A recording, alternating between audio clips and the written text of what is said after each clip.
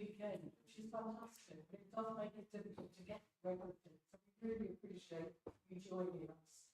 My name is Pamela Fitzpatrick. I'm the co-director of the Peace and Justice Project. I'm very proud to be. My day job, I am director of a law centre.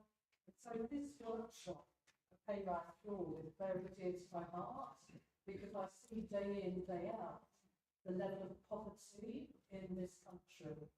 And when we talk about pay rise for all, we have to talk about those who are working. And that's all our politicians seem to be obsessed with at the moment, isn't it? We're talking about everybody, those on benefits in every capacity people need more money. So, just in terms of practicalities, first of all, there is tea and coffee outside here in the committee room if people want to put yourself. There is sandwiches there as well, but please don't eat them yet because there'll be enough left for lunch. There are toilets to the back and on the right, so please feel free to use the facilities. So, with this session for the last an hour, we're going to have 5 minutes from each of our speakers, and then we'll have plenty of time for questions from you. So, first of all, we've got a fantastic panel. We have Heathcote, Ian Anderson, David Rogers, and Robert Woodward. The first speaker is Robert Woodward. And he probably needs no introduction, we'll get to the speaker, but I will. He is president of the Bakers Union, Burnley branch, and he's been very involved with Peace and Justice. And he's been working with us in campaigns of better conditions and union conditions. And as part of the unionised power between Bakers Union and Peace and Justice, so we're really delighted to have you with us.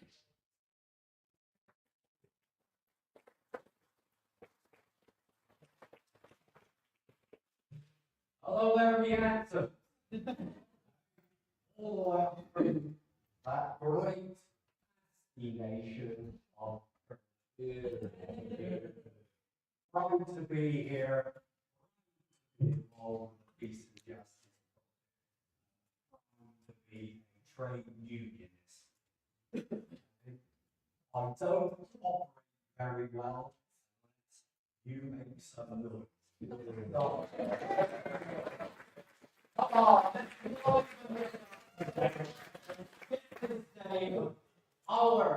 Our demand movement is to make people's lives better.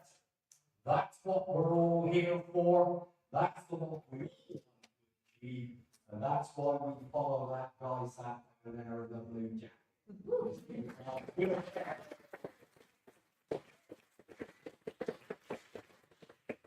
Why do we need a pay rise for all?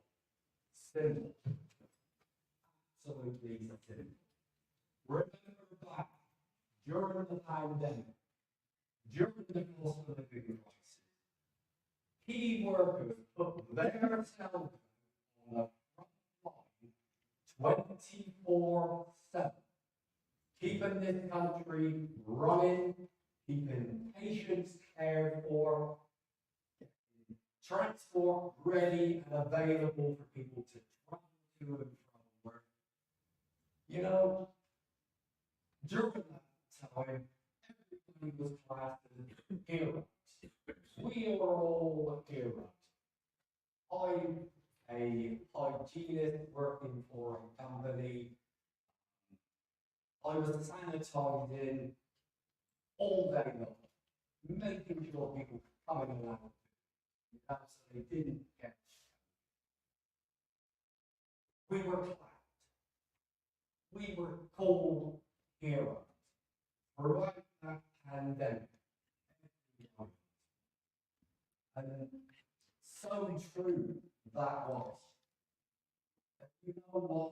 It became, as soon as COVID started diminishing, it became like a medieval sexually transmitted disease. We got given that, then we were big. Unclean. We were called militants for asking for extra pay because we foregone pay rises during that pandemic. That, to me, at my union, is absolutely disgusting. Those people who put themselves out to protect others deserve and we demand on their behalf that they are paid fairly what they are deserved. Not with a medieval defeat, but with fairness to what they deliver for the people throughout this nation.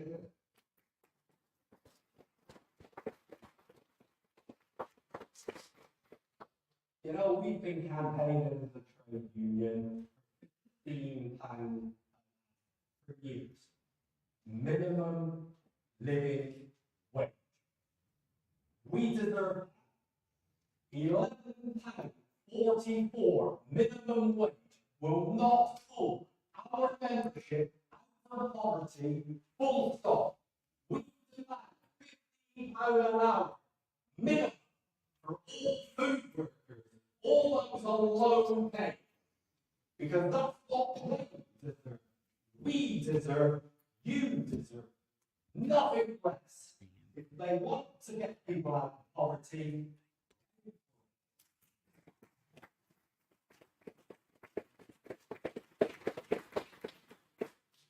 you know, within our industry, food workers, etc., we have many people on the disgusting 0 hours.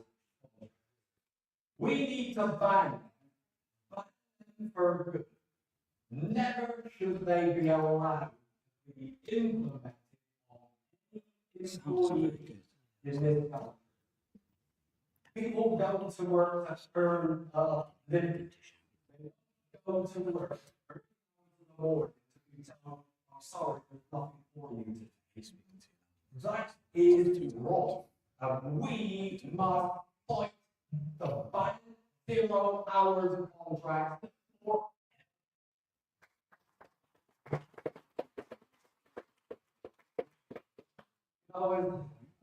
as Pam said, people on benefits deserve as well. I live in a small community where 2 of my neighbours are on long-term sick.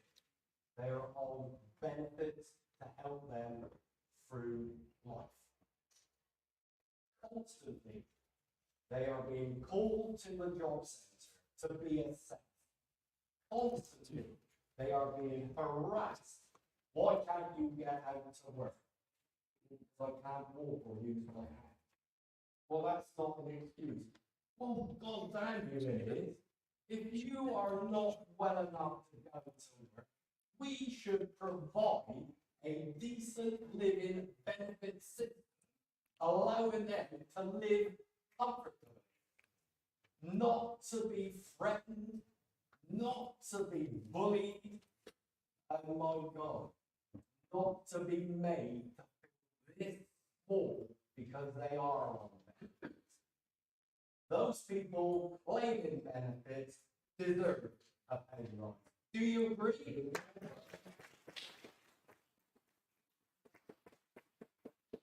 Our lovely pensioners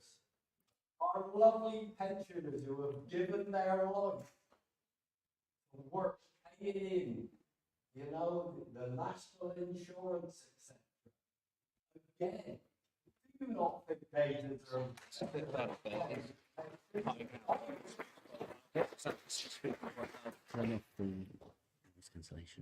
and back to the work in person, we should be decreasing the amount of hours we work during the week without loss of pay.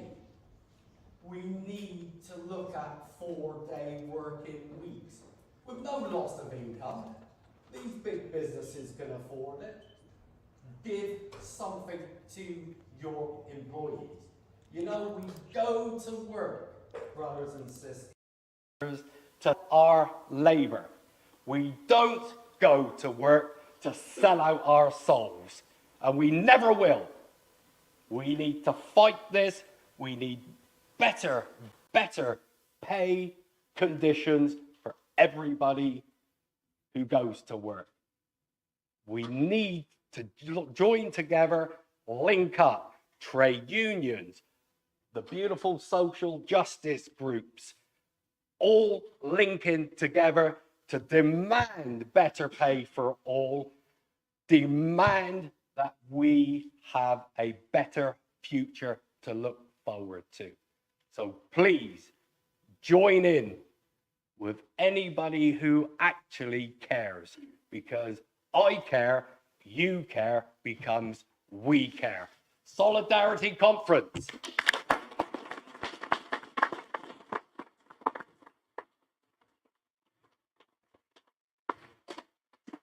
Thank you so much, Robert. That's really given me the quote of the decade, I think, in terms of the clap. So that is one, I don't think I've heard anything like that since Bob Crow, really. But anyway, thank you so much.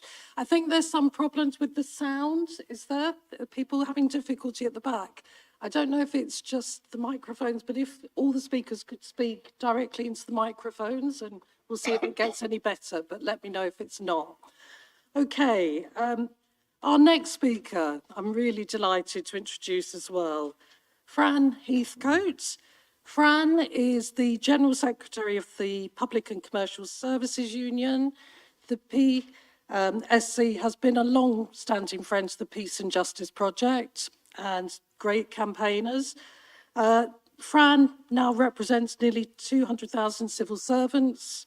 She's the first woman General Secretary in the 130-year history.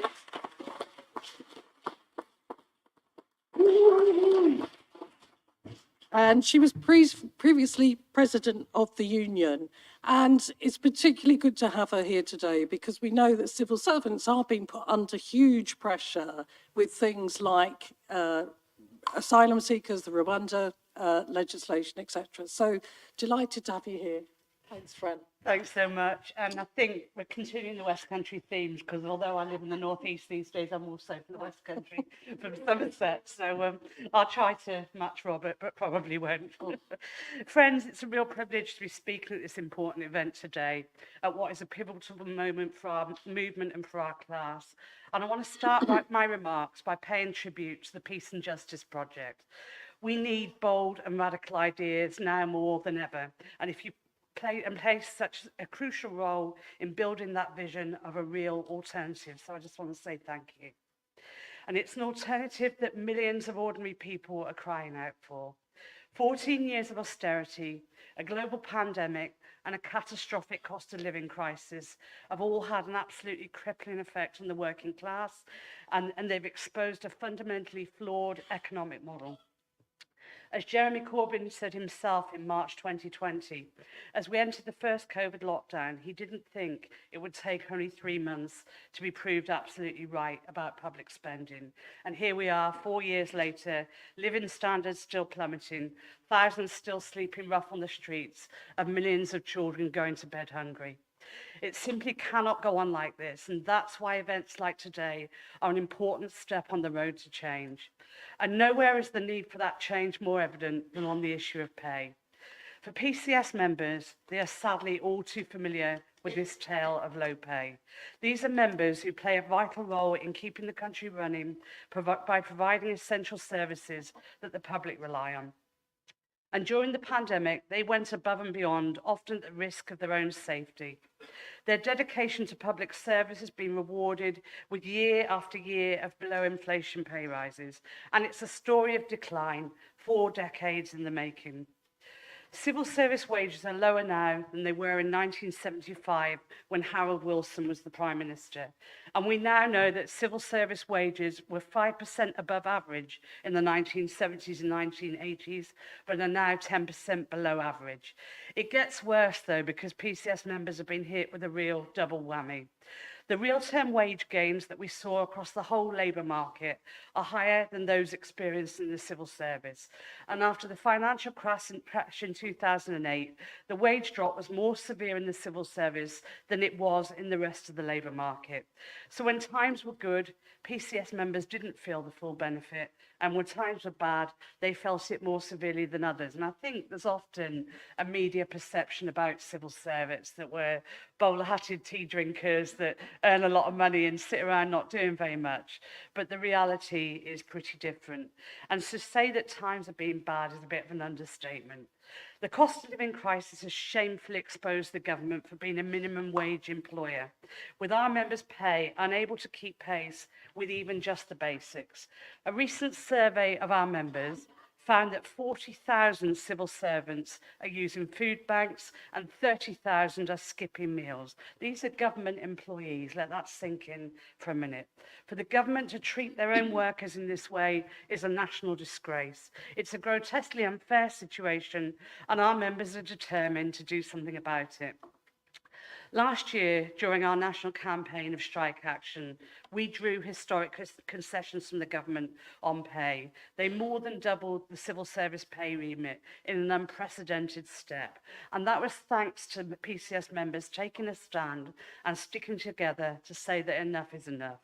Despite those gains, though, we've always been clear that if our members were still being let down, we would ballot them again. And we're now halfway through that ballot. I have every confidence we will smash the threshold and take another step towards winning for our members.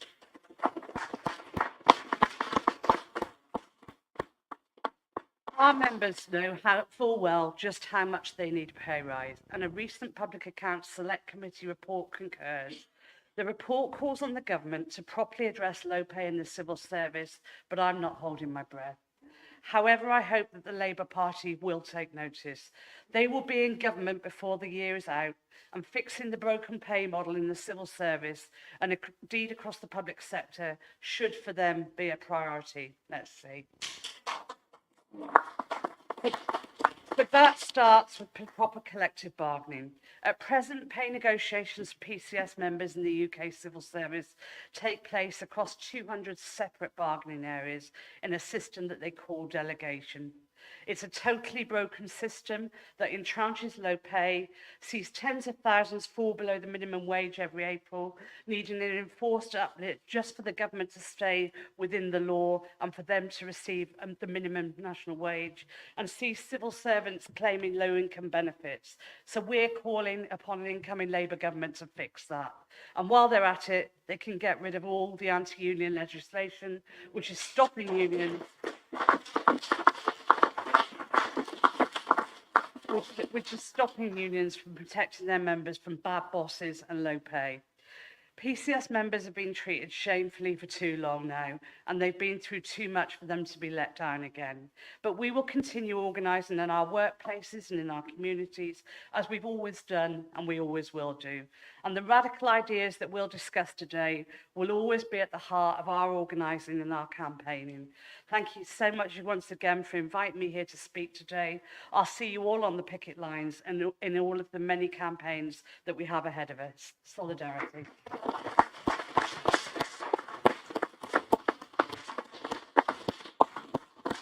Thank you so much, Fran. It's really good to know that we've got somebody like you leading the union. So, brilliant. Woo! Okay, our next speaker is Ian Allinson. Now, Ian, you may have seen at the back of the room, that has just written a book. Ian is a long-time union activist who has led a number of strikes, including the first national strike in the IT industry.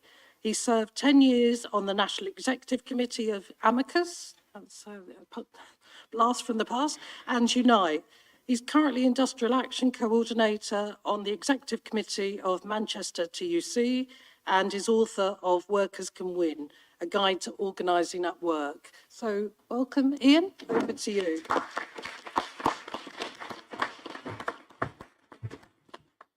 Hi everyone. After many years of unions seeming largely irrelevant to most workers, it's been exciting to see unions on the news again, with workers across all kinds of industries fighting back against the cost of living crisis. And thank goodness we did, because there's no doubt it would have been much worse if we hadn't. There've been some impressive wins, and I'll come back to that in a moment. It's been inspiring to see some new groups of workers, from Amazon staff to Royal College of Nursing members, taking action. But we have to be honest with ourselves. Overall, we haven't seen the breakthrough that I think we all hoped for. Generally, what we've achieved is slowing the pace of real terms pay cuts, so getting a smaller pay cut than the boss originally planned.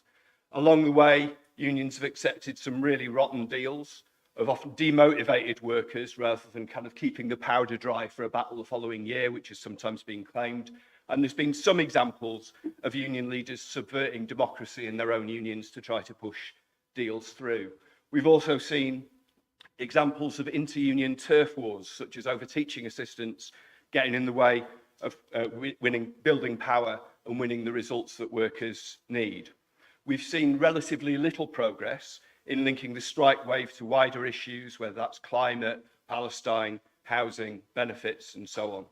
And while some unions have grown, others have shrunk, and overall the trade union movement is smaller than it was a few years ago. There's been no major break into new industries, despite all this impressive action. Now, where we have grown, we've sometimes seen large numbers of new activists. And I think that's something really exciting for the movement, to see new, younger people, often more diverse groups of people getting involved in the unions. And we have seen some big wins. They have typically been in smaller bargaining units, where it's been easier for unions to provide high levels of strike pay, where it's been easier for members to control their own strike rather than it being handled from some distant head office.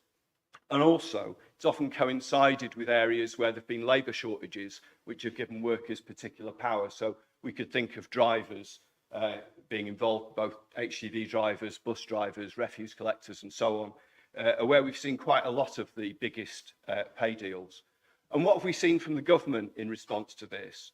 The reaction has not been to try to address the cost of living crisis, but yet more repression against strikes, yes, but also against protests targeting Black Lives Matter, environmentalists, Palestine campaigners, and so on. And the response from the unions to the new anti-union legislation has been, in my view, pretty pathetic. We haven't been learning from the sectors such as construction, where it's been impractical for many years to take action within the law, and workers have had to learn how to take action outside the law, and often win despite that legislation. And clearly there's lessons we should learn from that.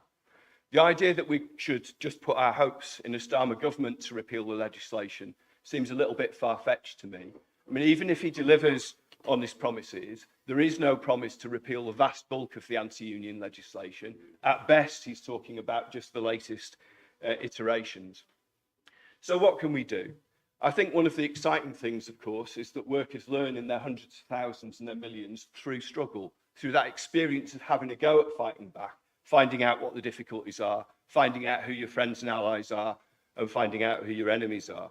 But the lessons from what we've been through so far in the strike wave are very contested, aren't they? There are people who think that the lesson is we should give up, that there's no point trying to fight. And we have to put our efforts into arguing against those people and trying to draw out other lessons about how we organise, because this isn't over. I mean, Fran talked about the ballot in the PCS, but we've got the junior doctors in the BMA who've recently got a really impressive reballot result. We've got train drivers and, of course, many local disputes as well. So what do we have to do?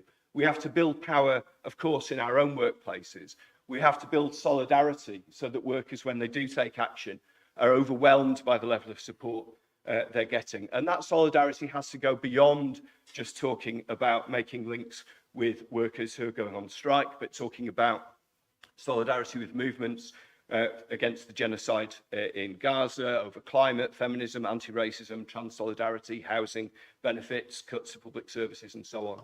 I think it's really exciting that there are plans in the pipeline to have a big campaign around the £15 an hour demand, because we know it's going to take a fight back to win that. We know it's not going to be handed down to us from above, even though the size of that goal keeps shrinking as prices go up, of course, each year. It's going to take a fight. And I think one of the things we should bear in mind when we talk about that goal of £15 an hour, and I'm really pleased to see that there's campaigners, say, being launched around that, and I believe PJP are talking about getting involved in that as well, which is fantastic. But we know that when the minimum wage came in, that was a huge blow for equality. Because though there's always the talk about, you know, getting women into boardrooms, the reality is the vast majority of women are busy cleaning up the glass off the floor that when they've broken through the glass ceiling. And we know that still now, a huge proportion of women are paid on or very slightly above the minimum wage. So anything we do to increase that minimum wage is a huge blow for equality.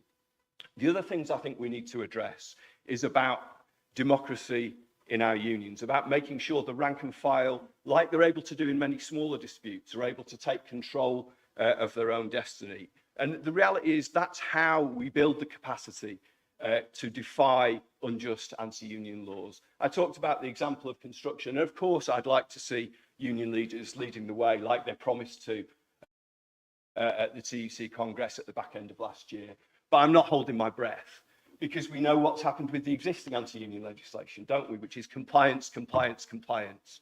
And we know that where there has been defiance, it has relied on workers ourselves getting together, having a little meeting, putting our hands in the air and deciding this is what we are going to do. And if an employer tries to pick on any of us, we're not going back until we all go back. And we have to relearn those lessons. Let's not forget, it wasn't until around 2000 that there was protection for strikers from being dismissed in law. People struck before 2000. People strike all around the world where legislation makes ours look like a picnic. And we have to get a bit brave and we have to get organised. And one of the things I'm involved in, last year, PJP sponsored the Troublemakers at Work conference in Manchester, trying to pull together activists to learn from each other and to build power and to organise. We're going to have another conference this year on the 5th of October in Manchester, because we have to make sure that we make our organisation at the workplace stronger, that we democratise our unions, and that we have a militant approach, not the partnership approach that has been the ruin of trade unions in this country.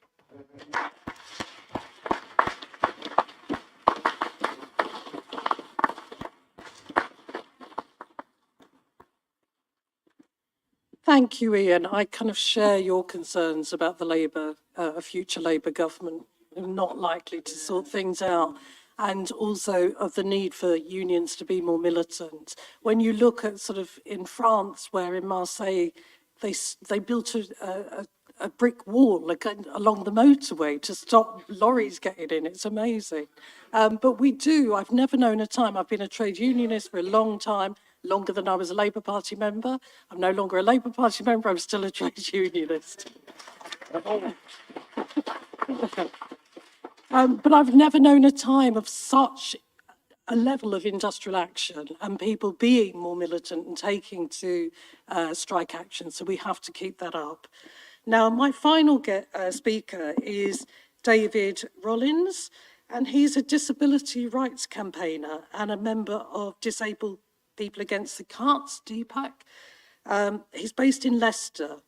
And when I read this, I couldn't quite believe it, David, but in 2023, you were given a suspended sentence for attempting to take your own life in a job centre after becoming overwhelmed by the harmful actions of the DWP. And David, it's written here rather modestly, now supports other disabled people with their benefit claims.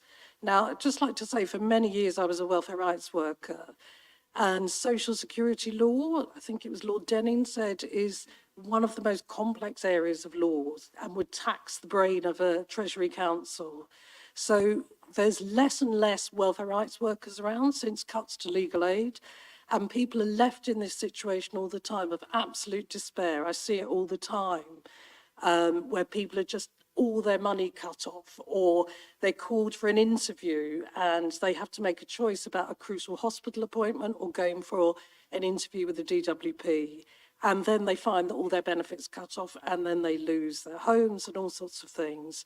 So the fact that David is doing this, he's one of the heroes, and DPAC are one of the organisations that are my heroes as well. They've been amazing. So I'm really pleased to welcome you, David, to speak.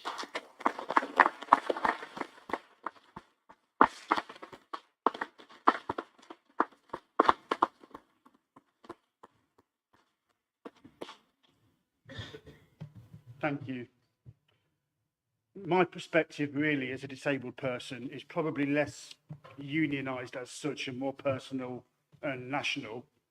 There isn't, as far as I'm aware, a union specifically for people with disabilities, and maybe that's something that needs to be a recommendation somewhere. But until then, unions like Unite are probably the best place for disabled people to work within. Where I come into the picture really started about 10 years ago, 11 now. I was in a lot of pain. I'd got symptoms varying from memory loss through to pain, through to sleep problems. And doctors were not that helpful. Medication was partially effective. And 2013, after being in a lot of pain for a long time, being so tired, lacking sleep, lacking proper sleep, I made my first suicide attempt. You'll notice as we go through this that actually it turned out I'm pretty shit at suicide. Good. That's good. And the second attempt a few months later landed me in a mental health hospital for 3.5 months. And although I've not got a copy of it with me, I wrote a book called Haiku from the Asylum, which is a collection of 350 haiku that I wrote about my experiences in there while I was in there. Haiku from the Asylum, just a plug. I came out of that with diagnosis of complex PTSD, depression, anxiety. And whereas before the suicide attempts, my doctors didn't really bother. Once I'd been in the Bradgate and once I'd made the 2 suicide attempts, they couldn't refer me enough. And it turned out that I'd got something called fibromyalgia. I joined some fibromyalgia Facebook groups, some other disability Facebook groups, and I applied for personal independence payment and what was then employment and support allowance, the 2 disability benefits, and very quickly learned that the disability benefit system does not favour the disabled. So I posted online. I'm quite good at forums. I'm a geek, a nerd, an admin. And I posted on the Facebook groups that I was in, does anybody want any help with sorting out their disability benefit? I got mobbed. I got absolutely mobbed. And for a couple of years, I was almost working full time, 9 in the morning till 9 at night, 3 people a day, forms, appeals, tribunals, and sometimes just being on the phone to people who were so highly anxious that there was at least 2 phone calls a day headed my way from those people. One of my claimants, 2016, put me forward for the Hero of Leicester Award, which I was awarded, and that was nice.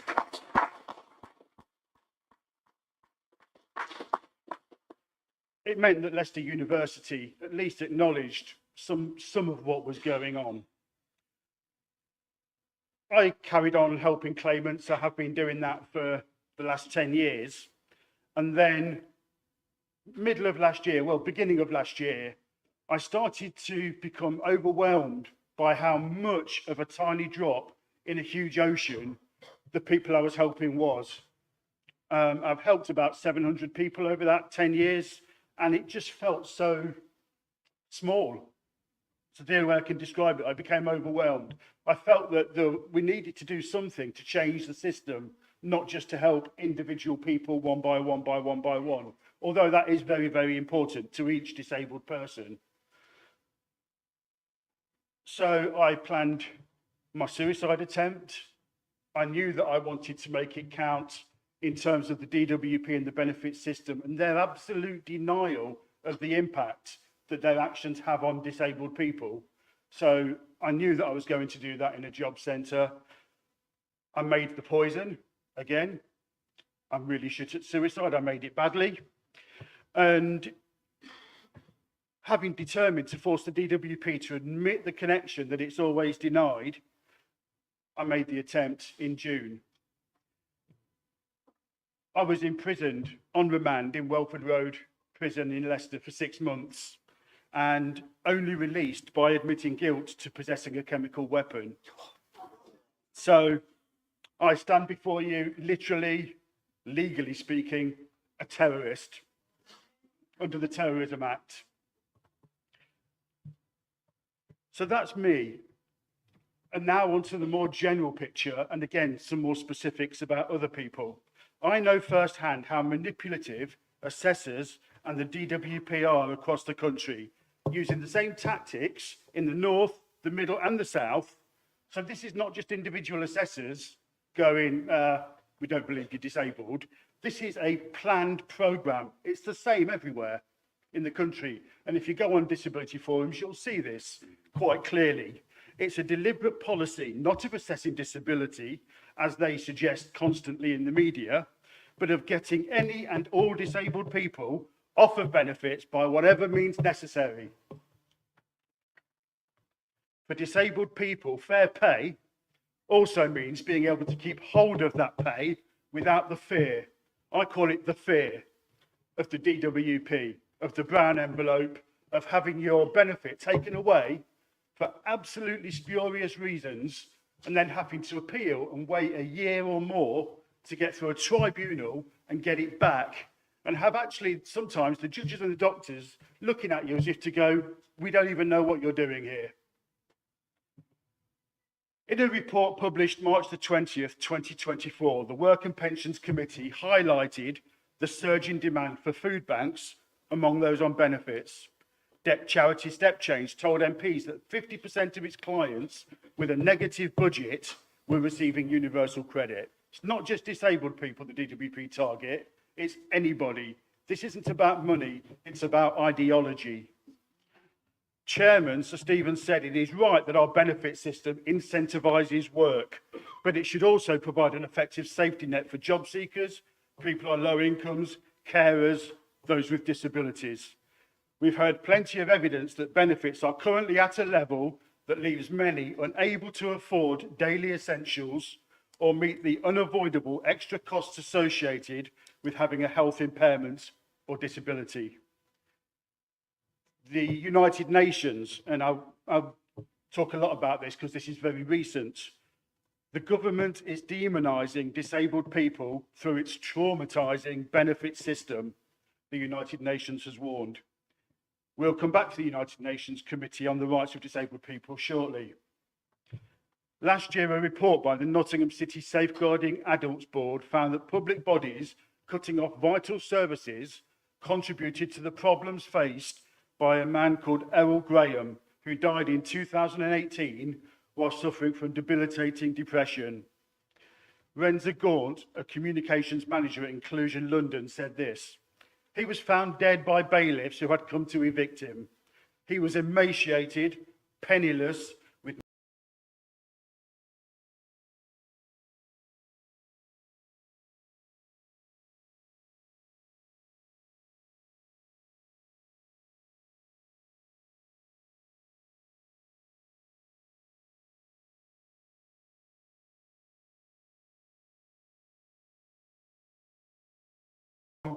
Nazi Germany, where, unlike Jews who were forced to wear a yellow star, people with disabilities specifically were forced to wear a black triangle.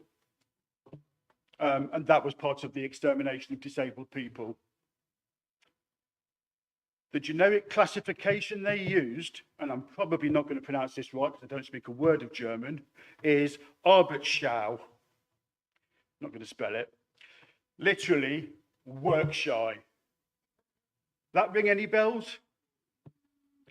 This term is also the one most favoured in our right-wing tabloid press to describe incapacity and disability benefit claimants at the moment. And it won't take you long to find that on any mainstream media. It is salutary to use the black triangle as the symbol of the UK disabled people's protest movement, because British society is at present seeing an increasing number of violent and deadly attacks on people of disability in the community, and perhaps more so, the tormenting of disabled people, leading to tragic suicides, and an official policy on the part of the state to infer that disabled people are not just work shy, but must be reclassified as fit for work. I've chosen to copy and paste the first 10 names on the black triangle list and the details. I've not cherry-picked these names. It's literally copy and pasted the first 10. And I just wish to present those to you. Terry Mugabe, 48, dangerously ill from polycythemia. Terry asked for an ambulance to be called during his work capability assessment. He knew that he wasn't well enough to attend, but feared that his benefits would be stopped if he did not. He died the following day. Elaine Lowe, 53, suffering from COPD and fearful of losing her benefits, in desperation, she chose to commit suicide. Mark Wood, 44, found fit for work by Atos. Fortunately, they're no longer around most of England. Against his doctor's advice and assertions that he had complex mental health problems, he was found fit for work. He starved to death after benefits stopped, weighing only 5 stone 8 pounds when he died. Paul Reiki, 48, the Leith-based poet and author, suffered from severe depression, committed suicide after the DWP stopped his benefits due to an Atos fit for work decision. Leanne Chambers, 30, suffered depression for many years, which took a turn for the worse when she was called in for a WCA, work capability assessment. Leanne committed suicide soon after. Karen Sherlock, 44, multiple health issues, found fit for work by Atos and denied benefits.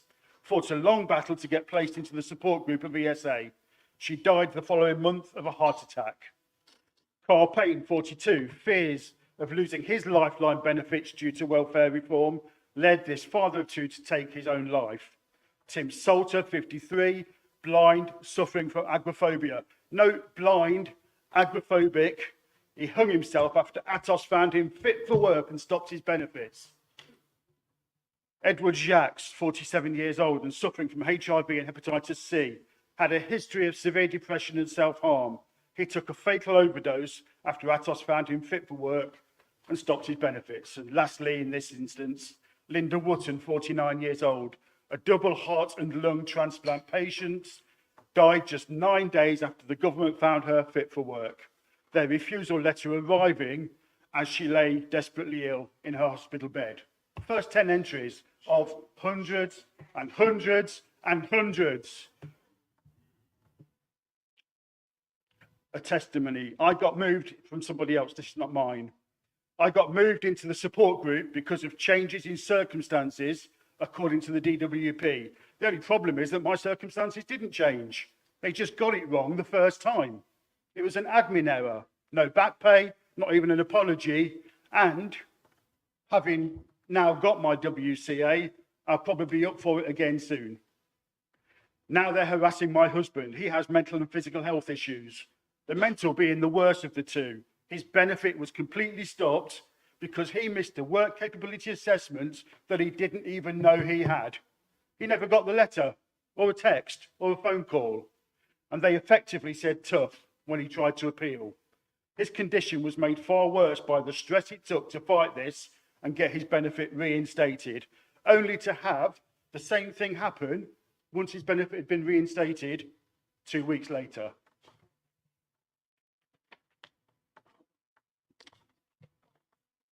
Sorry about this, but I'm going to throw a load of figures at you now. Okay. More than 17,000 sick and disabled people have died while waiting for welfare benefits. Ministers are accused of failing people. Shadow Disabilities Minister accused the government of allowing a cruel and callous PIP assessment process. The quotes could go on and on and on.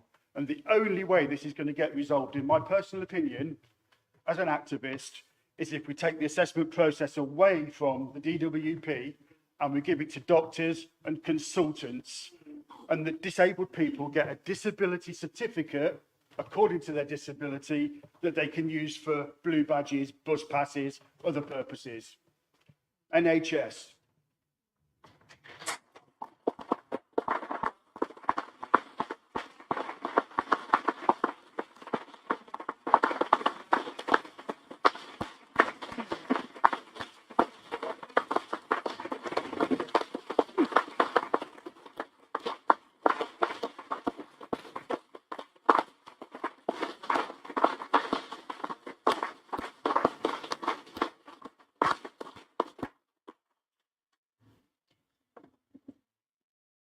Thank you for that very sobering kind of presentation. I wish I could say that your case was unusual. I know that it's not. I see it day in, day out. The thing that I find unusual is that you were arrested and prosecuted when you're at a time of crisis. Seems a really burning indictment of where our society is today. And I would just say, absolutely agree that the process of determining whether somebody is fit for work must be returned to GPs. And a reminder, we all know this Tory government is dreadful, isn't it? But it was a Labour government that introduced the work capability assessments. And some of the same characters around at that time are in government, are in the Labour Party now and likely to be in government. And in my mind, I've worked in this kind of field for a long time. The current Labour Party is far, far worse than any Blair or Brown government.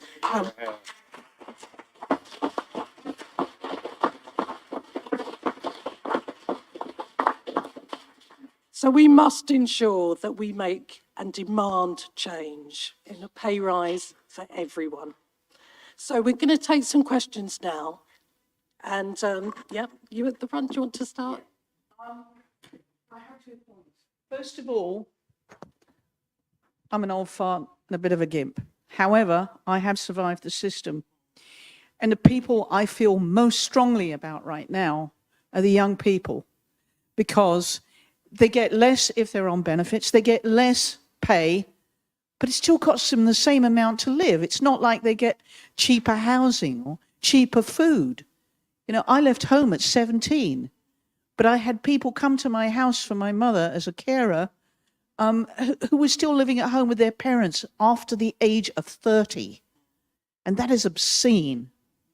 But one hopeful thing I want to talk about is, very quickly, is I went to a media and medicine presentation the other night at the RSM. And one thing that they brought up was the junior doctors. And they said, it sounds like an awful lot when you talk about 35% pay rise. But he said, you know, what they should really be talking about is, do you think your doctors, your junior doctors, are worth £20 an hour? Well, you couldn't get a plumber for £20 an hour. So why are we paying our doctors less than that?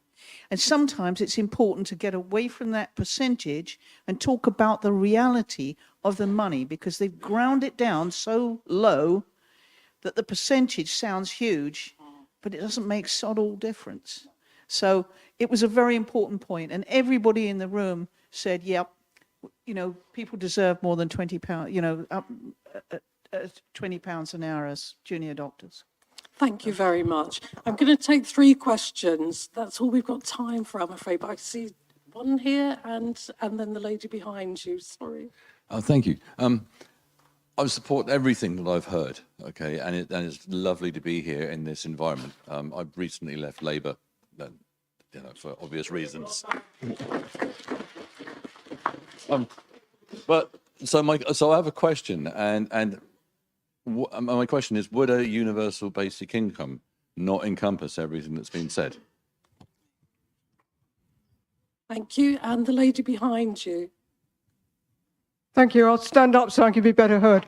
I think I'd like to ask the speakers about a couple of things that I think may be missing from the list of detailed demands under this one about a pay rise for everyone.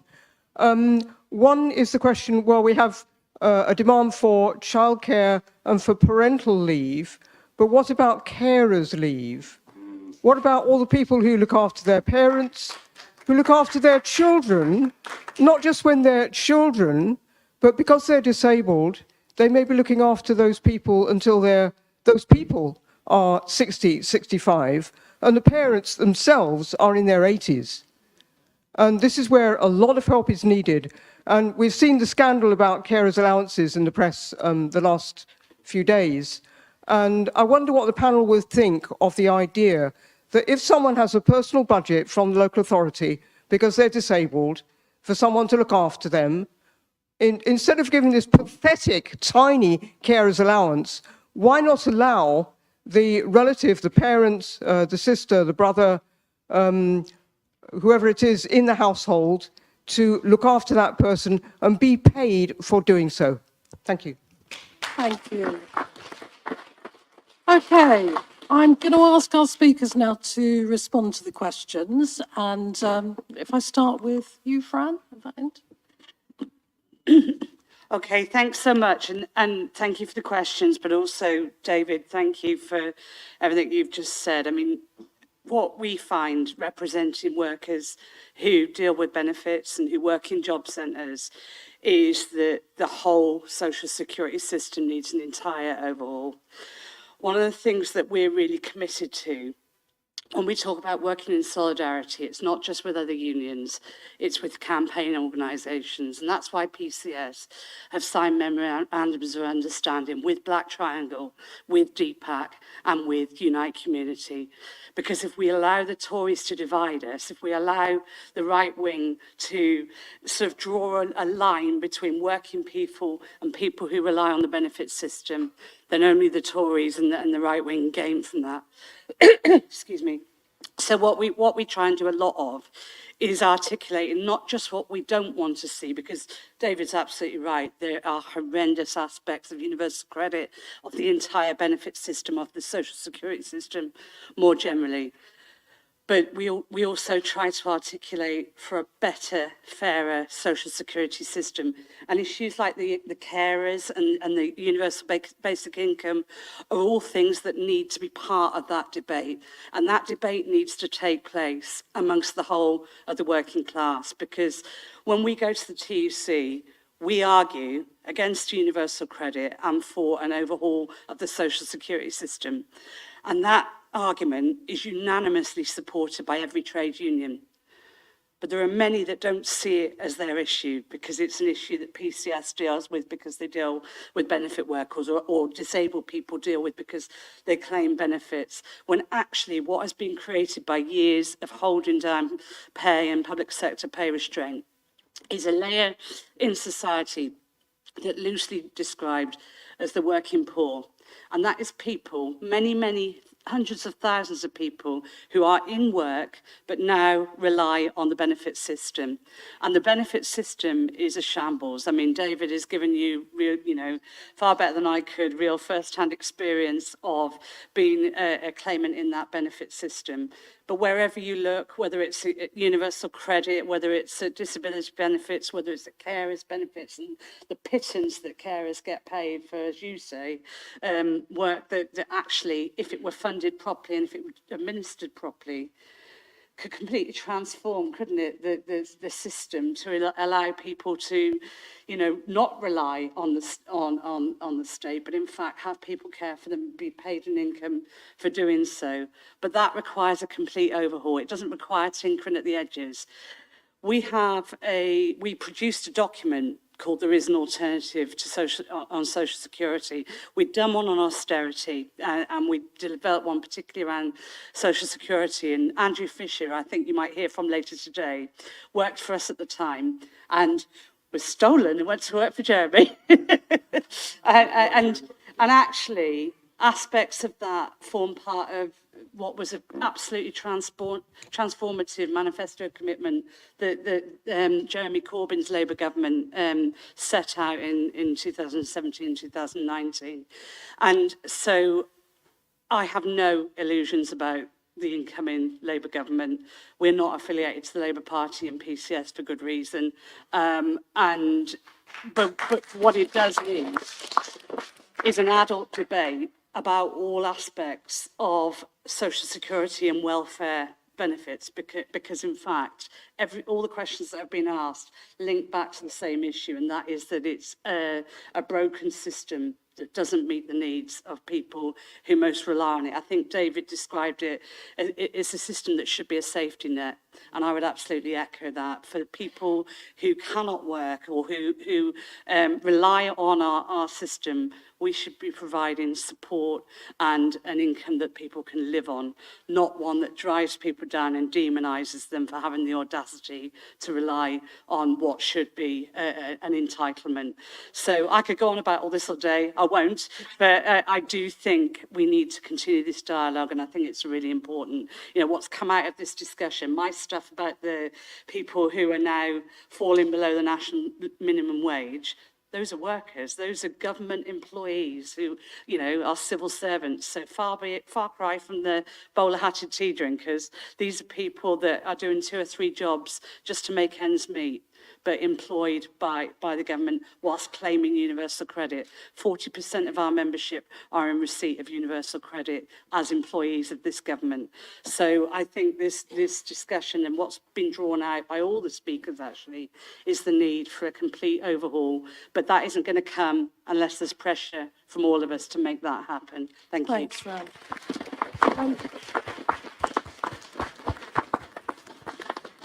I am sorry, but can the other speakers just limit it to... No, Fran, there's so much to say on this and it's just so little time, but we've got so many other great speakers.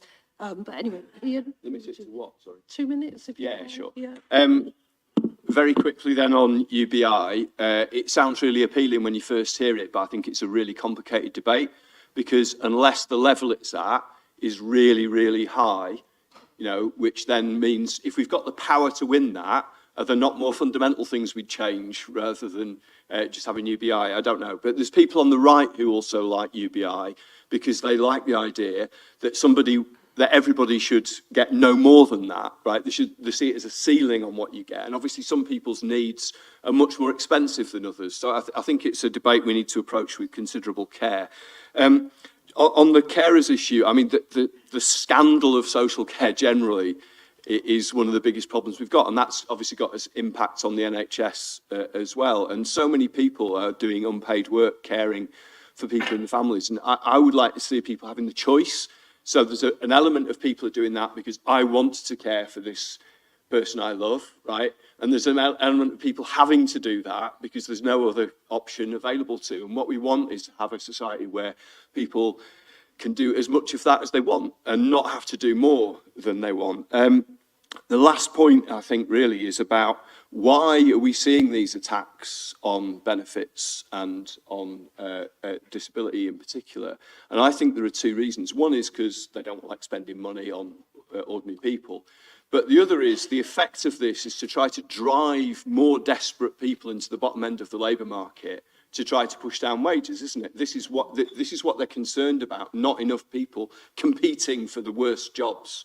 And I think we need to take that argument into workplaces to say when there's an attack on benefits, that's an attempt to drive down your wages. So rather than having it as competition where people in work are kind of looking down on or resenting anybody on benefits, is the lower the benefits get, the more pressure on our wages, the more competition there is for every job. So we need to replace that feeling of precariousness that people talk about a lot in work.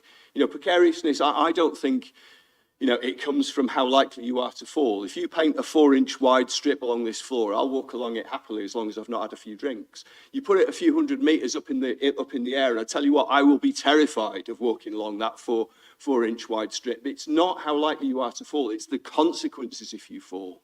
And as long as we've got an inadequate benefit system, every worker is terrified of losing their job, and that gives the boss more power over every worker. So we need to replace that feeling of fear with a feeling of solidarity, that every struggle over benefits every worker in work as well.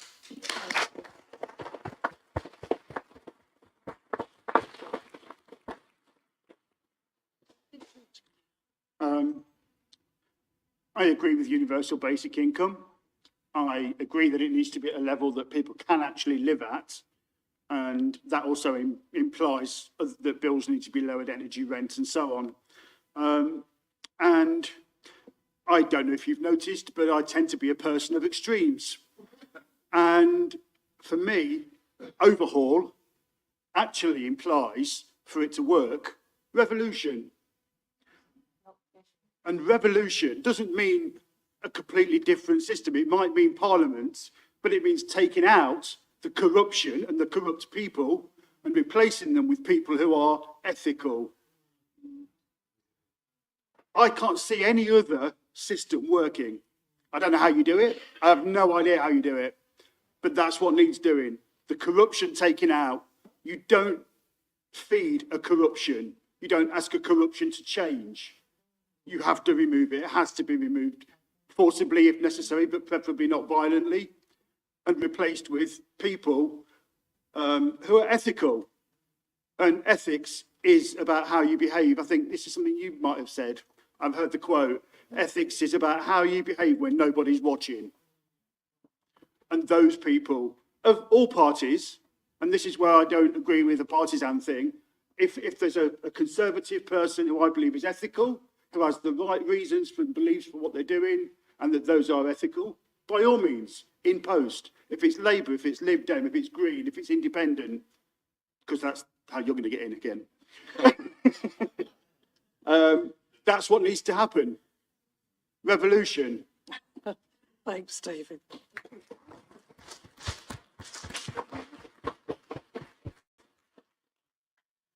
Absolutely, totally agree with me three other colleagues up here on everything they've said. It needs ethical overhauling completely, you know, and if it becomes cross-party, who cares? As long as it benefits those people it's meant for. It's not about one party, it's about the people. The people matter. I don't care who introduces it, as long as it's fair. People can live. People can take care of their sick relatives. That's what it's about. And we need more of Jeremys in this world than ever before. I just want to pick up on this lovely lady sat at the front who mentioned about young people. Absolutely right, my darling. The young people go to work. They may be 16, 17, 18 years of age, working with somebody who's been there 40 years, in their 60s, and being paid £4 or £5 an hour less. That's disgraceful. If you're old enough to work, you're doing the same job, be paid the same wage. End of.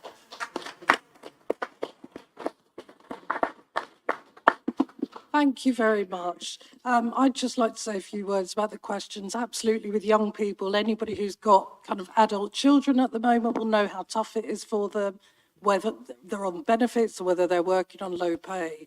Carers leave, absolutely. We need to have carers kind of have sufficient support when they're caring for somebody. And UBI, I just want to mention, I have written something about UBI. I was a welfare rights worker for a long time. I'm not a supporter of UBI. People think that it'll be the solution. It's not necessarily. And as Ian has said, it's favoured by right wing. So you really need to be careful. It sounds like the solution, but it's not, because it means that, you know, potentially that's it. That's what you're left with. It's a kind of erosion of collective action, trade unionism, but also what you need are free services, free healthcare, nationalised services. But it is a debate to be had, definitely. So we've overrun. So I'm really, Jeremy, I can't not let you speak. Question we put to one of our big Zoom debates. Yeah. I'll put it on the list to do. Yeah. Fundamental debate. I'm afraid we can all join in on the issues surrounding UBI and equality within our society. So we'll put that down. Yeah, Yeah? good, brilliant.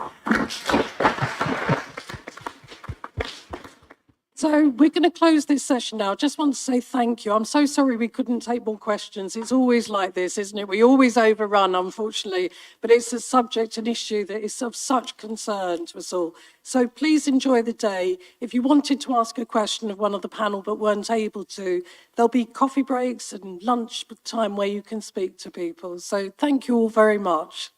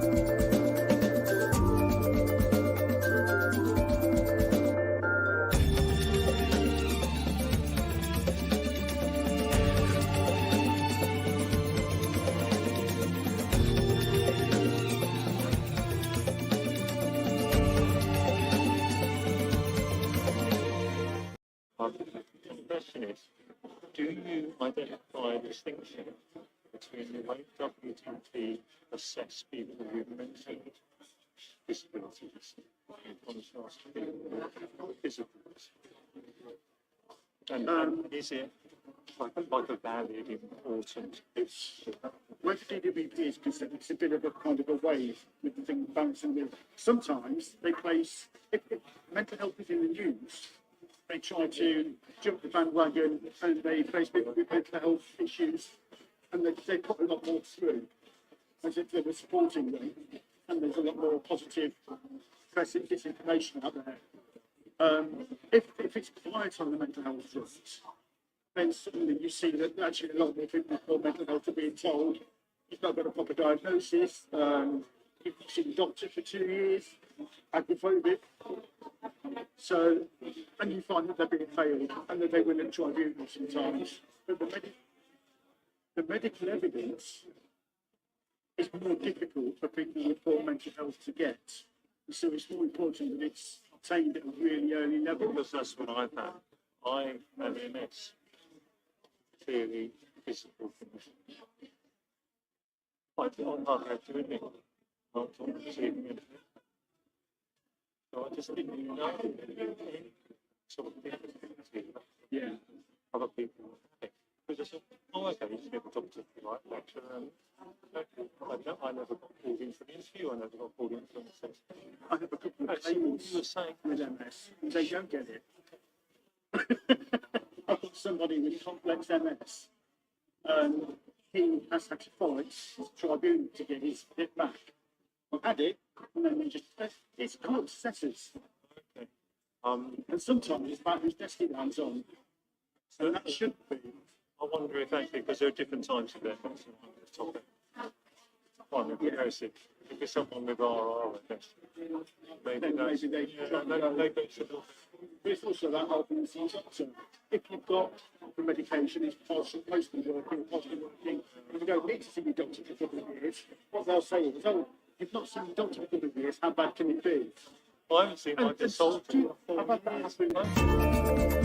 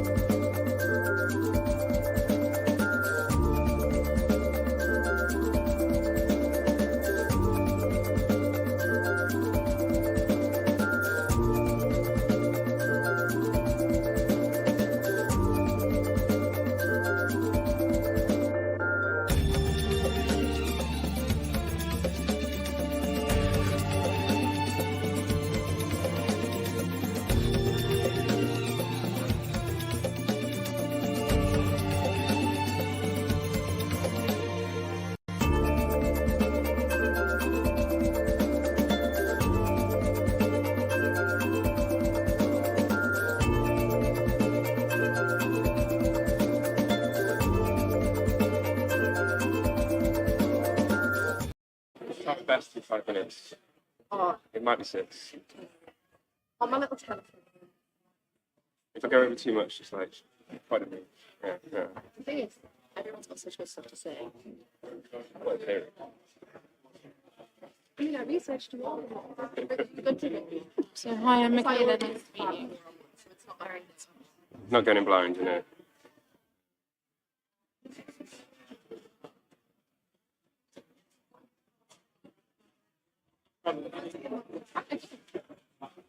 Hello. Hello. Good morning. I love that you're all having conversations, but you have to listen to me now because I have a microphone. Sorry, I am joking. Hi, everyone. Is everyone settled? Folks, love this. We love to have like stimulating conversations, but we're going to have a lunch break soon, so let's keep it for then. Sorry. Hello, my name is Francesca Willow. I'm here to talk with these lovely comrades about 5 demands to build a real alternative, a Green New Deal with public ownership. Just before we get started, to let you know, after the session, there's going to be a lunch break. We're going to try not to run over, but regardless of what happens, next session is going to start at 1 o'clock. We are going to get back on time. We're going to do it. And also, people who are asking about tea and coffee refreshments, I think they're at the back to the right, this door. So if you want caffeine, that's the place to go. But basically, I'm just going to kick us off. Let's do it. Essentially, we all know that we're in a climate crisis. We also have a situation where millions of people across the country struggling to pay energy bills. We've got fossil fuel giants and other massive private companies taking home record profits. We're seeing these announcements every single day. It's very, very frustrating. Private profiteering is plunging people into poverty and destroying our planet. So we need to talk about how we fix both of those things and how we do those together. So alongside things that we've already been talking a lot about, like water, rail, and mail, how do we put energy back where it belongs in public hands? How do we have democratic public ownership that will empower communities, bring prices down, and kickstart a Green New Deal that works for everyone, from the most marginalized? I'm going to introduce one by one our speakers. I'll just give them a little intro and then let them talk more about their work. So first up, we've got Tyrone Scott, who is the Senior Movement Building and Activism Officer for War on Want, an organisation which works in the UK and with partners around the world to fight poverty and defend human rights as part of the movement for global justice. His work at War on Want includes building consensus around a transformative global Green New Deal.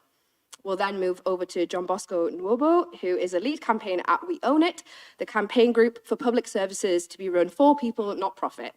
Prior to working for We Own It, he has been a campaigner for renters and community rights as part of ACORN, the community union. If you're not part of ACORN, please join. They are amazing. Then we have Mary Robertson, sorry guys, who is a lecturer in business transitions and sustainability. She's held a number of policy roles, most recently as Senior Policy Officer for Public Services at the Trades Union Congress. Between 2016 and 2020, Mary was also head of economic policy for the Labour Party, which involved being staff level lead for economic policy development and writing the economic sections of Labour's 2017 and 2019 manifestos. And then just here we have Michaela Loach, who is the best-selling author of It's Not That Radical. Would you like to display it to the crowd? Climate Action, it's a great book, Climate Action to Transform Our World. She's also a climate justice activist, co-host of the Yikes podcast, writer and former medical student based in Brighton. And her work focuses on the intersections of the climate crisis with oppressive systems and making the climate movement a more accessible space. So I'm going to head over to Tyrone. You can kick us off, tell us more about what you do.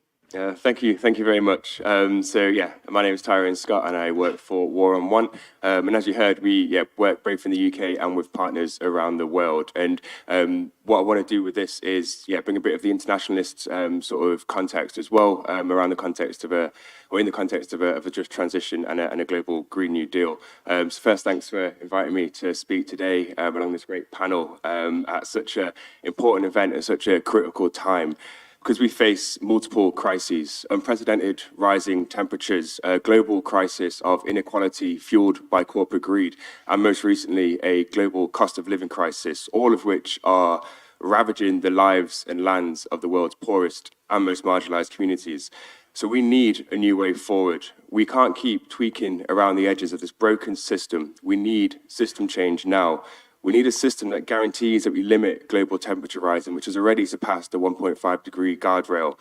We need a system that we need to unravel the historic systems of racism and oppression that have turned the global south into sacrifice zones. And we need to dismantle our rigged economic system that leaves the rich getting richer and leaves billions trapped in poverty. And we need a system that ensures that everyone can have clean energy, nutritious food, and decent work within planetary limits. Now, here in the UK, rising energy prices left millions in the UK worrying about heating their homes or putting food on the table over the last few months across winter. And it's our broken energy system which puts corporate profit above the needs, health, and rights of people and planet that has already left half the population trapped in poverty and denied access to clean and affordable energy. We need a justice transition. Now, the UK government claims to be a climate leader with plans to mobilise huge investments in clean energy. However, they are still backing new fossil fuel projects, and their vision for the transition to renewables is rooted in exploitation, extraction, and injustice, intensifying the unsustainable mining of so-called transition materials and minerals, which are used to produce technologies like solar panels, wind turbines, and electric vehicle batteries. This is devastating communities from Chile to the Democratic Republic of Congo and causing untold environmental destruction. Now, communities are still being driven from their homes. The farmlands which they rely on are made barren, water supplies made undrinkable, and the air is so polluted that it is unsafe to breathe. The pursuit of profit and the blinkered approach to CO2 reductions ignores the child labour, unsafe working conditions, repression and violence commonplace in securing transition materials. We need to send a clear message to the UK government that we can have a just energy transition, one that cuts carbon pollution, but also respects the rights of affected communities and workers. By making UK energy corporations legally responsible for eliminating human rights abuses in their energy supply chains, by setting legally binding targets on reducing resource use and ending the wasteful use of energy. The global energy transition must not leave billions around the world locked into energy poverty. We need a global Green New Deal, a just transition that sees energy as a public good, not a commodity for corporate profit. And that is shared equally to ensure that everyone can live with dignity, heat their homes, and feed their families whilst protecting the planet. For 500 years, the capitalist logic of exploiting people and extracting limitless amounts of the Earth's natural resources has fueled slavery, colonialism, and imperialism, creating a global economic system with the deepest roots in racialized and gendered injustices. And this has embedded the idea that people and ecosystems in some parts of the world can be sacrificed because they have less value than those in the richest countries of the global north. Now, colonial powers such as the UK, we changed economic systems in the countries they colonised, from producing food to feed local populations to producing cash crops for export to meet the needs of European countries. Minerals were extensively mined and exported from colonised countries, with companies adopting cheap and forced labour from the very communities that have been forcibly removed from that land. The extraction of resources and exploitation of labour continues today in the business model of so many of our major industries. Now, underpinning this rigged economic system are the unfair and unequal trade and tax rules that leave global South countries dependent on international loans and export-led trading models. And nations must then pay back these unjust debts with crippling interest, as well as meeting the needs and costs of ecological and climate breakdown that they did not cause.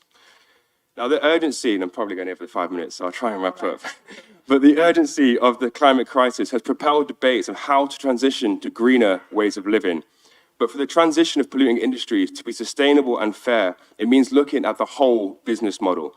It means the revisioning of the wider global economy from one that is measured through capital growth and profit to one that is for the benefit of the majority of people, that works to protect the climate, nature, and our ecosystems, and works within planetary boundaries. We'll skip that paragraph for time. But I'll wrap up. A justice approach to a transition means that all individuals have a fundamental right to an equitable share of the world's resources, access to food, clean water, healthcare, education, and other basic needs. It recognizes historical and current patterns of exploitation and injustice, particularly by wealthy and global north countries, and it seeks to address these imbalances. A justice approach requires redistributive policies and mechanisms to address global inequalities and disparities, such as global enough reparations for the climate crisis, loss and damage payments, progressive taxation, cancellation of debt, and trade rule changes. I'll skip that bit as well. But even against this backdrop that we live in now, when we know a just and equitable transition is needed right now, efforts to transition our energy systems away from the known harms of greenhouse gases remain woefully inadequate, with considerable expansion, continued expansion right now of fossil fuel production planned globally, with the UK as a major culprit. And all of the available evidence points to the likelihood that capitalism will not green energy production, not green energy production voluntarily in any time available that we need to minimize harm. We cannot afford to leave renewable energy investment decisions to the market, and energy should serve the public interest and not be used as a speculation vehicle for wealthy profiteers. Public ownership of energy would prevent profits from being diverted to private shareholders and could facilitate the rapid transitions to renewable energy sources that we need. And it's for these reasons and more, we need the public and democratic ownership of energy and all vital commodities in moves to reclaiming the commons globally. Thank you.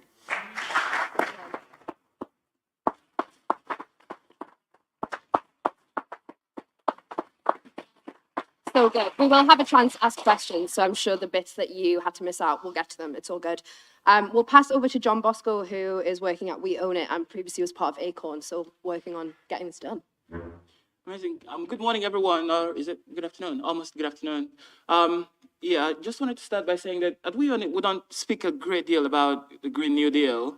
So when I was asked to speak about on a panel that had that title, I had to think about what I thought about the Green New Deal. Obviously, we talk about public services and we talk about bringing rail, water, energy, public transportation, so buses and trains into public ownership. And we don't talk about the Green New Deal because it involves a great deal more things than that, right? It involves financial markets and other things that we're not experts in. So when I sat down to think about what I wanted to say, take this as the thoughts of somebody who's only just thought about this for 48 hours, all right? I'll arrive on familiar ground toward the end of it when I talk about public ownership of public services. But I'm really keen for us to get to that point where we have a discussion at the end of this, so you can tell me what I've said wrong. All right, so I started by thinking about why we care about the Green New Deal, right? Why is the Green New Deal important? And if you were to ask me that question, I would assume that it's not simply because we care about the planet and want to save the planet for its own sake. I, for one, would not want to. I think we care about the Green New Deal because, and we want to save the planet because we love people, so to speak, right? We care about people. We want to save humanity. In some ways, we want to save ourselves somewhat selfishly as well. For some of us, we want to save our pets as well. So it's important because we care about humans. And we care about humans on a range of dimensions, right? We care about them as workers. We care about them as human beings in terms of humans, people who cannot survive without drinking water or breathing good air or eating nutritious food. We care about humans as rational beings or social beings who need clean rivers and seas to go hang out at, or who feel the need to be involved in the decision-making of their communities, right? And it's on this level that I think the Green New Deal kind of acquires its meaning for me, right? The Green New Deal means that we need, as a community, whether it's a national community or an international community, we need to arrive at a collective agreement on what we think are the ways to organize the things that matter the most to us, the things that we depend on to live, in such a way as to ensure that our planet is safe for us, right? For the things we care the most about, which is us, ourselves. Right, so when we talk about the question of how should we organize society and the things that we care about, I think that naturally takes us to the question of public services, right? We really cannot do anything without, public services like water, energy, public transportation, mail. I'm Nigerian originally, and when I lived in Nigeria, if you told me mail was a public service, I would laugh in your face because I never got a letter. But now I cannot do without Royal Mail. The NHS, obviously, energy, education, food. We don't think about food often as a public service, but we really cannot survive without it. And if you, in some places in the US where they have food deserts, we've seen cities like the city of Chicago opening shops to show us that it's really a public service. And if the food system were to fail in some way, we would look to the government to do something about it. We would not be looking to Tesco to fix the problem. All right, so in other words, it's not just about public services it's not just about a way to harness public services to fix the crisis. It's also, if we center people, it's also a way to ensure that our public services work for people materially, right? That they make a difference to the way people live their lives. And in some ways, I think that leads to the question of how we talk about the Green New Deal, right? When I hear us talk about Green New Deal, we often talk about it as though it's this thing out there that we need to do to make sure that, well, first of all, the people in the places across the world that are already suffering from it are no longer suffering, and to ensure that this suffering doesn't get to us. But in reality, I think that the best way to speak about this is about in terms of how people stand to benefit from it materially, right? So if we're talking about public services as a way to save the planet, we're talking about, first and foremost, of course, whether or not people are paying affordable energy bills and water bills, and whether or not transportation is safe. And second of all, we're talking about how we can harness these public services to save the planet. There are two ways that obviously one can approach doing this, and I'm going to try and finish very, very quickly. No problem. The first of them, of course, is the market.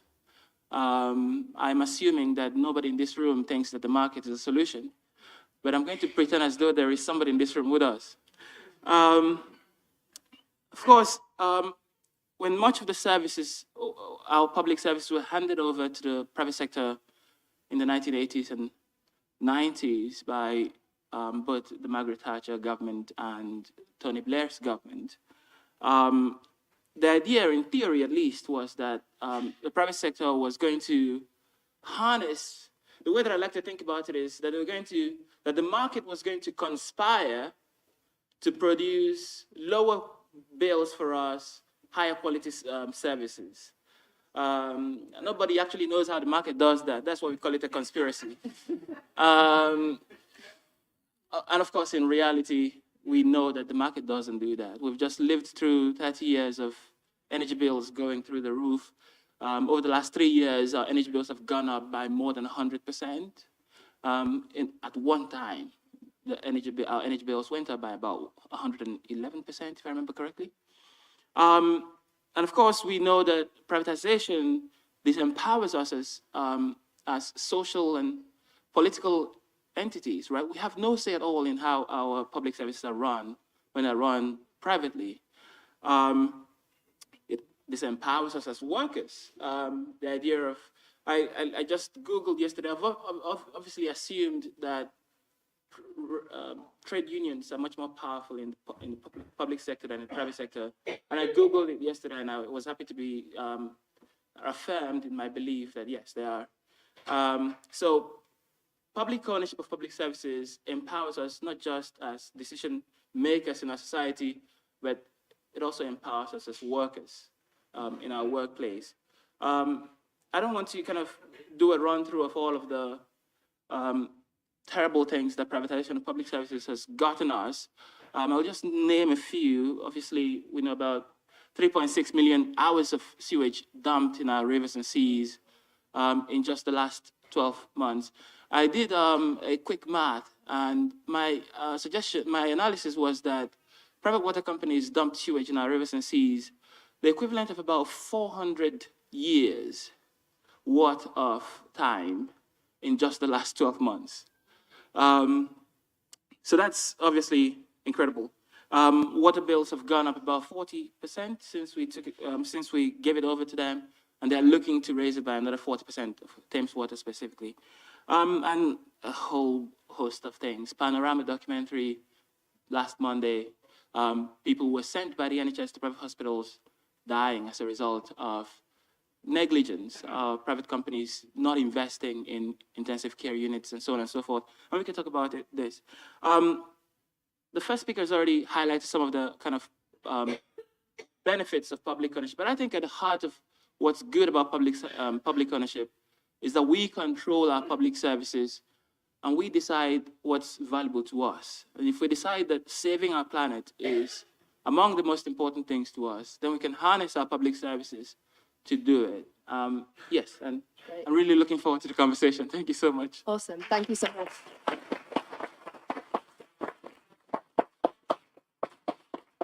Cool. I think now we're going to move on to you, Mary, if you want to give us a little bit more of your economic perspective. Oh, Mary needs to sorry.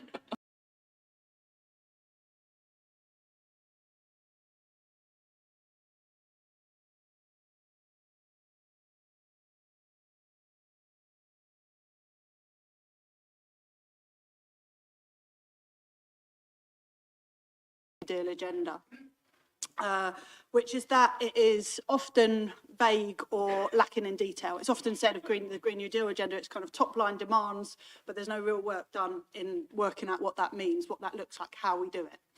And this, I think, is true. It's a fair criticism of some versions. You know, House Resolution 109, associated with or presented by Alexandria Ocasio-Cortez and Ed Markey. I think it's true of a number of the campaign documents. But something that's often, I think, criminally overlooked is Jeremy's 2019 manifesto, which, and the policy work underpinning it, which had very extensive, detailed, concrete plans for implementing in government for transitioning from the climate catastrophe economy that we have now to a Green New Deal economy. But it's seldom looked at for reasons that we all understand, hopefully, I imagine, if you're here.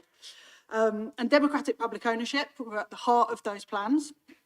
I think crucially, as has been touched on by other speakers, public ownership was seen not just as a way of reducing bills by ending profiteering, but as a way of decarbonising at a rapid pace, of making our utilities work in the way that we want them to work. And I think this is really key because the dominant approach depends on incentivising the private sector to act differently, to do things. And we all know we're moving nowhere near quickly enough under that approach. So public ownership was at the centre, but Jeremy's Green New Deal, as per the 2019 manifesto, was really, really broad in scope. Just to mention a few other policies, it included retrofitting 27 million homes, that's pretty much all of the UK's housing stock, planting 20,000 hectares of new forest a year, investing in green industries, centering climate change in the national curriculum, investing in retraining and green skills, and so on and so on. There are many more, hopefully you're familiar with some of them. Now, again, if you're here, you probably already know that all of these policies have been abandoned or heavily watered down by Labour's incumbent leadership.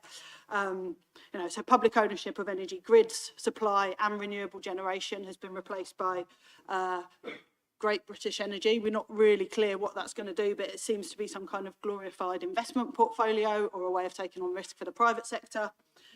Gas seems to have disappeared completely from decarbonisation targets. They've drastically scaled back investment plans. Again, I could go on, but I'm not going to. What I think is interesting, despite all of this watering down and policies being ditched, is that Starmer's Labour's Green Prosperity Plan is one area where the Labour Party has retained some of the language and messaging that the party used under Jeremy. So it's the one area where they're still trying to sound radical. Pretty much everywhere else, it's all about reassuring capital that they're not going to do anything different from the Tories.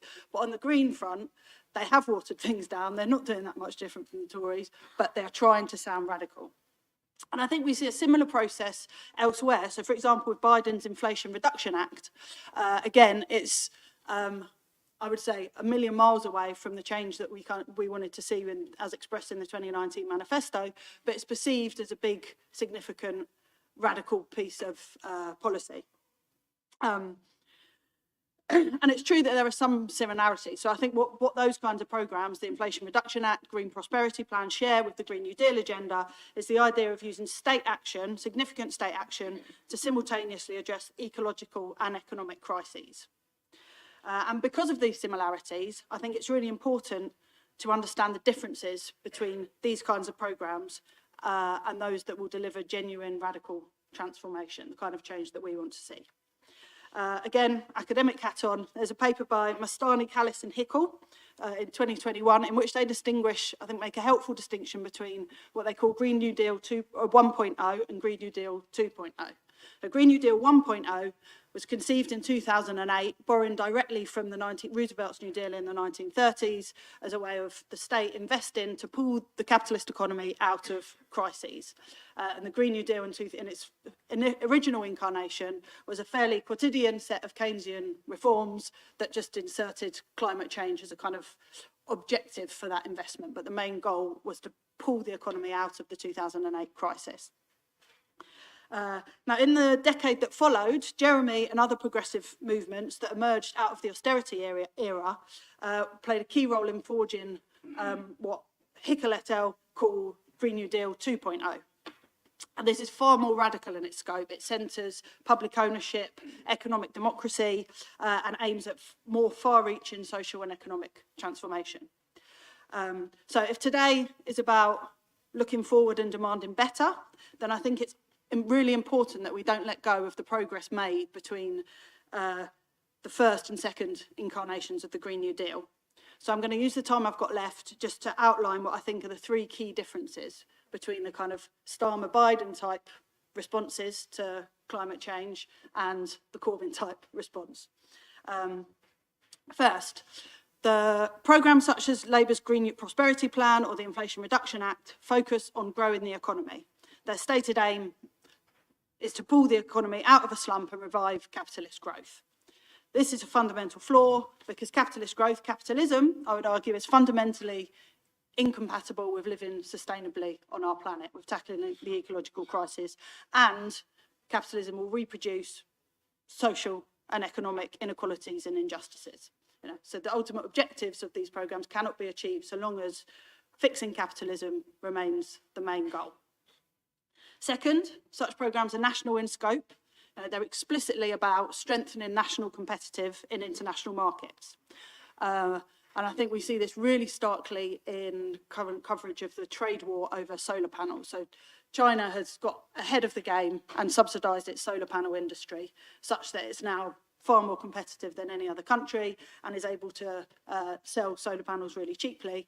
And we see in different ways the US and the EU being up in arms that solar panels have become so cheap because they think China are behaving uncompetitively. Right.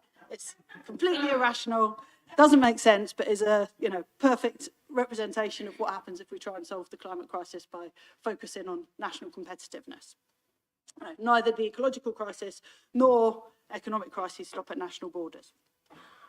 And then the third key difference is that these programmes are about the state acting on corporate actors. So although they centre state action, it's about providing subsidies, tax incentives and so on to encourage firms to behave differently. And as already touched on, as John talked about, such approach has already been shown to be severely limited or change under such approaches is severely limited and slow if change occurs at all. So by contrast, truly transformative Green New Deals will first of all put the ecological crisis first. Instead of rather than instrumentalising the ecological crisis for an economic agenda, and therefore ultimately subordinating the ecological crisis to that agenda, solving the ecological crisis is the main objective of a truly transformative Green New Deal. It asks, how do we live sustainably on this planet? Secondly, it has to be international in scope. Scholars and activists from the Global South, and Tyrone captured this perfectly, have been rightly really vocal about the dangers of Green New Deals in the Global North, leading to new forms of extractivism unless they're accompanied by fundamental changes to what are essentially imperialist relations between the global north and the global south. You know, we need to change the supply chains on transition materials if we're going to implement a Green New Deal in the global north. Otherwise, that policy agenda becomes part of the problem. Right? That Green New Deal becomes part of the problem internationally. And finally, truly transformative Green New Deals will have public ownership and planning, democratic planning at their heart. Right? They're fundamentally about recognising that we, all of us, acting collectively through democratic institutions, can achieve better outcomes than when we subordinate our collective agency to the market. If I had to summarise the difference between these two types of programmes, I'd say that they come down to whether our perception of a Green New Deal is about fixing capitalism or building socialism. And for me, it's the latter that we have to demand. Thank you. Thanks so much. Okay, we're now going to move to Michaela. Michaela does a lot of work on this idea of transforming our world, including in her new book. So I just wanted to pose a question to her as a pal, which is just, Michaela, can you talk a little bit about what the alternative we're trying to build looks like to you, and how do you envision a Green New Deal with public ownership? Sorry, I have to steal your mic. Hi, everyone. My name is Michaela, and I'm not going to take too much time. Sorry, this mic keeps swiveling around. Okay, I think it's working with me now. I'm not going to take too much time because you've heard everyone summarise everything. And I know that people have questions, and we want to actually get to the conversation in questioning time. But where I think I want to kind of jump in here is when John Bosco was talking about, like, what does it mean for people and how to think about that. I came into the climate movement from a bit of a roundabout way, from a migrant justice organising background, because growing up as a Black person in this country, as someone who had migrated here from Jamaica when I was around 3 years old, I found that there were more pressing issues in the climate crisis to fight. There were more like urgent issues, because it felt like the climate crisis was an issue that like white middle class people who had no problems got to focus on, whereas people who had more immediate issues like police brutality or, you know, living in poverty or lots of different issues, those felt more urgent. And the material conditions of my family still living in Jamaica felt like more urgent issues to combat, and the kind of decolonisation of Jamaica felt more urgent. And then it was when I went back to Jamaica again at some point in my life, and I saw one of my favourite beaches called Helsha Beach, which if anyone else is Jamaican in here, no Jamaicans, that's so sad. This has never happened. Literally never. There's normally one whoop. Okay, come on. Yeah, there we go. Okay, you kept up. Okay, Caribbean will do. It will do. Yeah. Helsha Beach was a beach basically that I grew up going to as a kid, and I have so many amazing memories there, and especially growing up here, it was those memories that kind of tethered me to my home. Sorry, it was basically emotional, but now that beach is almost completely gone because of rising sea levels and hurricanes, and that's only 10 minutes drive away from my grandma's house. And almost every day I wonder, like, when's the next big hurricane coming, and when will my grandma's home be gone, and when will other memories be lost as well? And that really brought the urgency of the climate crisis to me. But it still felt like what we were being asked to fight for was to just kind of preserve this world as it is, as in we're just trying to stop the bad stuff from happening, but it'd still be the same kind of structure and foundations of this world. And that still wasn't very exciting. I think it's quite hard to feel passionate about just stopping bad stuff, whereas I think it's much more motivating to feel like you're fighting for something. And so when I came across the concept of climate justice, that's when I think things really transformed for me, because I understood that tackling the climate crisis does not just have to be about stopping the bad stuff. I'm not just trying to like preserve this like very racist capitalist world. I'm not trying to make this continue for longer, because that doesn't feel very exciting. It's not just trying to make it that Jamaica survives. It's actually trying to transform the conditions and the structures of this world so that it's a world where everyone gets to live in dignity, where like people in Jamaica are not being forced to like work for really, really low wages in the tourism industry or live in poverty, where everyone has a safe home, everyone has access to the energy they need, everyone has access to safe food and safe water. Like the really, really basic things that people need are addressed, and that climate justice offers us a portal to a world where everyone gets to live in dignity, because the climate crisis came from those same systems that cause people harm and inequality today. So these other issues that I cared about and felt really urgent are actually inherently connected to the climate crisis, and that through tackling it through climate justice, we can address those things too. And I think that that's what an actually good Green New Deal could do and should do. But currently a lot of manifestations of the Green New Deal instead just focus on lives in the global north in particular. They just focus on maybe like European lives or white North American lives. And they don't think about the fact that the global south exists, and also that these majority of lives also deserve a world of dignity as well. And so what I think was really important is for us to, when we're doing any of our work, to think about how do we take this opportunity that we have to transform the conditions for everyone, and recognize that we have two paths ahead of us. I think often some people make out that climate action is all good, like, oh, if someone's doing climate action, that's a really good thing. But actually, I think we have two paths ahead of us. We have ecofascism, which is a world where we have reduced our emissions, we have taken climate action to prevent the climate crisis from getting worse, but it's been done in a way that's more unequal, in which the richest 1% have even more power than they currently have, where resources are hoarded away from the majority, and even more people are put into precarity, and more extractivism happens. That's a very possible world to happen through climate action. It's not the world that we want.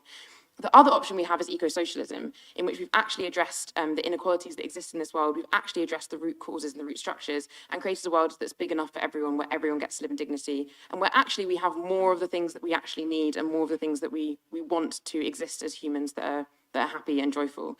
And I think that in order to get to that world, we have to be really careful of the things that kind of make us think that they are good and that they are green, but are taking us towards this eco-fascism world. And so when we're having this conversation around a Green New Deal, I think it's important that we centre justice for the most marginalised. And I think in that perspective, it's how do we recognise that the liberation of Global South peoples is also our liberation, and how do we continually have conversations and build solidarity to build towards that world. Thank you.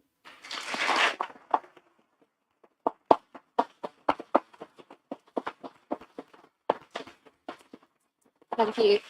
Because we're a little bit squeezed for time, I think we're going to go straight to questions, but I just wanted to encourage really quickly, Michaela's book, also everyone's work here, and also War on Want has stuff on their website about climate reparations and stuff around this global idea. So if we don't get to talk about it in the next 10 minutes, go find it there. I don't know who has, we've got a question here and two over here. We'll come back to you. Thank you very much, brothers and sisters, for the opportunity of speaking there. Wise words indeed. Mark Backstrom, aspirant MP for Middlesbrough in the forthcoming election, whenever it's declared, and I shall win.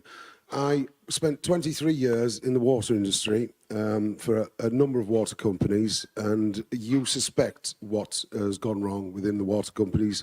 I actually know what went wrong within the water companies. I was there throughout privatisation. I was a shop steward for much of the time there, and I can tell you exactly what the problem is. I saw privatisation, I saw the water companies change hands several times, various European partners, until they eventually ended up with a Chinese owner. And I caught the directors with their fingers in the till. They were doing a Robert Maxwell and stealing from the workers out of the pension fund. They were capping, and when I caught them doing it and rigging the elections, I asked them to write me a cheque, and I said, I don't trust you people with a penny of my money, and I've never paid them a penny since I left that very same day. They are thieves, they are cheats, and they have pissed, excuse the language, but they really have pissed our money as well as effluent into our rivers for too many years now, and there needs to be a change. Water is the very stuff of life.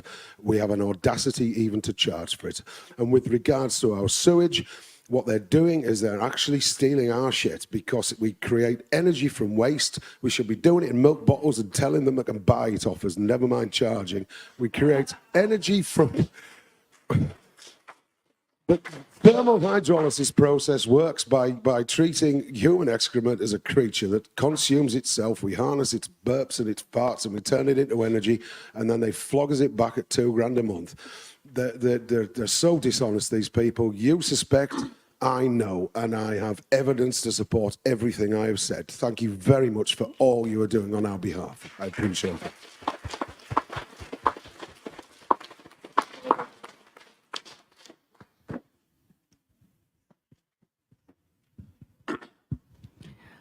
Hi, the thing I'm concerned about is the money, because that's the greatest torpedo that's always put in this. Oh, the greed mongers at the top say, well, there's no money left. Oh, there isn't a magic money tree.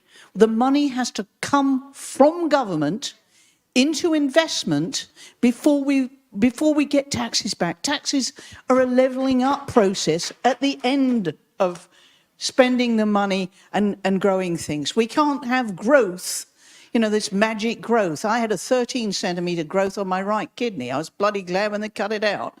But we can't have growth without investment. It has to go in there. I've been reading a website. It's Richard Murphy's website, and he's put forward something called the Taxing Wealth Report 2024. And in this report, he doesn't advocate a wealth tax per se. What he advocates is a bunch of changes to the current taxation system that would rebalance it so that they're not taking so much money from the workers and we're actually taxing wealth. And he says that the money is there. So the money, all they're talking about is no money left. All that money is there. He's talking about over 100 billion that is there, ready for us to put into green energy and everything else that's needed. So don't let them con us into anything else. Read that report, really important. Mary, do you want to say anything to that, just on the economics of it? Yeah, a few more? Yeah, let's go for a few more. I think we've got a couple here.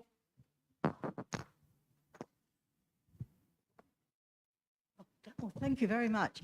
Oh, right, sorry, I've only just got here. I've been travelling for ages, no trains anyway. But I've come here specially to talk about this issue. I'm afraid Richard Murphy confuses things quite a lot. What we're talking about here is modern monetary theory, which says that the government creates money by spending. It doesn't need taxes, it doesn't need borrowing. It's really important that everybody understands this. The government can actually command the economy through spending.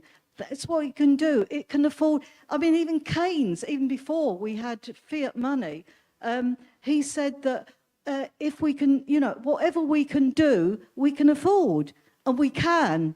And we must understand this, because Labour are going to come into government saying the same thing as the Tories said in 2010, that there's no money left, so we can't do anything. So it'll be austerity forever.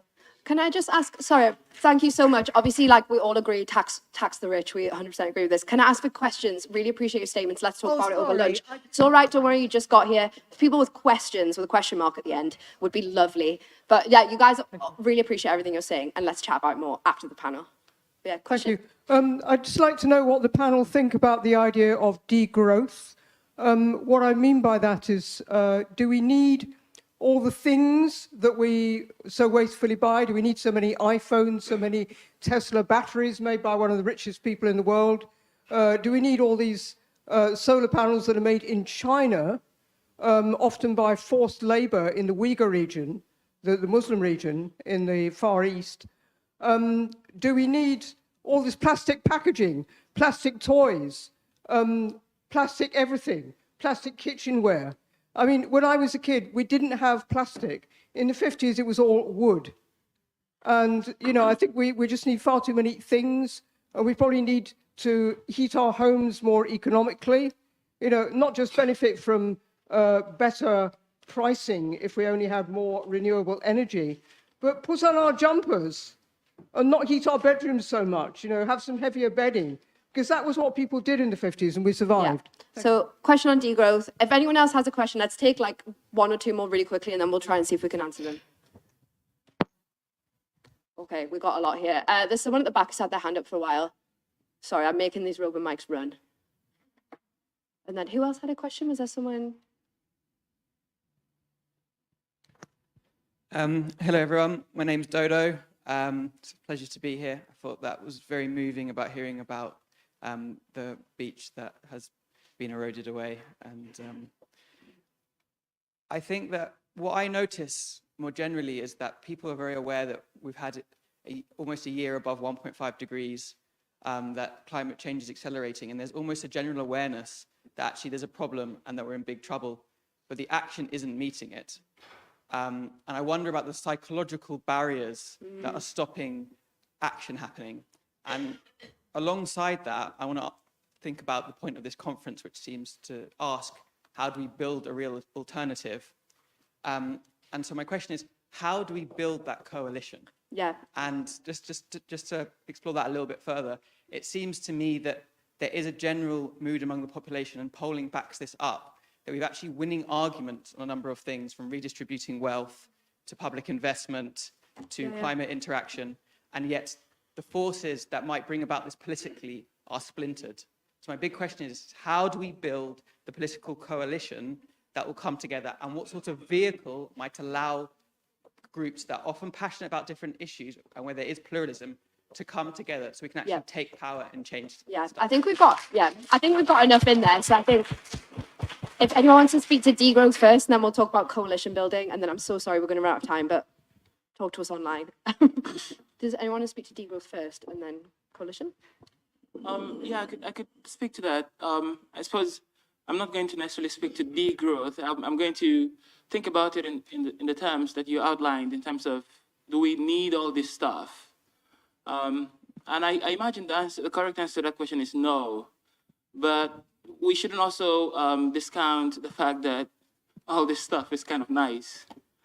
And I say that to say, not that we should continue to create all this rubbish, but that we should put people, the things that that give their lives meaning, kind of at the top of that discussion, right?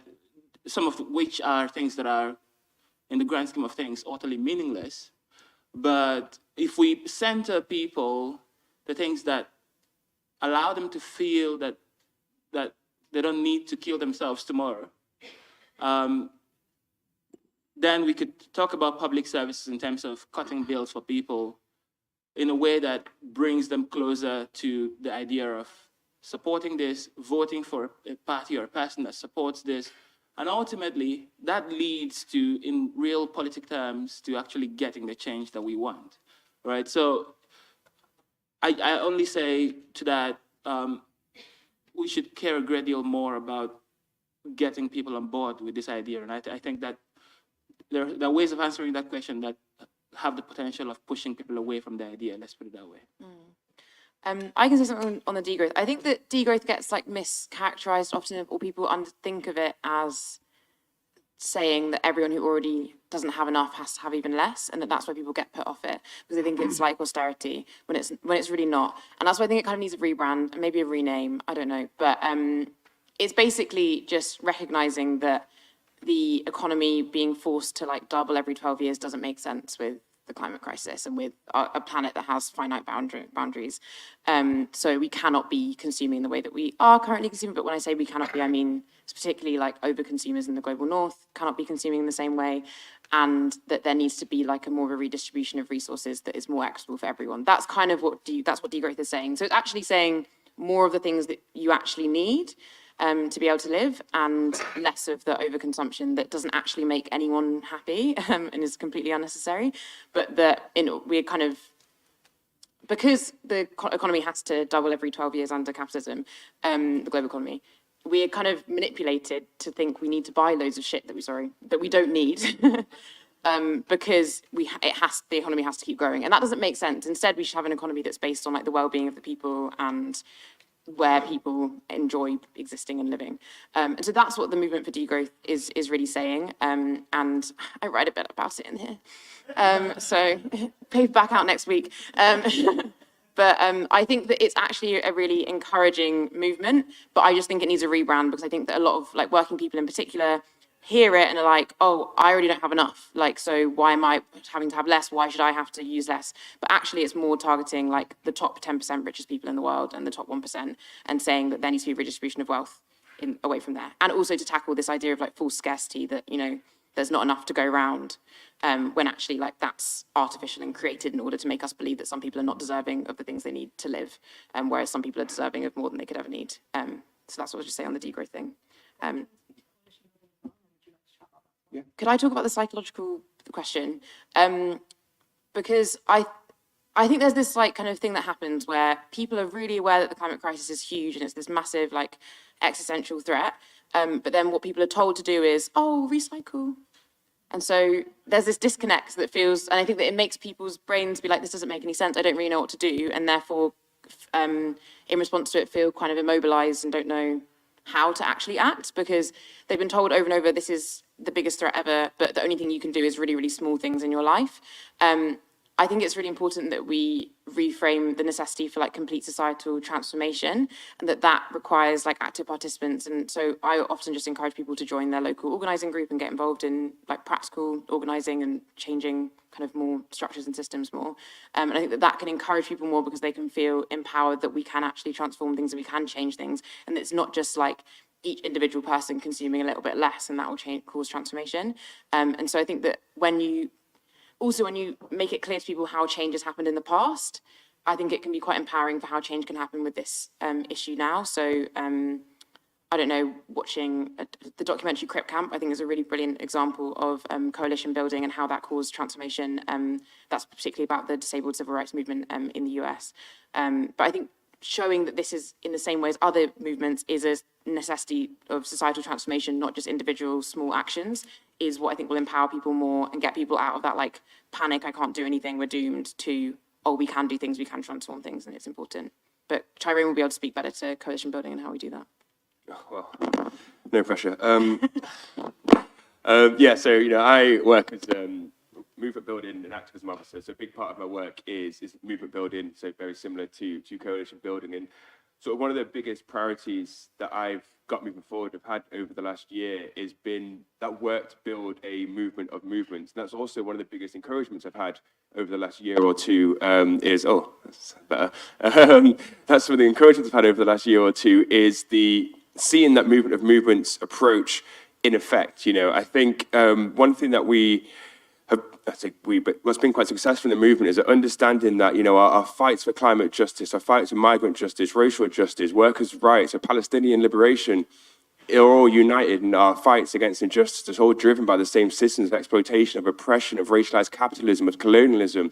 And there's an understanding now, I think, between the movements that we win these battles by working together, by coalescing together. And I think we've seen so many times, even evidence, whether it's at the Palestine demos, you see the different blocks, the trade union blocks, the queer blocks, the climate blocks, is that we are here in this unified fight. So there's many things, I think, to despair still, of course, in the current state of the world. But I think one thing that is a huge encouragement is this movement approach, which is the scariest thing for those in power, is as they look to try and fracture and divide, we are coming together and we're unified. And I think that's one thing that I hold on to anyway, and I think we can all hold on to as we look to continue to fight against all our varying different injustices. So yeah, I think that's a big encouragement. We have to continue to fight that fight. Awesome, yeah. Yeah, so basically, join your local climate justice group or whatever the specific thing is that you want to organise around. We are going to have to wrap up. I just want to give you the chance, Mary, if you want to say anything else quickly. Try and be quick. Wrap up, yeah. So briefly then, I think that the irrational and opaque way that public discussions about public finances take place create frustration and kind of lead to a search for an easy fix. And for me, there isn't an easy fix, right? Any option of raising money has trade-offs, losers, challenges. So modern monetary theory, printing money is an option, but there are knock-on effects, depending on exactly how you do it. How the state spends money without raising taxes, you're risking inflation, you're risking changes to interest rates, which have knock-on effects. Wealth taxes, absolutely support them, but quite often when people talk about wealth taxes, they're not talking about specifics. A lot of wealth isn't liquid. We need to get into the detail of what wealth, how exactly, what are going to be the consequences in terms of capital flight, what about kind of income poor but wealth rich, etc., etc. So we should look at all of these options. For me, it's wholly a pragmatic question. How we raise money in the here and now to invest in the changes we want to see is wholly a pragmatic question, and everything should be on the table. The thing that I'd add, though, is that in the medium run, the key thing for progressive movements is to move away from, or is to start pushing the idea of thinking of publicly owned infrastructure as assets. You know, the more that the state owns, those are assets. They raise value, they create value. Currently, they're treated purely as a liability. So that, I think, is a key change. But in the here and now, how we raise money, I think it's a pragmatic question that depends on very specific circumstances. Yeah, so basically get involved in organising, then you can have your say, and we'll all take ownership together. Come back at 1. Jeremy's going to be chairing the housing panel. I'm going to let everyone wrap up for lunch now. But yeah, find everyone's work online and then you can get engaged in these conversations because we just don't have enough time. But it's all right. We'll be okay.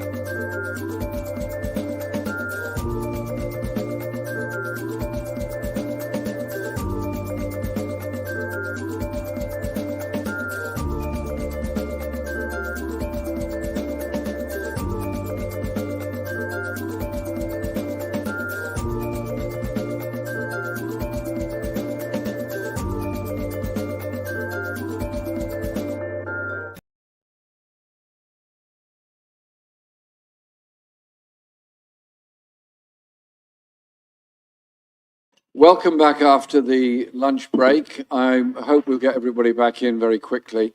I'm very keen that we start now and get underway, partly because I must apologise. I'm leaving as soon as it's finished at 2 o'clock to go and speak at the Gaza demonstration. Then I'm coming back here, but I'll be carrying the greetings of the PJP to the Gaza demonstration with your approval.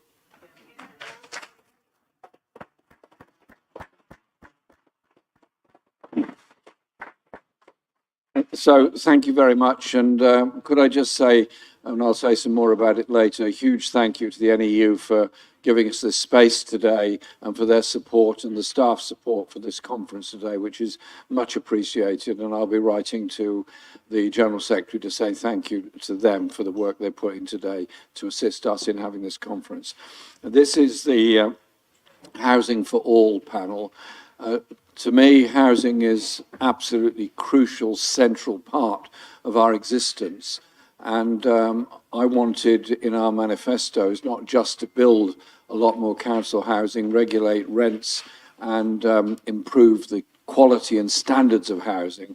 But what I also wanted to do was underline the whole principle that housing is a right to all of us to have somewhere to live. And what I look forward to doing was being able to say that as of now, rough sleeping homelessness is over. We will provide the funds to every local authority to ensure and insist that everybody gets a roof over their head. They could do it during COVID. They can do it all the time. And we have to make those demands.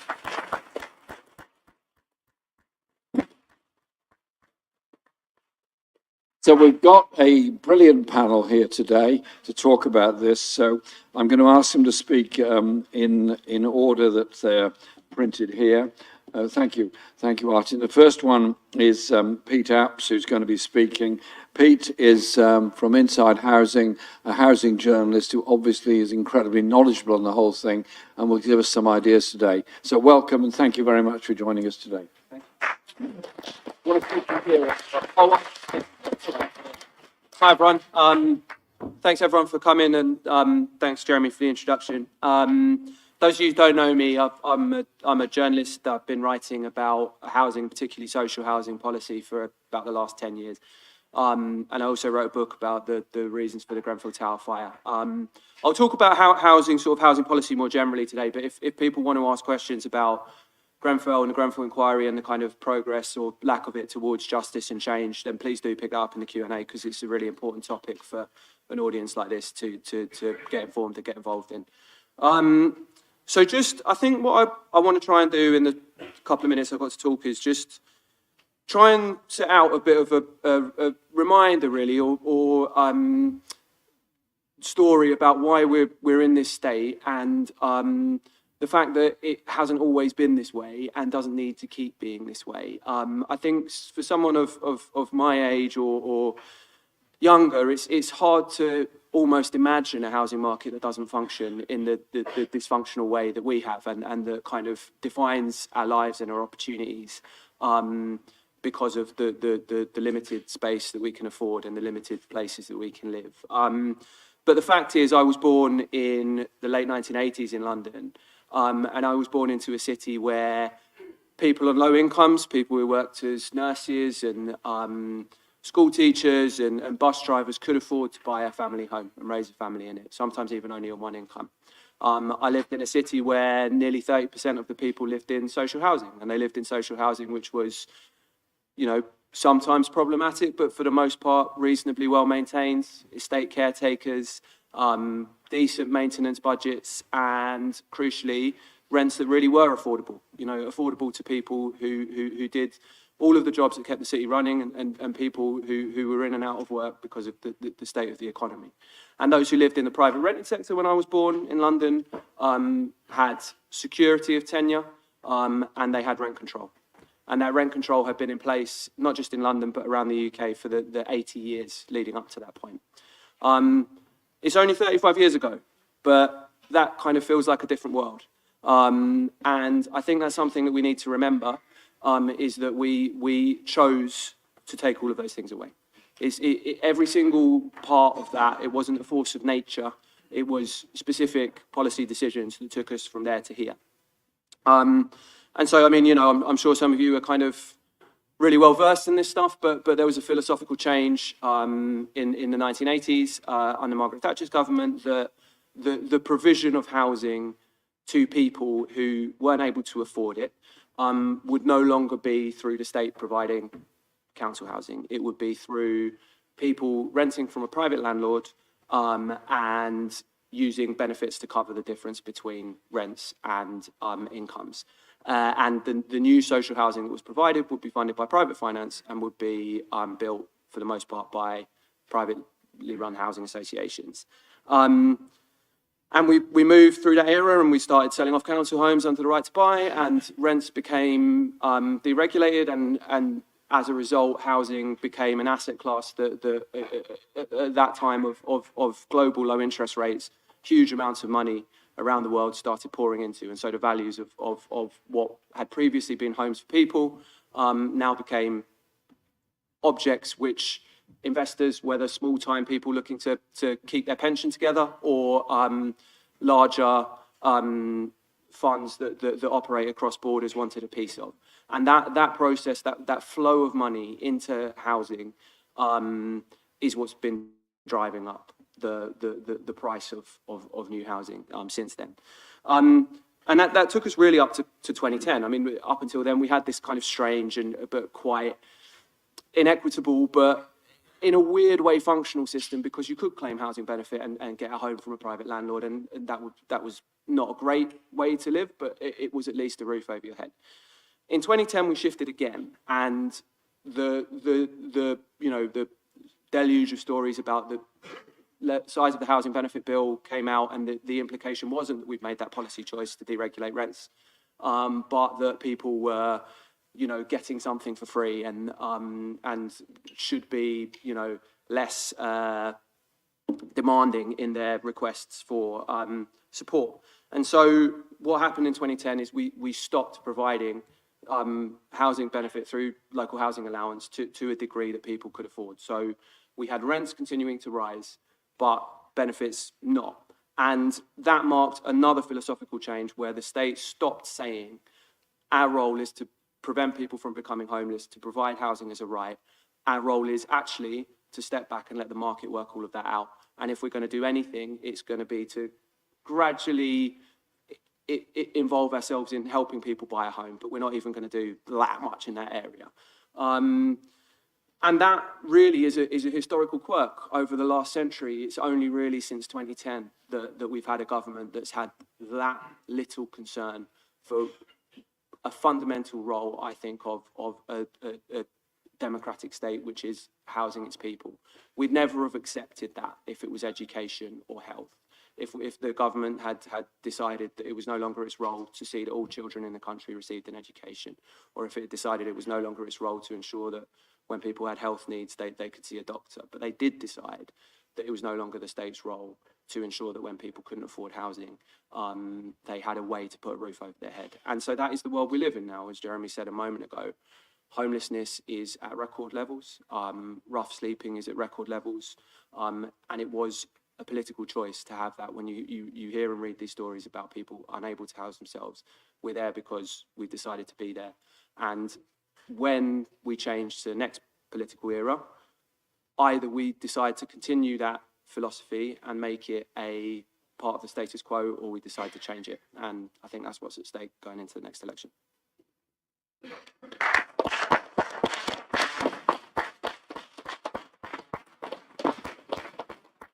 Thank you very much, Pete. Thank you for that and what you just said. I'd now like to invite Paul Burnham to speak. Paul is a great campaigner, and amongst others, they managed to successfully defeat the Haringey massive privatisation proposal, the Haringey development vehicle, which was essentially going to hand over vast swathes of publicly owned properties to a private developer, which never end up with council housing, always end up with something much worse. He was part of that community-led campaign, and I think we should all be very grateful for him for turning the tide of history in Haringey. Paul, thank you for coming here today. What you have to say. Okay, thank you, Jeremy. Thank you, everybody. I'm going to just talk a little bit about council housing, a little bit about the planning system. So council housing really is like the orphan child of the 1945 welfare settlement. The orphan child, battered, maltreated, but still here, still alive.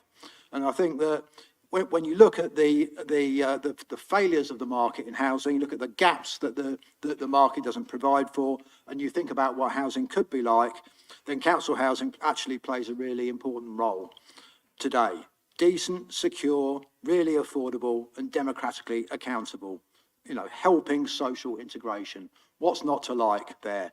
For us, that's fantastic. I have no doubts that the significance of council housing, but of course, the policymakers have done everything they can to make sure something as good as that doesn't actually work in practice. They've tried and they've tried. And so we've had the shift away from direct investment in people's homes into housing benefits. So you subsidise landlords to charge rents which the tenants can't afford to pay, etc. We've had housing given away through stock transfers, housing given away under the right to buy, and so on. But it's still the case that everybody who looks at housing policy in this country, how the housing market works on a needs basis, always comes back with the conclusion is that what we need is public investment in council housing or public housing of one kind or another. So every organisation, including Shelter, including a select committee of the House of Commons that had a Conservative majority, this is since 2019, they all come back with the same, effectively the same conclusions as was in Jeremy's manifesto. And so that's where we are, that's where we have to be. Now, we actually have a situation where council housing has been starved of investment. We don't have enough investment in new homes, we don't have enough investment in maintaining the existing homes, and we especially don't have enough investment to deal with the building safety crisis that we've faced since Grenfell. These are things which need to be put right.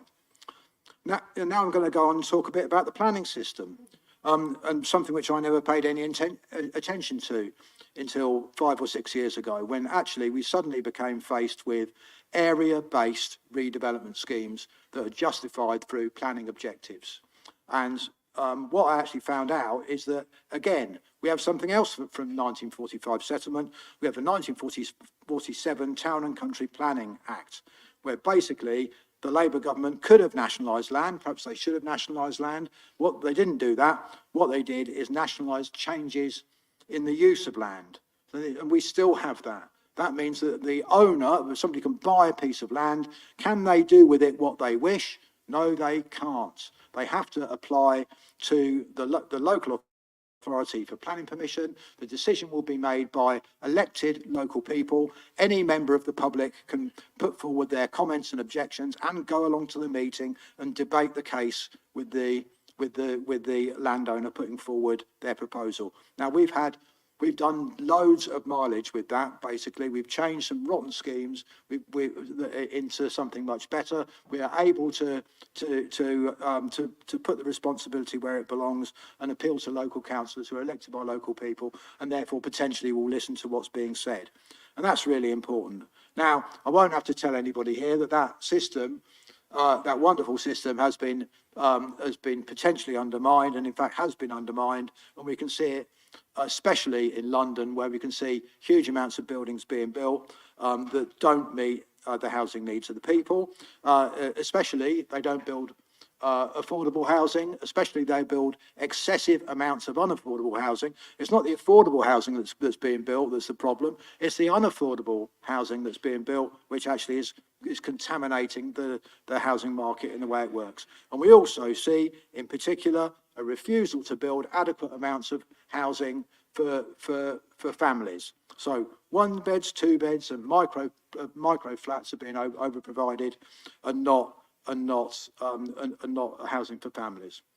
And then when we look at what the policies of the two main parties on this, both of them effectively want to scrap the existing planning protections that we've got. not make them better, which is what we need to be doing, not enforce them. They want to scrap them. So the Tories 3 years ago tried to effectively scrap the entire planning system, or the main components that I've been referring to. And now we have the Labour Party wanting to do the same, and really putting it central to their housing policy is not for the state to do anything other than to liberalise the planning system, other than to allow developers to do what developers wish to do.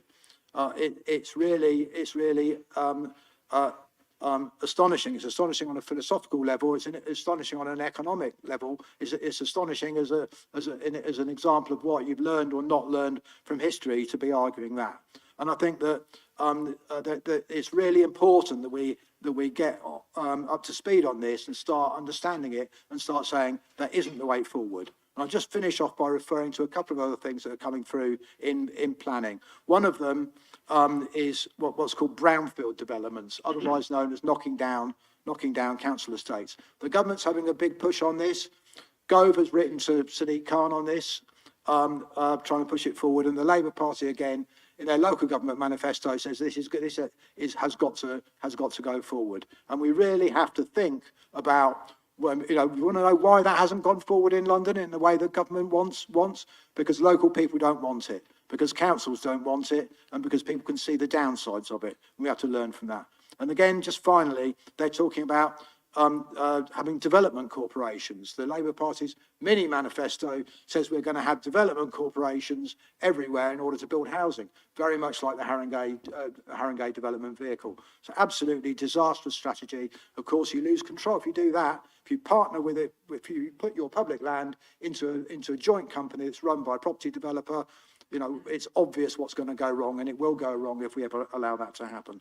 So I think it's really important that we go back to advocating for investment in council housing, and that we campaign to keep the robust planning system that we have at the moment. And I certainly encourage people to get involved in the Homes for All campaign, to have a look at our own 5-point plan for housing that's on the table at the back of the hall, and read some of the books that are available there. Thank you.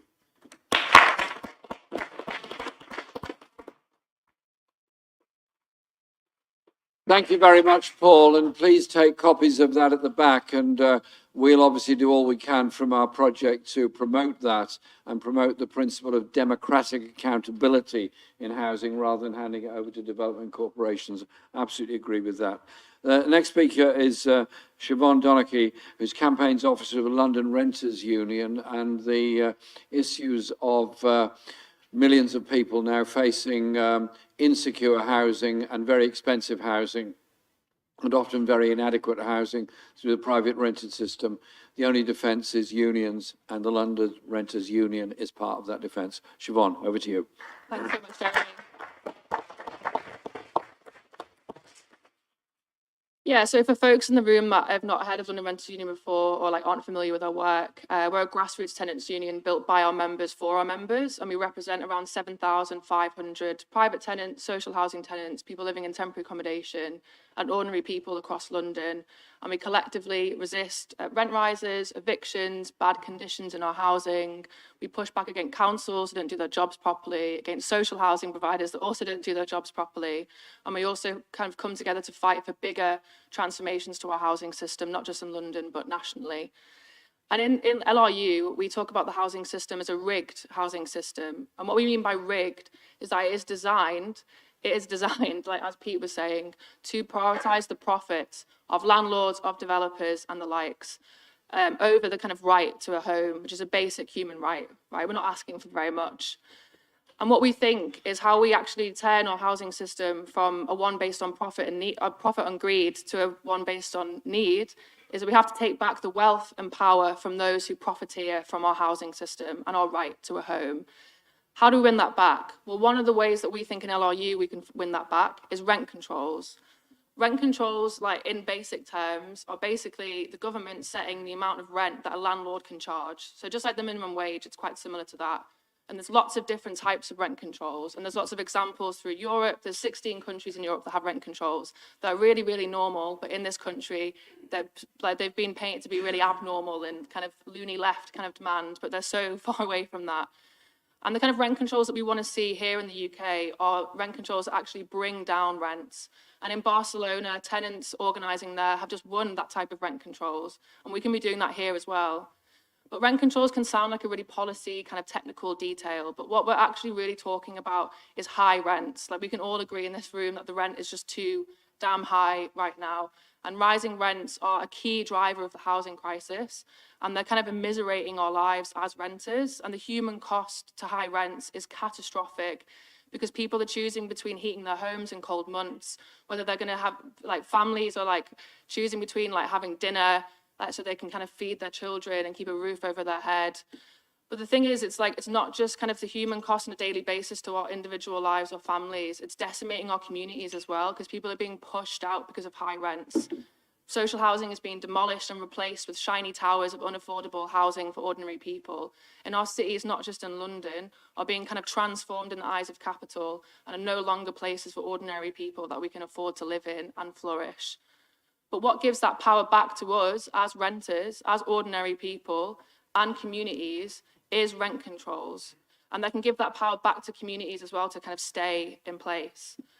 And maybe the question people are thinking like, well, why rent controls? Why not social housing? Well, we need both. Like we need a massive expansion in public housing, democratically run, not the kind of shite that like social housing are pushing out now that is kind of fraught with lots of bad conditions and like lots of dodgy stuff happening and quite a lot of them. But the thing is, like the expansion of public housing is going to take a long time, and it's not just building. We need to be thinking of alternative ways to kind of build the amount of social housing that we have, and that's kind of buying back stock and etc. But the thing is, yeah, it's going to take a really long time to kind of build the kind of levels that we need. But rent controls could be introduced tomorrow. The government has the choice to introduce rent controls and kind of alleviate like the huge pressures that we're feeling and the catastrophic impacts of rising rents. But the thing is, rent controls are also part of the solution to kind of expand public housing, because without them, we're not going to get cheaper housing stock so we can buy back into public housing. And we can also get cheaper land as well so we can expand and build like levels of public housing that we need. So they're kind of both part of the puzzle, and we both should be really pushing for them right now.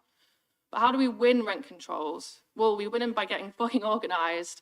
And like just like in Barcelona, they've won them recently. Scotland, Living Rent, the tenants union up there, have just won rent controls that have been introduced a couple of weeks ago. But also in this country, tenants got organised in the 20th century and won rent controls. Around 20,000 families up in Glasgow in 1915 won rent controls because they went on rent strike, and they forced the government to introduce rent controls. And it was tenant organising that kept those rent controls in place and the expansion of public housing up until 1988, when Thatcher kind of decimated all of it and got rid of it with the 1988 Housing Act. We can get organised like those tenants are doing now and in the past, and through their legacy. And LRU, we've just set out to campaign to build a mass movement of people fighting for rent controls. And we need people in this room, we need groups and organisations, trade unions to kind of join that mass movement. We launched that campaign actually about 3 weeks ago in this room with the support of the National Education Union. And if we don't build that mass movement, we're not going to win the changes that we need. And I kind of wanted to end things a little bit on, there's a quote by Malcolm X, which kind of always is at the forefront of my brain and like thinking about organising and campaigning. And that is, power never takes a step back, only in the face of more power. We're not going to win the changes that we need to the housing system and recreate it based on need and not greed unless we don't build a mass movement of people fighting for rent controls. And I hope that everyone in this room joins that fight. And just a big shout out to if you want to join the Renters Union, be a part of that fight, kind of join the fight for rent controls, really encourage you to join the union, or look out for what we're doing. We're kind of really stepping things up. We've got plans to do kind of 2 big collective actions coming up over the next couple of months. And we need numbers, we need people. So thank you.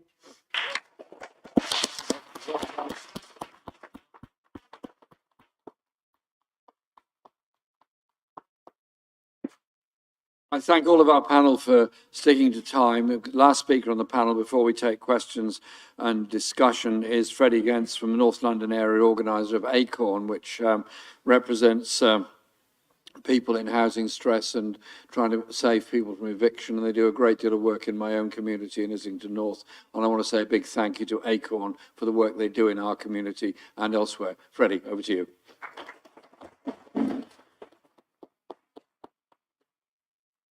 Thank you very much, Jeremy. Yeah, so for those of you that don't know what Acorn is a community union organised the same way a trade union does, but around issues in the community. Acorn started about 8 or 10 years ago in a room just like this one, where people came together who were fed up with the way things were, and they decided that their problems stemmed from an imbalance in power. So what they did is they got themselves organised as a team. They took on one of their collective landlords, and they won. And before you know it, that spiraled out of control into a union which now has branches and groups in 30 cities across the country and represents thousands of members. Through organising this way, we've run campaigns around anything from transport, the environment, to free school meals.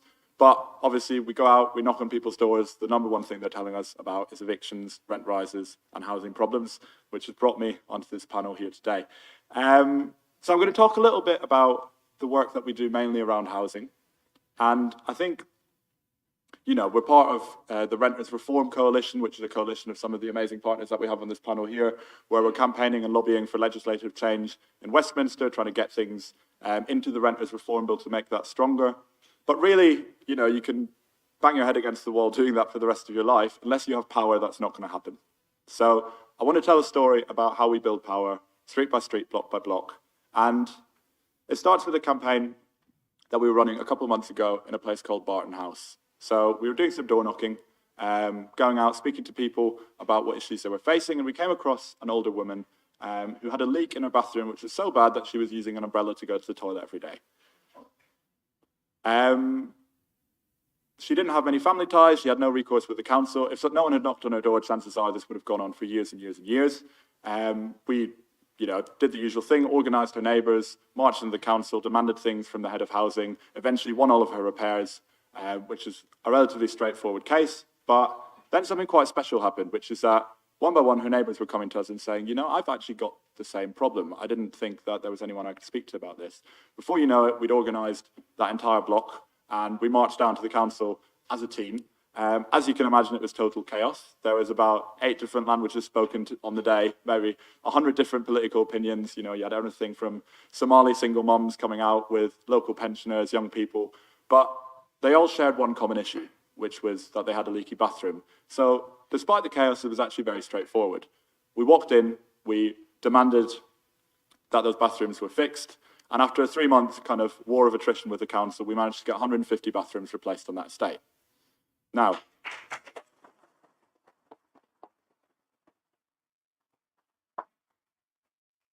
that could have been the end of that.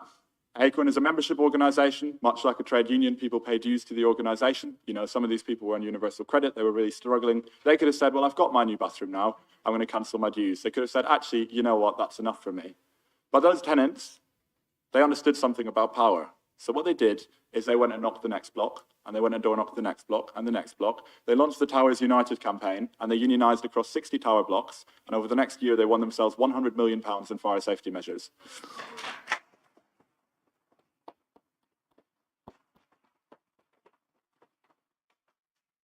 And, you know, this is not just to tell you all about how great Acorn is. Obviously, I would say that. But it's about relations of power. This is possible. I think organising has become a bit of a buzzword where people say, you know, it's this thing that exists and we don't really know what it is. It's actually relatively straightforward. And if we're talking about legislative change, things like rent controls, which we absolutely need, council housing, which we absolutely need, things that we're lobbying for in Parliament all the time, we need to go out and organise, not as a buzzword, but street by knocking on our neighbours' doors and saying, I have this problem, do you have this problem, what are we going to do about it? We can't rely on politicians to eventually take pity on us. We don't have the time.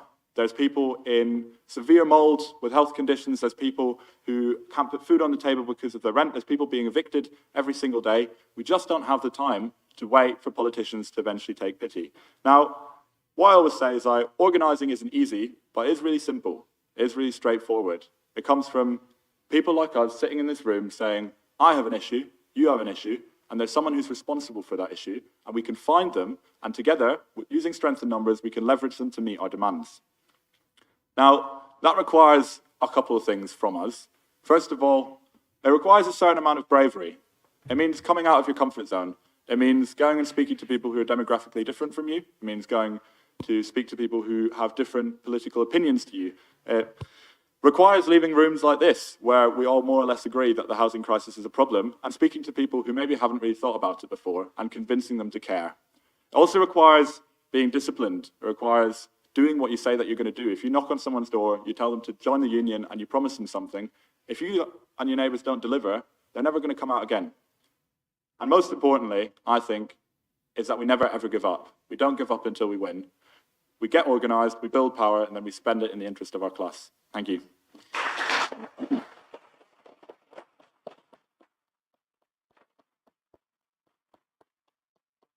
Thank you, Freddie, and thank all the platform. There's a great crowd here in this room here today, but I just let you know, I was looking at the feed on my phone, and there are 8.8 thousand people watching this debate online at the present time. So to all those online, thank you, but thank you. I didn't hear that, whatever it was, I'm sure I agree with it. So all those online, thank you for joining us. We'll now take question discussion for, I'll take 3 or 4 at a time, then ask the panel to reply as quickly as possible. First over there, then the second, the woman here, and then the third woman here, yeah? And then I'll come back around again, yeah? Go ahead. Thank you. A decade ago, I became a leaseholder of an apartment. Today, I'm suffering for my foolishness. My question for the panel is, what needs to happen regarding leasehold and freehold for it to become fair? Thank you. Thank you. Woman here. No, there, that lady there. I'm speaking on behalf of my mum because she's lost her voice today, but Mum lives in an area where there's many multi-million-pound homes, and on the same street, she walks past rough sleepers who have had their tents confiscated by police and moved on.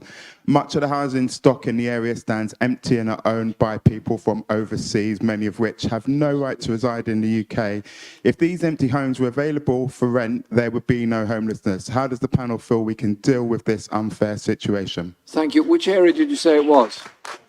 Westminster, Maidavale. Okay, thank you. And there was one over here. Yes, yourself.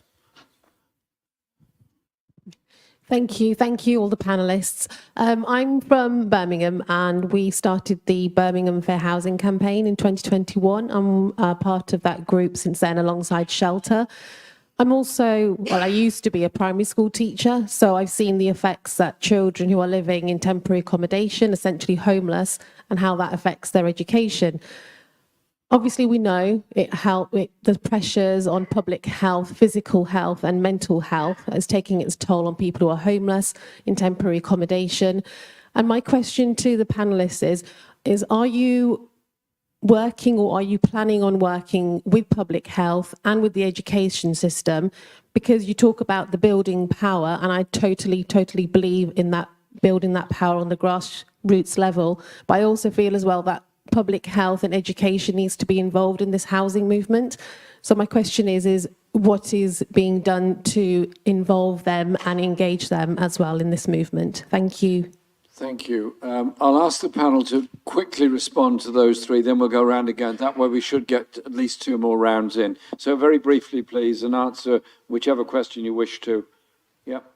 Okay. I think I'll pick up maybe the leasehold, freehold question, and I'll leave the other 2 to the rest of the panel. But yeah, I think, look, the leasehold system is inherently flawed because of the power imbalance that it creates, where your managing agent and your freeholder have all of the power and you have none.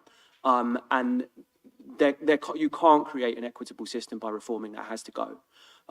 It's quite rare globally. Leasehold, it's a relic of our kind of strange land law system, and there are plenty of alternatives out there that we could take if we wanted them. The one thing I would say on that is just reforming the legal standing around leasehold and turning it into a, say, common hold system wouldn't be enough. Because if you still had defective new builds and you still had difficulties holding organisations to account for defective works, and you still had a kind of structural system where developers and contractors could get away with effectively having the kind of impunity that they do now, you'd have the same problems but by a different route. So you've got to fix both. You've got to take away that leasehold system and give ownership of those properties to the people that live in them. But you've also got to create systems of accountability, real accountability, to make sure that the people who build unsafe homes can be held to account. Thank you. Anyone else on the questions? Yeah, Freddie? No, you okay? Siobhan? Any of the questions? Oh, yeah, do so. Yeah. Yeah, I think that was a really, really good question, and I think it's really important because, like, the fight for housing is not just a fight for housing; it's the fight for disability justice, it's the fight for migrant justice, it's the fight for children's lives and educations. Like, the list goes on and on and on. And like, we're only going to win if we kind of build true solidarity across all of those movements, because they're all connected, right? They're all intersected, and some of that work is happening, but it does need to go further. So, for example, like, in London Renters Union, we've started doing work in Hackney specifically, but we're expanding that out with a lot of the parents groups that are resisting school closures at the moment because families are being pushed out of London. And we're kind of starting to build on that work and fight with those families, particularly around a demand of rent controls, because that's those things that can keep families in place. And also kind of coming together with trade unions, like we start working with National Education Union because they're starting to answer some of these questions, right, and fight for some of those struggles as well. And we've just set up a trade union working group in the union because we want to start linking in with other trade unions kind of across the sectors that they're also resisting, and we can kind of build solidarity through that. And like, the public health thing is a really important one. There's a really great organisation called MedAct that do like, they kind of organise medical workers around different kind of social issues. And they've just kind of really focused on housing, and we work quite closely with them. They're also in Homes for All as well, and yeah, really good organisation to check out. They're based all around the UK, and yeah, thanks for your question. Yeah. Thank you. Freddie? Yeah, there's kind of two things I want to come back on. I think I'll start off with your question about the empty homes and the sort of tents next to the millionaires' houses. Something that's so common. I've like, especially door knocking in London. I've sort of door knocked all over the country, but London, the contrast is really stark. You know, you'll be on a estate, which is one of the most deprived areas in the borough, and the next area will be so wealthy. We've actually empty homes is a huge concern for us. It's something that we've campaigned around quite a lot across the country, both on second homes. We ran a campaign recently, which we won in Leeds, to double the tax on second empty homes and use that money to build more council housing. We won that recently, and we've actually in London just launched our 7 mayor pledges, which are pledges we're making to all the mayoral candidates, and one of them is around empty homes, because it's a disgrace. We've got, like Jeremy mentioned earlier, we've got people sleeping on the streets while there's towers of glass, like you mentioned, stood empty, right? And they're being kept empty to speculate on those properties, and it's a disgrace. And the way we do something about that is the same way that we do something about anything, right? Is that we get the community organised and we demand that those homes are filled with people who need them. To come back on the health question as well, yeah, I mean, housing is health, right? That's the two can't be separated. We do a lot of work with the People's Health Trust at the moment to kind of try and establish some of those links between housing and health. But I think especially around organising parents, that's something that's really important to us. If we're building a mass movement, it can't just be a movement of people who have lots of time, right? It's got to be people who have several kids, who have other responsibilities, but whose opinions are invaluable because they're rooted in the community. So we've done campaigns. Up in Tottenham, we managed to get the prices of a local swimming pool cut by 30% because all the parents were concerned about that, and it was a health concern for their children that they had nowhere to go and to exercise. In Norwich, we won a campaign for 30,000 free school meal vouchers, again, led by parents. And I think finding ways, the key to bridging that gap, where I think parents are quite often excluded from our movement because of their social responsibilities. Bridging that gap, finding ways to organise parents and campaigning around the things that they really care about, I think is a really good place to start. Thank you. Paul? Yeah, I wanted to comment about health as well. because the fact is that the way housing is thought about today by the establishment is completely wrong. Housing is thought about in terms of building, in terms of construction, as if that's what it's about. No, it isn't. It's deeply connected with health. So, and this was understood in the past. When Aneurin Bevan introduced the National Health Service, he was the Minister of Housing, of Health and Housing, and he actually built large numbers of council homes built to a very high standard, thoughtful about what the lives of people were going to be living in those homes and in those areas. And this is something we have to get back to. And it's very noticeable where we have estate regeneration schemes. They're always presented so-called, I don't like to use the word, demolition proposals. They're always presented as if they're regeneration, as if it can only be good for people and so on. When you actually look at it, you find that, to be honest, some people drop dead. There are people who are visible and active and alive and full of life who actually suddenly die because the shock of living in an area that you're happy with, that you're paying the rent, the people around you are the people that you're familiar with, you have a secure home, you're not going to be evicted and so on, and then having these uncertain proposals kicked around, suddenly enthused about by the people who are actually the landlords who have a duty of care to you, can be very damaging. This is something that we have been researching and intend to carry on researching so that we can establish the real significance of health and housing, which is you have a secure home and that is not going to be interfered with by the government, the landlord, local authority or anybody else. Thank you.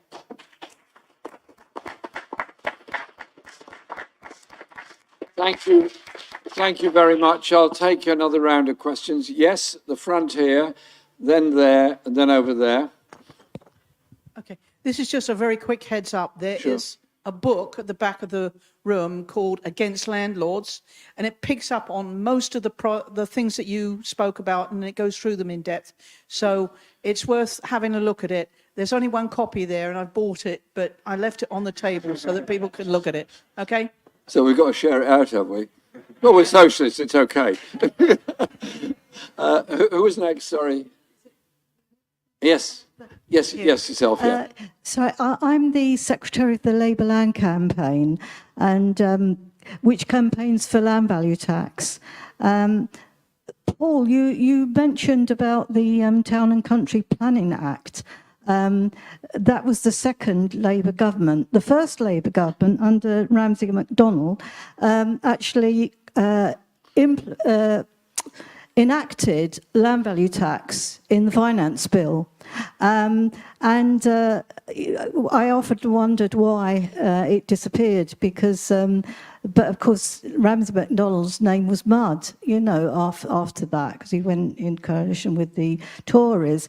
So by 45, you know, Labour had completely abandoned the land value tax. Now, housing, the problem with housing is not the cost of building materials or builders. It is actually the land. It's land, and we campaign for land value tax. Land value tax corrects the land market. Okay, that's what its purpose is, and I really want to promote that idea. Have a look at our website, Labour Land. Yeah, we'll put that up on the website, Labour Land Campaign. Yeah, over there.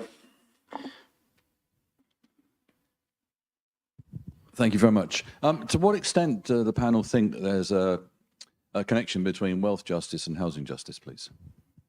Okay. Any other questions anyone's got? Yes, at the front here. What I'll do is take two more, and then the panel will finish then. So there and there. Yes, yourself. More than a question is a reinforcement of what the panel already said. Is a reinforcement of what the panel already said. It's regarding another association that I represent, and it's called Social Housing Action Campaign, SHAC in short. And it goes for the leaseholder. They are trying to put a petition now to abolish leaseholder, and we are also trying to work with the rest of the panel here. Sorry. I hope you heard me. Yes, we did. Thank you. Yes, last question there, Marion. If you could stand, please, so that those watching online get to see everybody. Yes, I've just got a question about owner occupation, which has been held up as the tenure that everybody should aspire to by successive governments.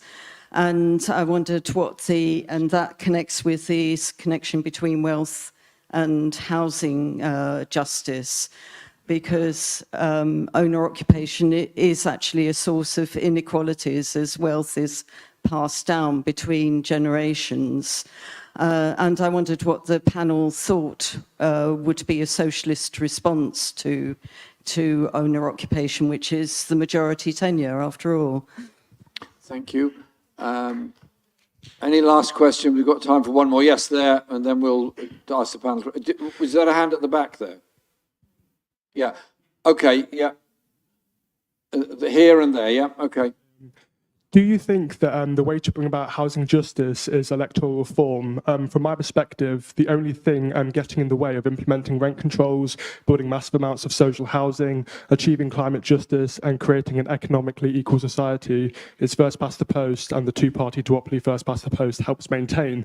The fact is we can no longer rely on Starmer's Labour Party to bring about the policies required to offer the people of this country a real alternative. Yeah, thank you. And the last question there. Yeah. Thank you so much. I'll be very brief. I'm an elected councillor. The question is, what else should we councillors be doing to really ensure that there is housing for all? Thank you. Okay. Could you repeat the question? I didn't quite get it. Sorry. What else should we councillors be doing to really ensure that there is housing for all? Thank you. Thank you. Role for councillors. Okay, I'm going to ask the panel to reply now, and if they would be so kind when they're replying. The purpose of our conference is to obviously inform, educate, unite, but above all, activate afterwards how we change things. And so if all of the panel members could give us some ideas on how we might be campaigning in the future on housing, all housing issues, and what role we can make as a project in bringing people together and using the 60,000 people we've got on our supporters list who themselves are obviously concerned about these things and want to take part as well. So it's about activation. So over to the four members of the panel. Who wants to go first? Yeah. Okay, Freddie, over to you first. Yeah, some really great questions there. I think I'll talk about the wealth inequality one first. That ties sort of quite nicely into what we do. I think, you know, wealth inequality and housing inequality, you can plot them on a graph and they're almost identical, right? And the reason for that is that we have the biggest wealth gap that we've possibly ever had in the history of humankind. Since COVID, you know, billions and billions of pounds were handed out by the government, which was our money, to private investors, which is now no longer our money. We don't know where that money's gone, but we can see in the housing money what they're spent in the housing market, what that money is being spent on, which is housing. So there's this myth that we hear quite a lot, which is, oh, you know, we can't bring in renters reform because landlords will leave the market. Look at all these landlords that are leaving the market. You know, landlords are fleeing the market because tenants have it so good. And there's, you know, there's a truth to it that there's less landlords, but the housing supply isn't dwindling. So if I look at that, that tells me that less people own more housing. And the reason that's happening is because they have a historic amount of wealth. You know, the government has given out loads and loads of money. We've had tax breaks, you know, wages have stayed low. And at the end of the day, you know, there's only so many luxury sports cars and fancy champagne you can buy before you start investing in property. So I think that is a huge problem. And if we want to address housing inequality, we have to address the massive, massive wealth gap that we have and properly tax the people that have that wealth.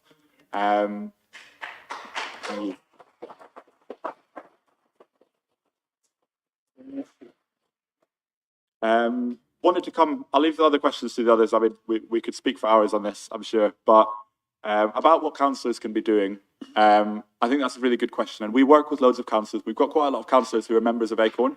Our first thing when we start organising a new borough, we meet with as many people many councillors as possible, and they join Acorn, because it's really, really useful to have them on board. There's so many things that councillors can be doing. Make the time of day to meet with local renters groups, hear what renters are saying, you know, properly enforce housing regulation in your borough, push for it to be improved, you know, pressure the London Authority as well to fight for things like rent controls, stop using bailiffs on poor people when they fall into debt. There's so many kind of things that councils actually have the power to do, and I think the most important thing is to sit down with housing groups like you, like Acorn, find out what the people in your area are saying, and then yeah, join us and do that. Thank you. Siobhan? Yeah, I just wanted to touch on the question on like wealth justice and housing justice, because I think it's a really important one, because I think the private rental sector particularly, and our housing system more generally, kind of represents the biggest like transfer of wealth we've ever witnessed in our kind of like modern kind of era. Like even last year, I think it was like £89.5 billion was paid in rent to landlords. 89.4, but like 5 billion. That is absolutely wild. And a third of that was housing benefit. So that was the state paying directly into landlords' pockets money, often for like crap quality housing. And what was really, really bad about that as well is that money is it's just kind of going to landlords, and people are being kind of increasingly impoverished, having no savings or assets. So we're creating these huge inequalities in society through private rented housing. And one of the ways that we can pull that back, how we can pull back wealth and power, is things like rent controls, because it limits the ability of landlords to charge astronomical rents. And it's really important that we fight for rent controls, because it actually leads to greater, equality in society. Like, I think back in 1979, 42% of the nation lived in social housing, and the kind of small percentage of people that lived in private had rent controls. So people were spending a lot less money on their housing and had more money at the end of the month. And that meant that 50% less people lived in poverty. Like, poverty levels are so high today, and that is because of housing. So the fight for wealth justice is the fight for housing justice. And yeah, I just wanted to do a shout out to Shack, who are doing really amazing work, because it's not just private rents that are ballooning, it's also service charges. Lots of social housing tenants are having to pay through the roof for service charges. And the work that Shack are doing is really incredible, and kind of really documenting that, because people that are like getting more and more into debt, and a lot of housing benefit actually doesn't cover service charges as well, and people are having to pay that out of their pocket. So yeah, like big up Shack, definitely, yeah. Thank you very much. There's some seats at the front for those just coming in, and first two rows here, there's quite a few places. Yeah. Pete. Thank you. I might pick up the owner occupation question and briefly the councillors one. I think the councillors one first. I think one of the things I've really noticed over the last couple of years is that one of the most effective ways of campaigning on housing issues has just been to record it and publish it. You know, you probably, a lot of you have probably come across Quajo online. You know, his technique is just to video and put on social media, and it really does make things happen. You know, so I think councillors who have constituents coming into their surgeries and talking about living in difficult, damp conditions, obviously with their consent, but putting those conditions into the public domain, it creates this kind of accountability that you can't really get anywhere else. On owner occupation, I think it's a really interesting question. I think one of the things I'd say to consider for that is why people want to own a home at the moment, because take, you know, my situation, me and my wife had kids recently, and the only way the current market offers you to have enough security to get your kids through school is to try and get owner occupation. You know, anyone who's getting older, the only way you can have security in old age, really, unless you have a historic social housing tenancy, is to try and own a home. And so I think lots of the people who try and get on the housing ladder have no real interest in wealth, have no real interest in, you know, whether or not they're going to get rich out of this. They just want security. And so the way to kind of move away from this obsession with owner occupation is to offer people those things without having to buy. We might have rented if we could know that we could rent until our children finish primary school, but we couldn't. So I think that's the question, is not just being anti-owner occupation, but pro-security and pro-affordability in other tenures, which you don't have at the moment. And just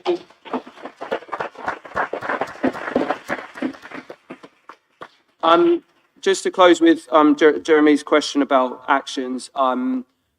As I said, I've spent a lot of the last few years reporting on the Grenfell Tower fire. The community continues to wait for any form of justice, for any form of change. They just heard this week that the inquiry report is going to be delayed again. It's another blow, and that means that the police investigation remains stalled. We're coming up to the 7th anniversary of that fire this summer. You know, the key changes that were recommended by the first phase of the inquiry, things as basic as block-wide fire alarms in high-rises, have just been put into the long grass by government and not touched.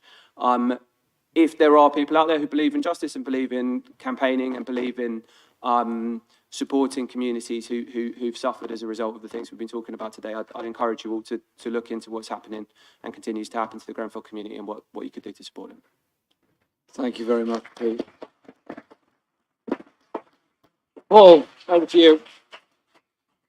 Okay, following from that, I'd just say it's really great to have Peter here. I think it's fantastic to see that individuals make a difference. You have Inside Housing, to be honest, is a part of the establishment. I regard it as an establishment publication, and yet it's the people who work for it are able to follow a story where a story leads. They understand the human interest. They understand the political significance, really, and as spelt out in Peter's book and in the conclusion to his book, which I think, as if I remember correctly, is to say that every day you must do something to make this world a better place and to deal with these problems. And that is what we must do. So I call myself, I'm retired from my previous occupation as an engineer, and I'm retired from my previous occupation as a housing worker. I now call myself a housing and planning researcher and campaigner. So it's really important that as we cannot campaign just by saying we're right and they're wrong. We can't campaign just by saying we know what's right and wrong, because we actually have to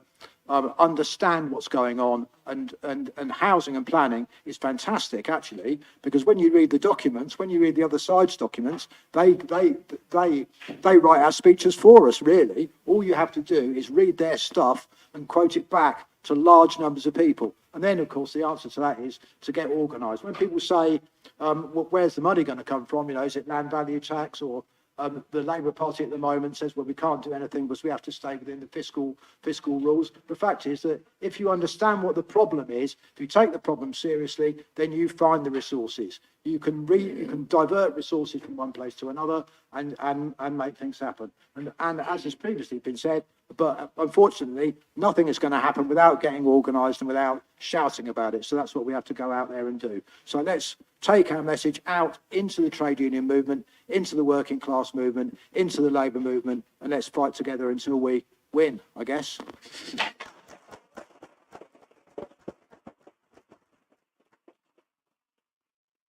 Thank you. Thank you very much to our panel. It's exactly 1 hour since we started this session. It's been incredibly informative. I want us to take this forward.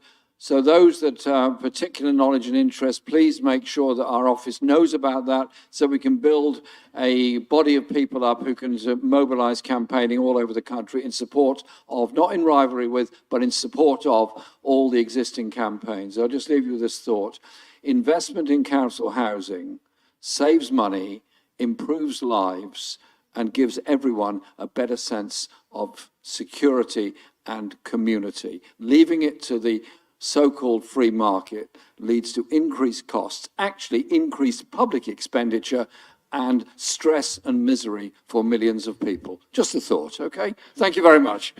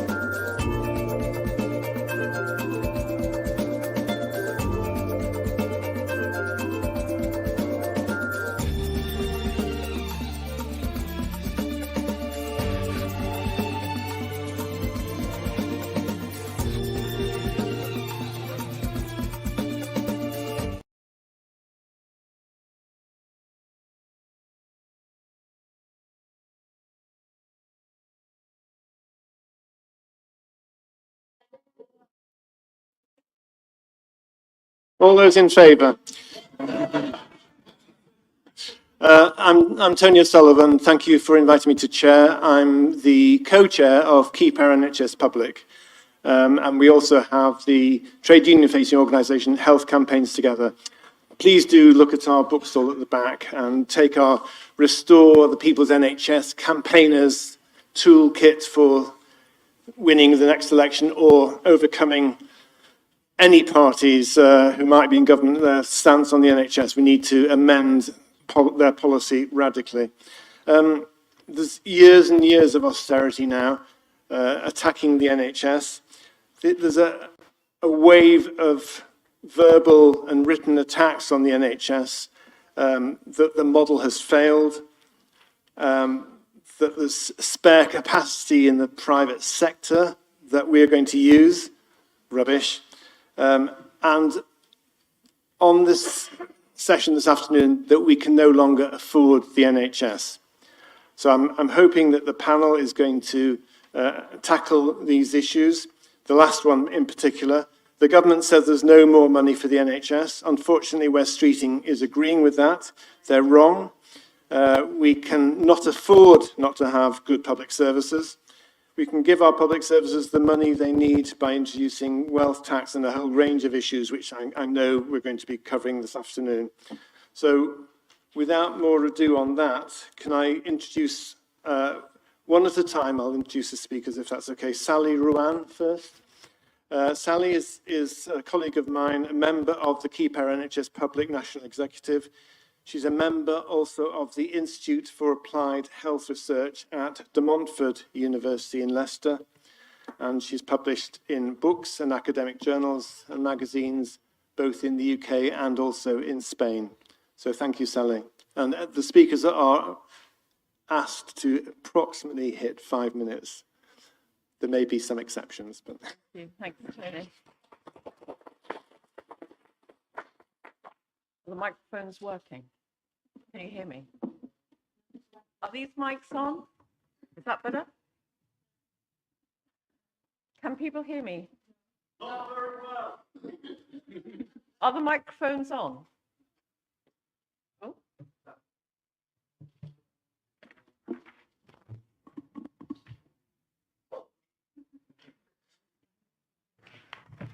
Is that better? Nice to be wanted, to be heard.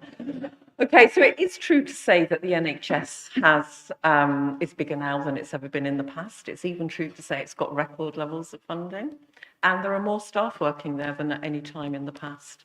But there has been a big shift in the government's approach to funding since about 2010, and it's made a huge difference to the service. So in the first 60 years of the NHS, between about 1949 and 2010, annual increases in funding for the NHS averaged out at about 4% a year after inflation.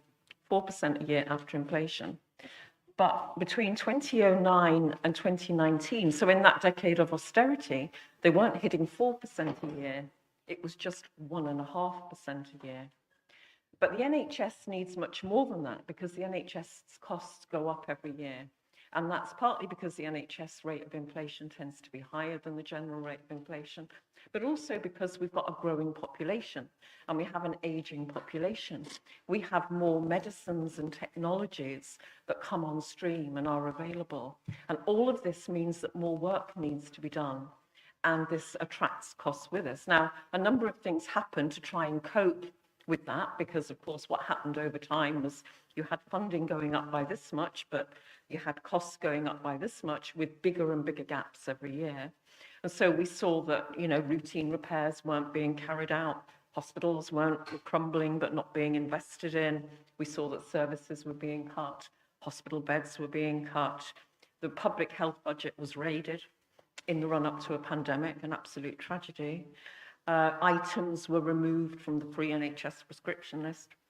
And of course, wage rises were capped. Another disaster.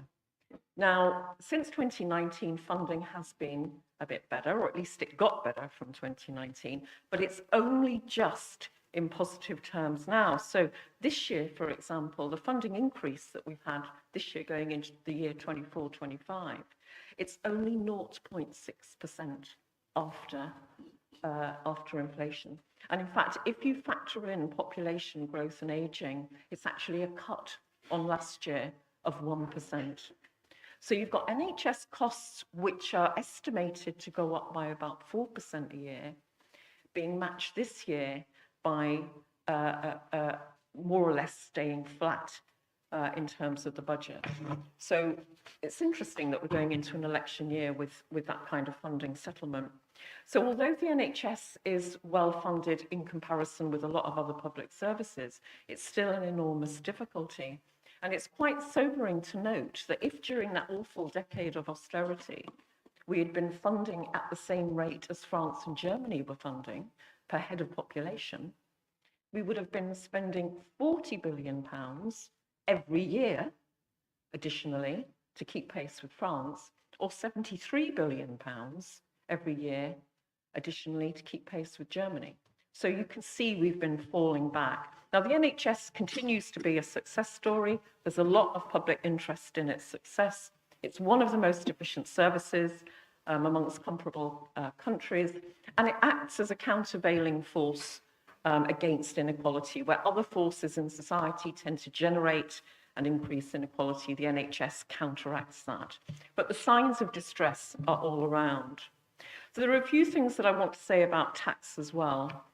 One is that the funding of the NHS through general taxation is easily the best way to fund the NHS. It's easily the best way to fund a health service. It's more efficient, it separates access to the service from payment for it, it's resilient, it's a resilient form of funding, and it recognises the unpredictability of many health costs, sickness costs and disability costs.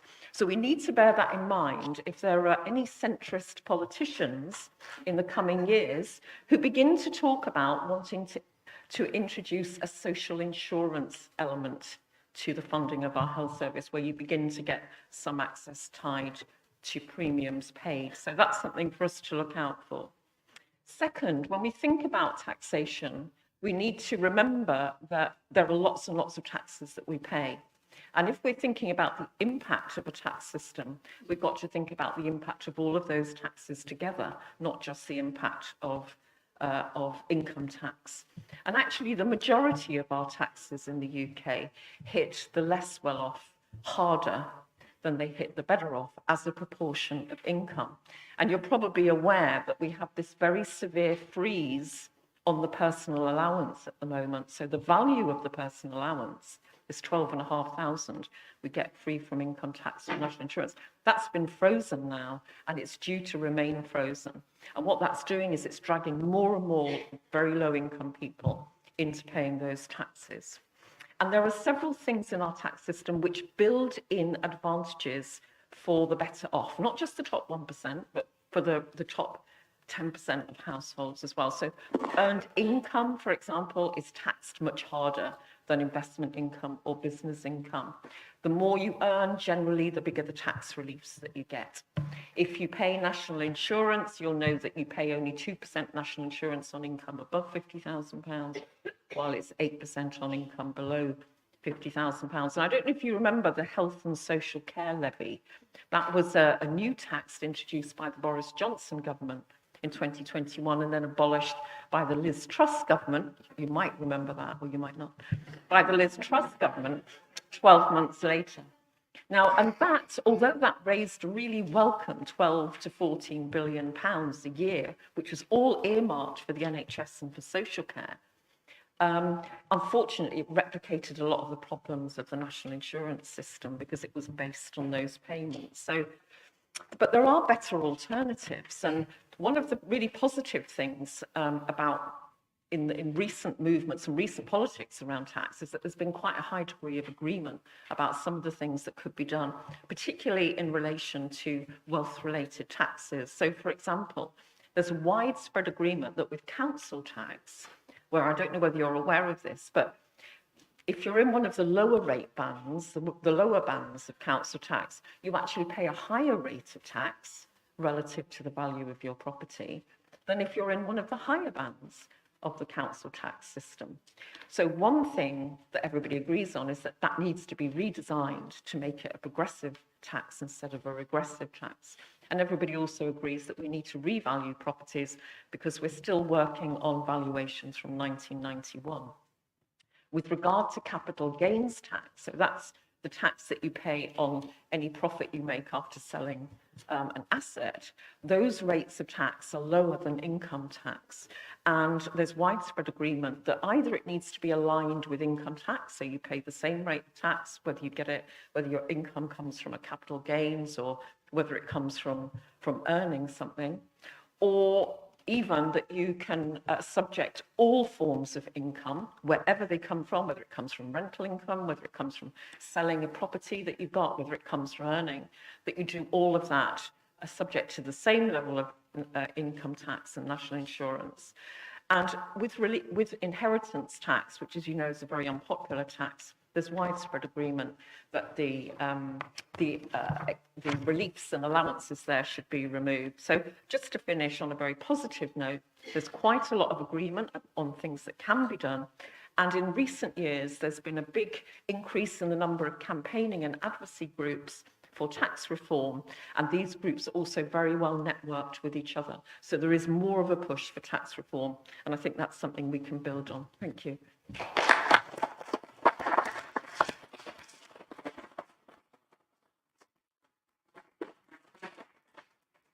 Thank you very much, Sally. That's great. Thank you.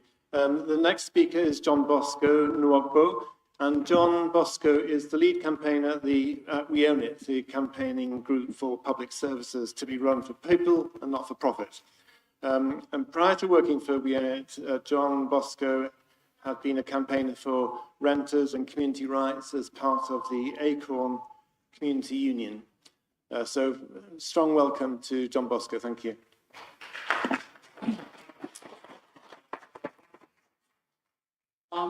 Sorry, I'm assuming that people are not just arriving right now. If you aren't, you probably would have heard me earlier on. I just wanted to start by apologizing for that.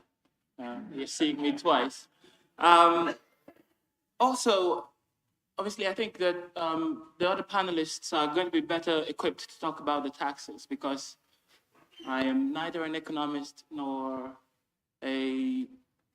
whatever else it is that has to do with tax. I am a campaigner by profession and by education, a philosopher. None of those things has to do with tax. Unless you're a tax campaigner. I do want to talk about, we start from the place of saying at We Own It that other countries are able to fund their public services. And Sally mentioned earlier on, compared to Germany per head, the NHS spends 73 billion pounds less per year than they do. Compared to France, the figure is 40 billion. Compared to the average European country, the figure is about 40 billion as well. Obviously, some of that has to do with the inefficient healthcare systems that they run in those places. And she talked about the social insurance system. And the NHS is fundamentally much more efficient than those systems. But a great deal of it has to do with a systematic underfunding or lack of investment in the NHS. Last week, we were talking about the NHS having a serious problem with cockroaches and mice and lice. And before that, we were talking about a doctor who stepped into an elevator and it malfunctioned and he broke his knee. And before that, we were talking about the NHS having a repairs backlog of about 12 billion pounds. And I could keep going. There is so much wrong with the NHS. And it's a result of, obviously, what I like to describe as the last 14 years that are the worst in the history of the NHS. So we start from the point of saying that because other countries can find ways to fund their system, we can find ways to invest in the NHS. And a lot of that is going to be in tax, and we're going to hear from the other speakers who are better equipped to talk about it. What I want to talk about is what we are spending the next number of months that We Own It doing with respect to putting pressure on politicians around the demands for what the NHS needs. So I'll start by essentially highlighting what I think are the key moments in the recent history of the NHS, which I think inform what we are demanding at this election. So there are three key moments to my mind. There is obviously the Health and Social Care Act that was passed in 2012, which there were other things that were done before then to open the door to the private sector in the NHS. But this was the bill that grandfathered them into our NHS, right? The idea that above a certain value, contract value, tendering out a contract is compulsory. So that's, I think, a landmark moment in the history of the NHS. But obviously, during the pandemic as well, we saw another landmark moment of, in effect, cronyism and corruption in the commissioning of services that the NHS needs. I don't know if people have seen the TV drama called Breathtaking. And I watched that documentary. I tried to make sure I did it during my work hours because I didn't want to watch it for free. Because it was really emotionally tasking. And I don't spend that amount of emotion for free. But if you watch it and then compare it to what was happening in terms of commissioning of services during the pandemic, right? On the one hand, you saw doctors and nurses suffering in the hospital, some of them dying as a result of exposure to the pandemic because they had no PPE. On the other hand, you had people like Matt Hancock giving out contracts to his friends and neighbors, right? I think that is a defining moment for us as a country. And I think that we have an opportunity at this election to utilize that message to fight back. And the last of this is the Health and Care Act that was passed in 2021, one of those, 2022, in April of 2022, and came into effect on the 1st of July of 2022, which, among other things, divided up the NHS into 42 different integrated care, quote unquote, integrated care systems.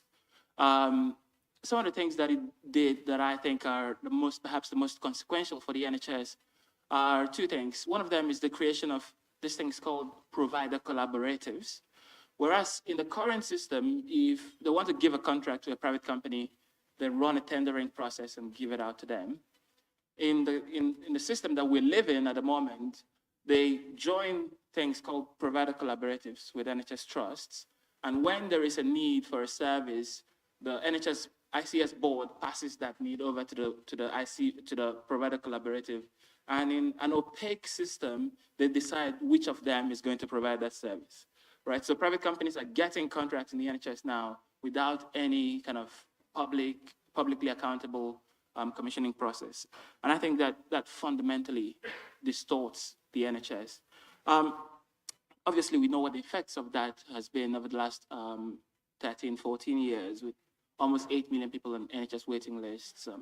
In 2022, I believe around 270,000 people paid for care out of their own pockets.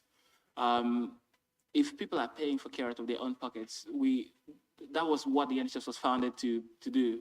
I think we've veered too far from that system to allow it to continue. A pair of recent Oxford University analysis has shown the effects of that. One of them linking it to preventable deaths, and the other one linking it to poorer quality care. So what do we do about this? I'm going to take just one more minute to finish. This election presents us an opportunity, I think, because obviously elections offer us a significant lever to put pressure on politicians. But it also allows us, it's when people are talking about politics, a friend of mine who has a YouTube channel tells me that during elections, his viewership goes up by 200%, and after elections, they go down by 200%. That's because people care about politics during elections. And that means we have an opportunity now to be having a conversation about what needs to happen, to put pressure on politicians. So we go back to them after election to say, all right, you promised to do X. Are you going to do X? So we've put together something we're calling the pledge for the NHS. It has 3 demands. The first is to reinstate the Health Secretary's legal duty to provide health services in England. People might not know this, but the Health Secretary's legal duty to provide health services in England was repealed in 2012 with the Health and Social Care Act. It remains in Scotland and Wales because they're not as callous as England. But the effect of that is that the quality of care you get now depends a great deal more on how well your NHS, local NHS body is at managing their budget than it depends on anything else. So that's something we want to see reversed. The second is we are demanding an investment of £40 billion more into the NHS to catch up with the European average. That sounds like a ridiculous figure, but we can afford it if we are doing the right putting in place the right taxes for people who have the money. And lastly, of course, we on it. What would it be without ending outsourcing? So we are demanding an end to all outsourced contracts in the NHS as soon as the contracts end, right? So we're not asking, cut it off immediately, let them run. When they're done, bring them back into the NHS. And obviously, I would really encourage everyone, if you can, we have created a system on our website that allows you to email the candidates in your area in 2 minutes or less. So if you go to our website, click on the Act Now button, it's going to be obvious to you what you need to click on from there. Pledge for the NHS, ask your candidates to commit to these 3 things. Thank you so much, everyone.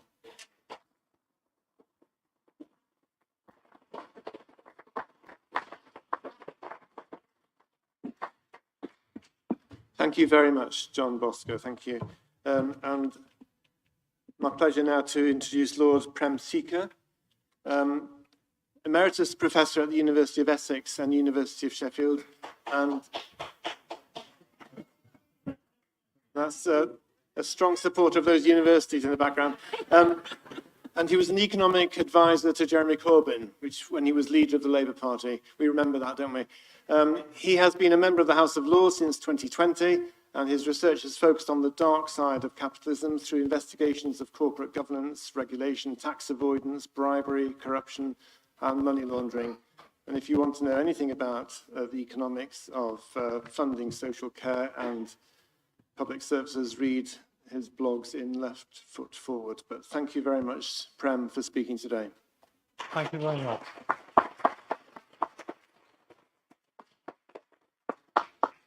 Well, good afternoon, everyone, and it's a pleasure to be here and also see some familiar faces from the past, and hopefully we will meet again at other venues, because fighting oppression, destruction of NHS is a lifelong commitment.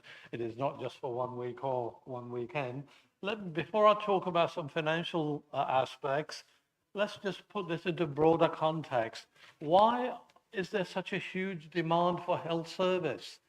Because we have poverty wages. People are denied access to good food, good housing. Last year, 800,000 people were admitted to hospitals suffering from undernourishment or malnutrition. There are rickets and scurvy have returned to this country because of poverty. Poverty is also created by governments. A good example, the 2-child benefit cap, for example. So I just want to put it in a broader context that we actually need to fight on broader fronts in order to get a good health service. Workers' share of the GDP in 1976, when trade unions were very strong, was 65.1% of GDP. That is in the form of wages and salaries. It is now about 50%. And one big reason for that is profiteering all around us, which reduces people's ability to have good housing, good food, and so on. And I always remind neoliberals of what Adam Smith said, because they love to quote Adam Smith in 1776. He said, profits are, quote, always highest in the countries which are going fastest to ruin. They never tell you that, but that is what he wrote. Okay, so let me just look at the financial side. Firstly, there is no such thing as shortage of money. And here I'm not referring to the fans of modern monetary theory, which at the moment I don't have time to engage with, but happy to engage at some other venue. Politicians talk about fiscal rules. There is no such thing as a fiscal rule. They have invented arbitrary constraints for themselves to...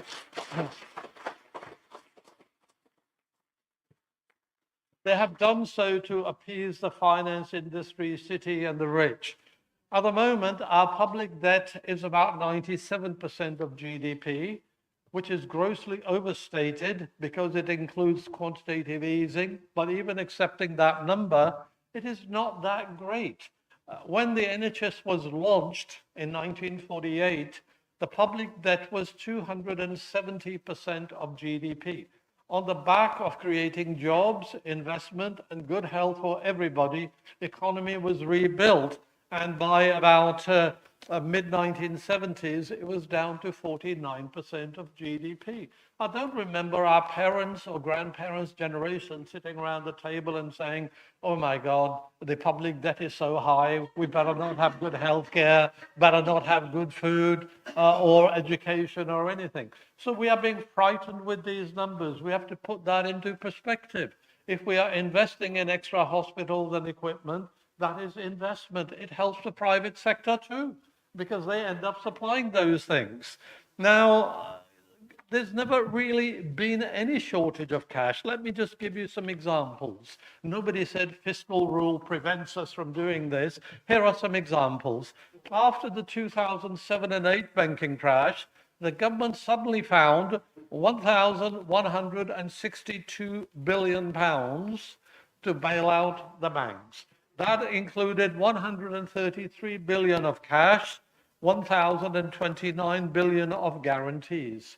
In addition to that, they created money, 875 billion pound of quantitative easing, which was handed to speculators in the capital markets, and they actually had a good time. We have pledged we have more or less handed 12 billion pounds to Ukraine for the war, which includes a 7.1 billion of military assistance. I don't remember anyone coming on here and saying, oh, we have a fiscal rule, we can't do this. Some people say that's a pressing issue in Ukraine. Yes, it may be a pressing issue, but is people's health and welfare not a pressing issue? That is a pressing issue too.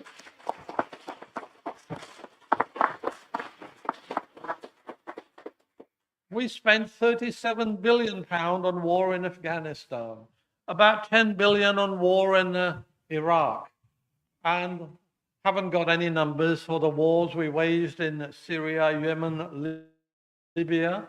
We are handing huge subsidies to so-called private companies, rail companies in the last 10 years, 75 billion pounds.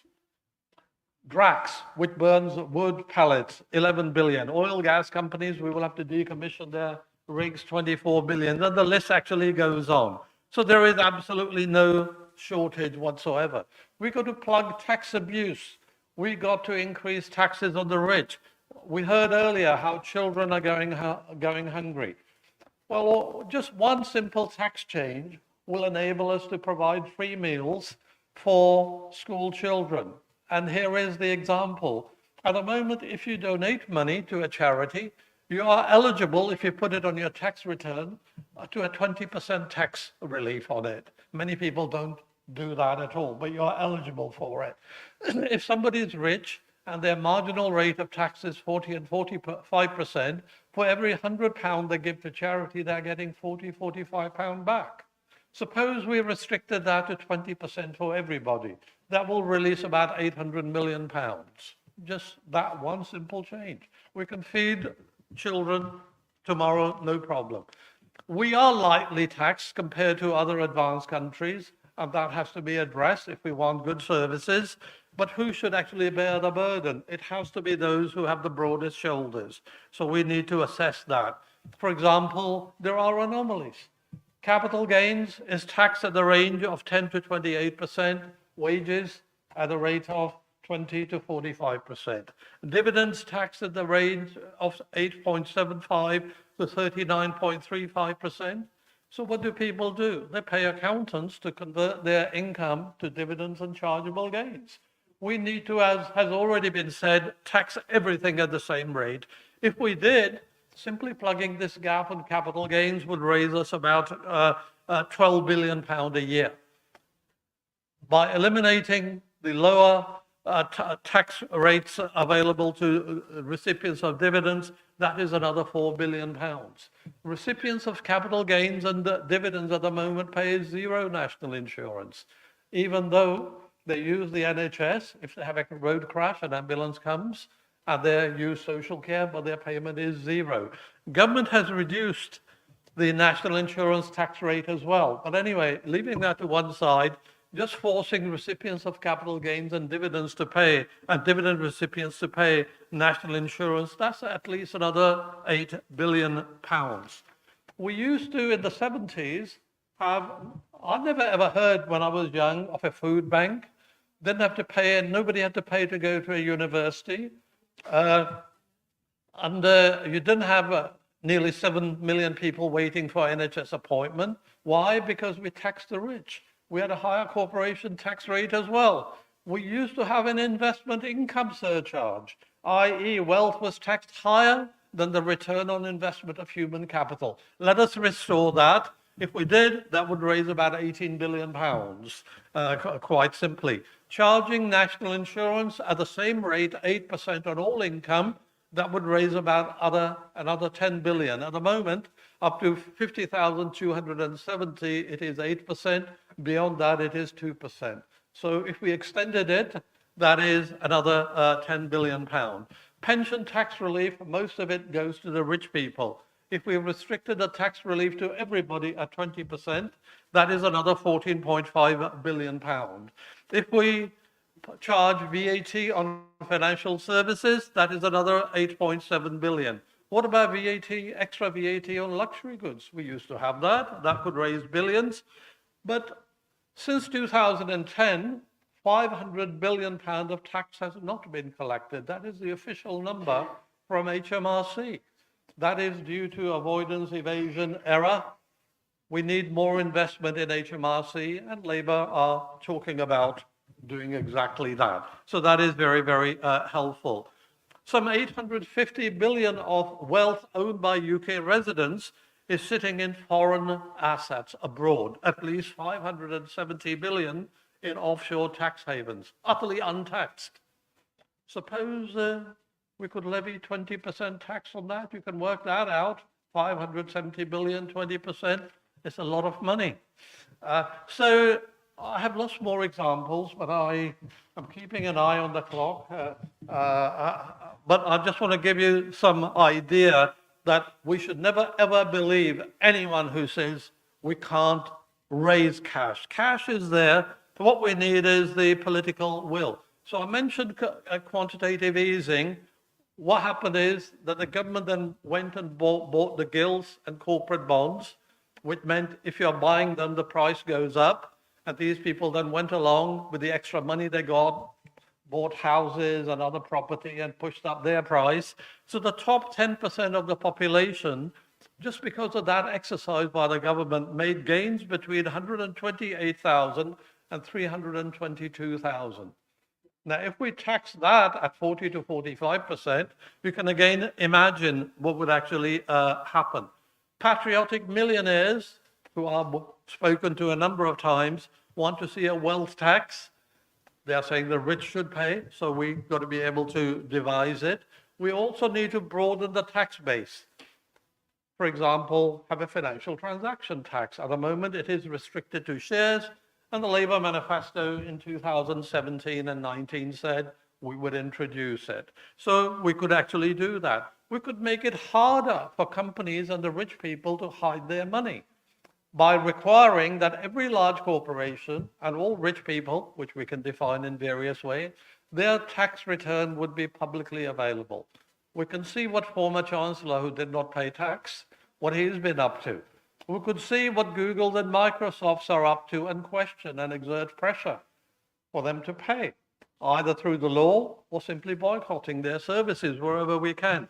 So the good news is there is no shortage of money. What we need to make sure is that the politicians listen to the choices, because the alternative is very, very bad. So every year, about 300,000 people die because they haven't managed to get a hospital appointment. 14,000 people died waiting in A&E because we haven't got enough facilities. 1.2 million people died in a decade because of illness, austerity, poverty. So we have a state which has become a killing machine, and we need to change that. Thank you very much.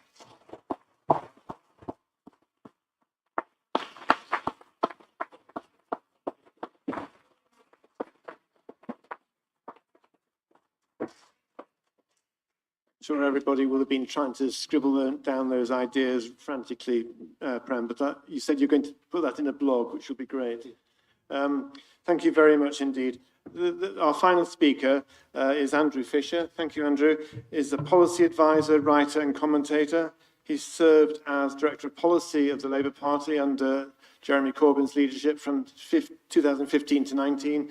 He's the author of The Failed Experiment and How to Build an Economy That Works, about the financial crisis of 2007-8.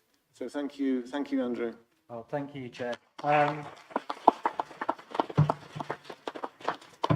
First of all, I just want to say a thank you to Jeremy and to Pamela and to Artin and to everyone else who's been involved in organising this conference today. I'm sorry I can only be at this session of it, but it looks like it's been really good, and I hope I don't bring it down now. So you've only got 5 minutes if I do, so don't worry.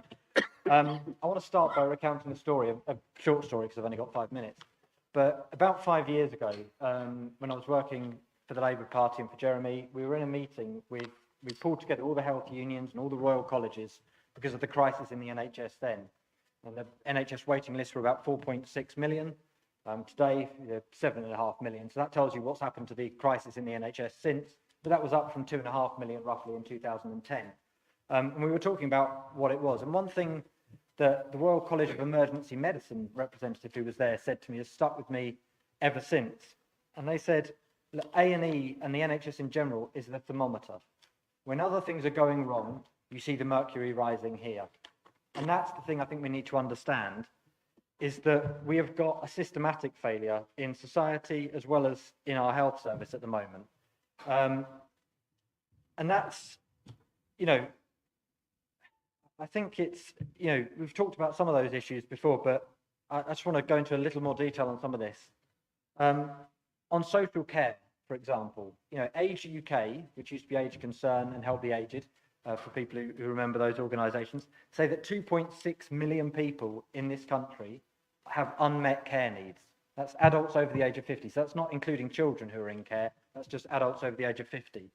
And that has an impact on A&E because it means you have people who are basically suffering neglect in their homes, who are having falls, tripping over because they're not being properly looked after, who are malnourished because they're not being looked after and they're monitored.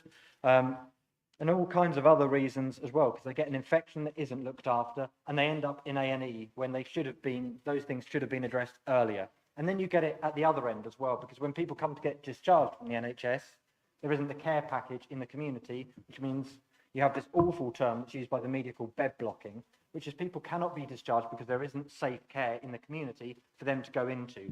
So you have that putting a strain on things as well. Then there are the other parts of the health system that aren't the NHS, like GPs. We have fewer GPs, fully trained GPs now, than we did 10 years ago. So if you're struggling to get a GP appointment, that's why. And the issue with that then impacts on the NHS is that if people can't get a GP appointment, they turn up at A&E when they have fairly minor ailments, or worse, they don't check out their ailments, they don't worry about it, and then it gets worse, and they get rushed to A&E, and that costs us all and the NHS more and puts more burden on the system, because of these structural failings, not because of their personal failings. There are fewer district nurses today than there were 10 years ago as well. That puts a strain on the system. And overall, within the NHS itself, there are about 100,000 staff vacancies, nurses, doctors, healthcare assistants, and so on. And again, if we don't recruit and retain more staff, we are not going to clear the NHS backlogs, regardless of how much you use the private sector. And I'll come on to that if there's time at the end. Prem mentioned poverty. There are 700,000 more children living in poverty today than there were in 2010. That has health consequences on those children. It's not just it's sad, kids don't get a toy at Christmas or whatever. That has health consequences for them. The Joseph Rowntree Foundation said this year that, oh sorry, at the end of last year, that there were 1 million children in the UK in 2023 that experienced destitution. And I just want to define that, because that's a word that you might have read in sort of Dickens novels, and we don't really talk about it much now, but it's coming back. And the Joseph Rowntree Foundation defined destitution as not being able to keep warm, dry, clean, and fed. That's kind of the basics of civilization. There are 3.8 million adults, 3.8 million people, including 1 million children in the UK last year that were destitute at some point. That's an appalling indictment on our society. And it has consequences. If we solve that, we solve a lot of the pressures on the NHS. Housing too. The amount of housing now with mould, with damp, because it's not properly regulated, especially in the private rented sector, but also in parts of the public sector as well and in housing associations. There's an estimate that it costs the NHS £1.4 billion, the cost of poor quality housing. And if you cast your minds back, not that I think anybody in this room is probably old enough, but if you cast your memory back from when you read about it, when Aneurin Bevan founded the NHS, he was Minister for Health and Housing. That government recognised that link, and they started a mass programme of council house building, which then was expanded all the way through the 1950s. And the reason for that was because people understood that those two things are massively, intimately connected. And last year, we have more children living in temporary accommodation than ever in Britain, without a home to call their own, technically homeless. 130,000 children spent last Christmas without a home to call their own in this country. So unless you tackle those things, unless you tackle housing, unless you tackle poverty, and that's before we get onto benefit sanctions, which have become ever more cruel. 10,000 people sanctioned every month, having their benefits stopped and basically left at the mercy of food banks and other support. So when I hear the Labour Party, and Wedge Streeting in particular, don't boo because we haven't got time for all of that pantomime. If I say don't do something, this is the reverse of call and response, isn't it? But look, in all seriousness, when Wedge Streeting says there's spare capacity in the private sector, on one level he's right.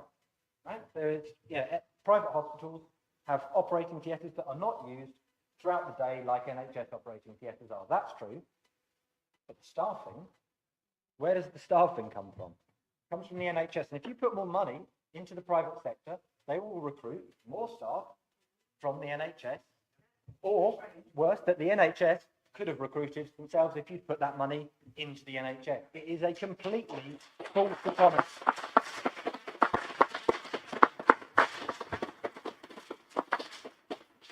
We have to rebut this lie that there is just some sort of spare capacity there, that you can just shunt people into these hospitals, they'll be seen through and treated. They won't. The private sector, like they did when we had independent sector treatment centres, I think I've got that acronym right, under the last Labour government, they cherry pick the easiest patients. The patients that aren't complicated, that don't have to be, subject to various other procedures as well. So they do that. And of course, if those operations go wrong, they end up back in the NHS because only the NHS has an A&E system to treat people that get into real difficulty. So it's a false economy completely. And every pound you put expanding private sector capacity is a pound that you cannot spend in the NHS because you've wasted it, giving it to profiteers. Not only do they siphon off profit for themselves in many cases, not all, but in many, it's also, I think, a false economy on this level. The private sector does not have the capacity to bring down a waiting list of 7.5 million. I think the best estimates, and I've read stuff from the Nuffield Trust and the King's Fund, all these, the establishment health think tanks, put it at roughly 200,000 to 300,000 a year at best. The private sector has the capacity to deal with, at best. Now that isn't going to bring down a waiting list of 7.5 million. It isn't even going to get it down by 3 million back to where it was in 2019 pre-pandemic. It's a complete waste of time. It's peripheral nonsense, and we have to banish this argument about it. I won't talk too deeply about taxation because I think Prem has done it comprehensively. But one thing I will say on the tax and the funding is this. We're in the middle still, and we shouldn't forget this, of a cost of living crisis. Wages aren't going to recover to pre-pandemic levels estimated until the end of next year, 2025. And let's see if that materialises. but it hasn't been a cost of living crisis for everyone. If you look at the Sunday Times Rich List, for example, the richest 250 families in this country increased their wealth. This isn't their total wealth, increased their wealth just in the last year by £44 billion. That's incredible. It's incredible. This last year, 2023-24, the financial year, British banks have made record profits. Why have they done that? Because interest rates were high. And what do banks do when interest rates are high? They jack up the price of your mortgage. They're very slow to jack up savings accounts. And in that margin, they make more profit. We haven't had a windfall tax on the bank. You know, we talk about the backlog in the NHS maintenance. There's your money. There's where it is. Just get it. And so Prem is exactly right when he says there's no shortage of money. There's a shortage of political will. The money is there. We just have to go and get it. I'll finish on that point because I'm sure I'm nearing my 5 minutes, and it's always more interesting to hear a conversation.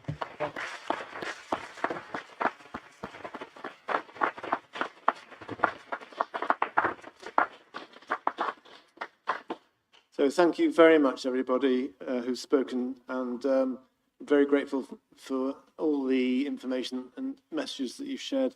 Straight into the question and answer session, and I'm afraid we haven't got that much time. We've got 10 minutes to finish off, so I'm going to take this gentleman here and this lady here first, and there's two more at the back, side in the back.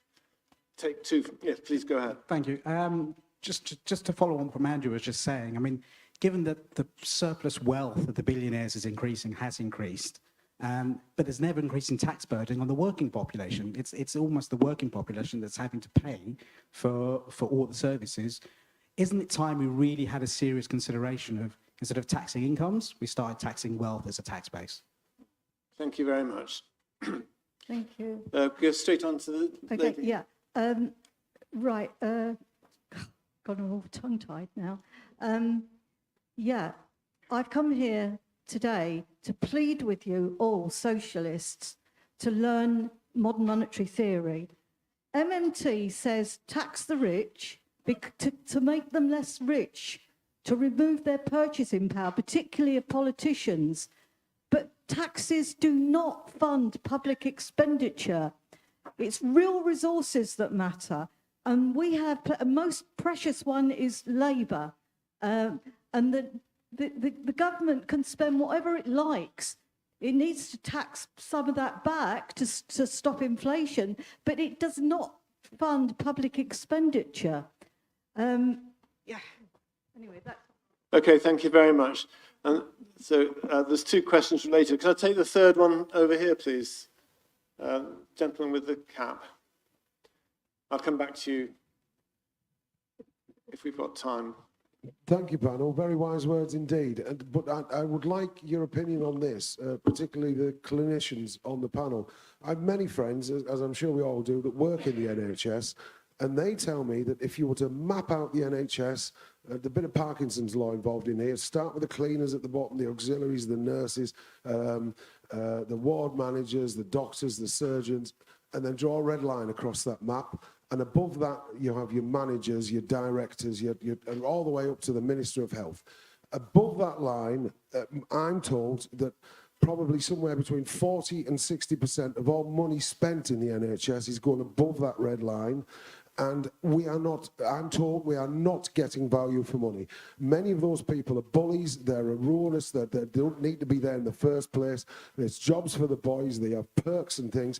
If we were to draw that red line and say to those above, look, you're out. You're a waste of money, you're a waste of space, and let's reinvest that money below the red line without even introducing any more money into the NHS. There are people who obviously will need retaining, will need procurement people, will need director of clinical services, but if we make those people reapply for the roles that are actually needed in the NHS, and if they're successful with an interview, then they go in front of a nurses panel, and the nurses have the opportunity to say, no, there's no way on earth we ever want to work for that person again, or yes, they were brilliant. And there aren't many people who are brilliant above that red line, in my opinion. Okay, thank you very much. As we've only really got one round, I'm going to take the gentleman at the back who had his hand up, and then we'll go for the questions. I'll just repeat the questions to the panel.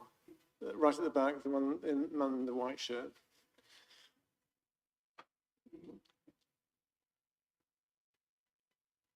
Thank you, Chair. Just drawing on what Andrew Fisher said about the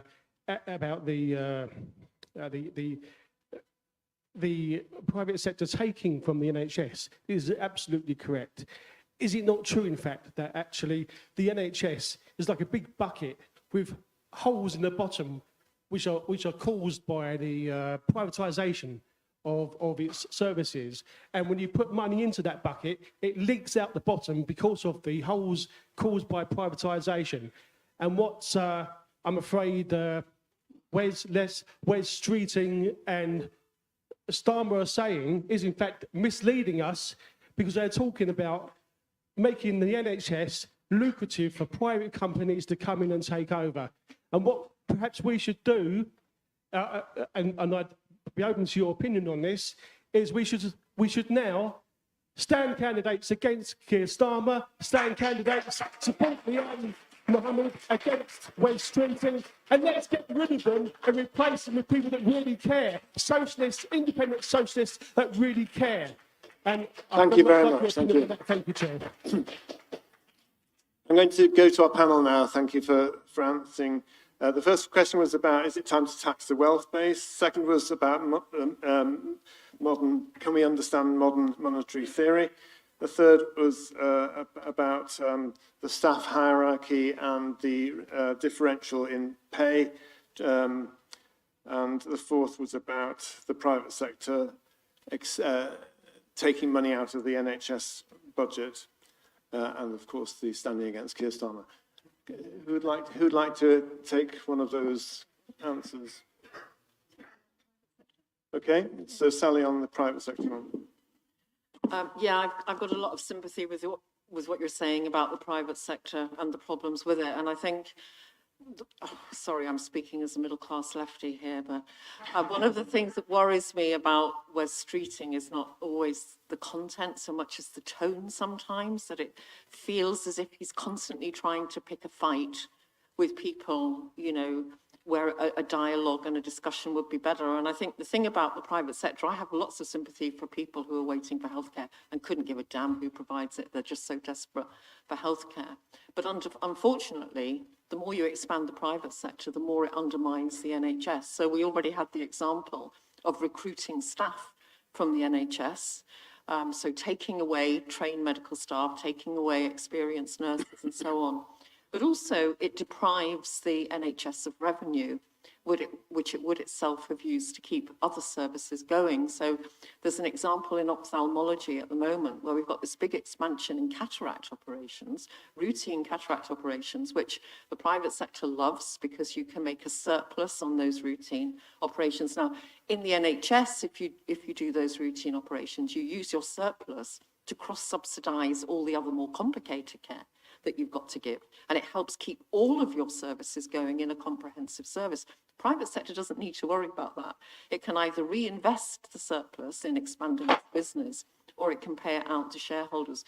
So there is a danger at the moment that this expansion in cataract operations performed, NHS funded, but performed by the private sector, is actually undermining. And also, of course, it obstructs the training of staff as well, because you need routine procedures for the training of your trainees. So there are all kinds of reasons, and unfortunately it's almost as if Wes Streeting doesn't want to have the discussion about, well, okay, if we did expand, then what would be the pros and what would be the cons? Instead, it feels as if we're being ridiculed for having any objections to it at all. So anyway, I'll leave it there. Thank you. Thanks very much, Sally. I'm going to go on to Andrew, please, for the next question. Sure. I mean, I'll take the one on taxing incomes, not wealth. I mean, yes, I think if you listen to both what I said briefly and Prem more extensively, I think that's definitely right. We have a kind of imbalance whereby we are taxing people income on their income, and increasingly at the lower end as well, putting up taxes, by freezing thresholds to draw more people into paying more of their, already low or medium incomes in tax. And actually we need to tax the rich, which is both in terms of, the wealthiest incomes, tax at a higher rate. We should be bringing in an income tax of 45% maybe that hits at the top 5% and, 50% that hits the top 2 or 3%. That sort of thing brings you about £10 billion in extra revenue just on the income tax thing. That's before you get onto taxing wealth. And of course, you know, if you do bring in more money from wealth and profits as well, I think we need to remember that. We still have, I know it's gone up, but we still have the lowest rate of corporation tax in the G7 of all the kind of, you know, the self-proclaimed advanced nations. But, you know, we do have a lower rate of corporation tax than the US, than Germany, than Japan, than Canada, than Italy. You know, these are other countries that aren't falling to bits by having slightly higher corporation tax rates than us. We can bring in more revenue that way as well. But definitely on wealth, you see what's happened. And there's other costs to wealth as well, because when people have wealth, they buy up property. If anyone's ever played Monopoly, you know what happens at the end of it. Some git has got all the property and all the money, and they leech off everyone else who becomes ever poorer, right? If that feels like society at the moment, that's because we're not taxing wealth properly. If you put in a surtax on the person with the most money as you play Monopoly, you'll be there for life, right? Because nobody can win. That's what we need to do in society, because we don't want to end the game, right? We don't want people having to go bankrupt and ending. We need that. So it's a very brief way of making that point, but yeah, absolutely, tax wealth. Okay, thank you very much.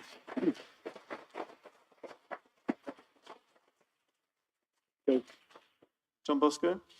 Yeah, I did want to say something about the privatization one, but also to talk about the managers. I don't think there's very much I can add to what Sally has already said. So I'll just talk about managers. So my understanding is that the NHS has, obviously, we see this attack on NHS managers from the right-wing press a lot. And to my mind, I think the reason why they exist is not so much because it is true, because it's not true. It's because they don't want to attack the politicians who are actually destroying the NHS, because they agree with what those politicians are doing. In reality, the top managers, of course, a lot depends on how you define top manager, but top managers in the NHS are between 2% and 4% of NHS staff. And the NHS is fundamentally a really undermanaged organization compared to other organizations nearing its size. I said, it might have been in this panel or in the, earlier in this panel. Sorry, I'm mixing up my panels. Earlier in this panel, I said the NHS was fundamentally more efficient, and this is part of the reason why it is more efficient. If you don't have to hire people to accept or reject insurance applications, so if you don't have to hire people to do a whole lot of things, then a lot more money goes into actually caring for people. So I would say we don't buy that argument. We don't buy it on that. It's an argument that leads nowhere. At the heart of what we should be demanding is better pay for NHS staff so we can keep those we have and hire back those who have left, and deny the private sector the ability to suck the lifeblood out of the NHS by ending privatization.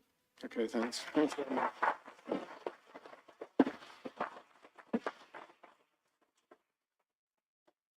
Can we end the contribution from the panel with Prem, please?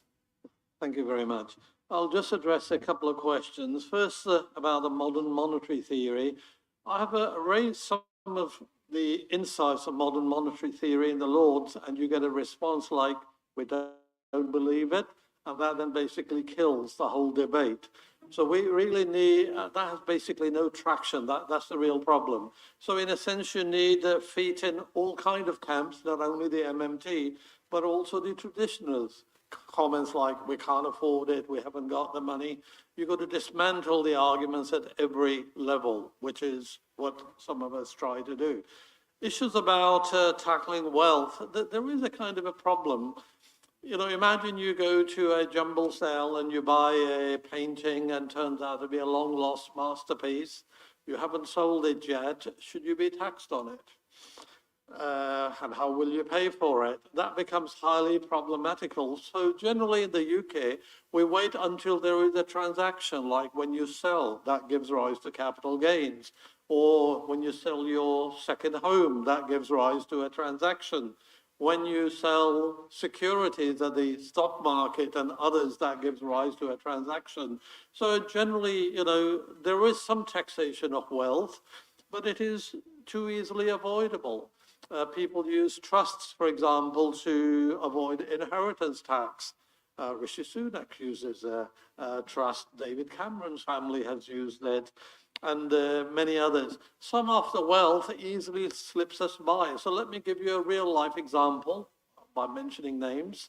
I was advisor to the Work and Pensions Committee for investigating BHS. And as we looked at BHS, we found all kind of interesting arrangements. For example, BHS owned a freehold of many stores that operated, not all of them, many had freehold. And once upon a time, BHS paid 1.2 billion dividend, and it did that by borrowing money, a bit like water companies are doing. And then it had a huge problem. How on earth is it going to pay a dividend again? And the media was fairly hostile, so they devised their plan. The plan was to sell the freeholds of UK stores to a company in Jersey. Now, that company in Jersey had only one shareholder, that was Lady Green. And she was also the majority shareholder in BHS. So left hand sells to the right. So there is no real change. Then those freeholds are leased back. Now BHS for the first time pays rent, which is tax deductible, okay, in the UK, so reduces its tax bill. On the other hand, the rents received in Jersey are not taxable, so there was no corporation tax because the assets were not in Jersey. So, and Lady Green is, for tax purposes, resident in Monaco. So that company in Jersey then pays out the rental income as dividend to Lady Green, who lives in Monaco, pays no income tax. So millions of pounds were paid like that, and on which no tax was paid. That is wealth.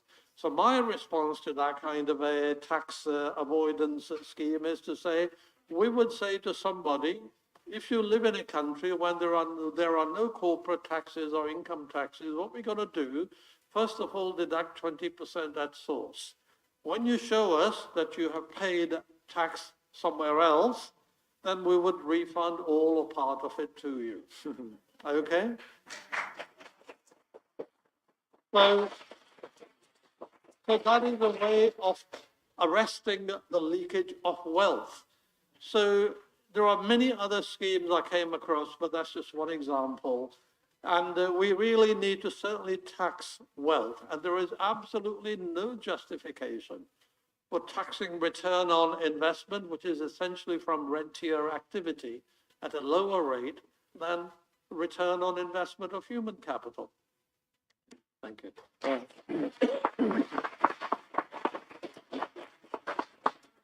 Can I just say, in closing, a couple of quick comments. Actions that please do go away thinking you can do to contribute to the saving of the NHS. Pledge to defend the NHS against all the attacks that are coming out. The arguments are very clear from the panel. They're in our pamphlets at the back, and you can take a free copy. Restore the People's NHS. The We Own It pledge you can take part in and sign online.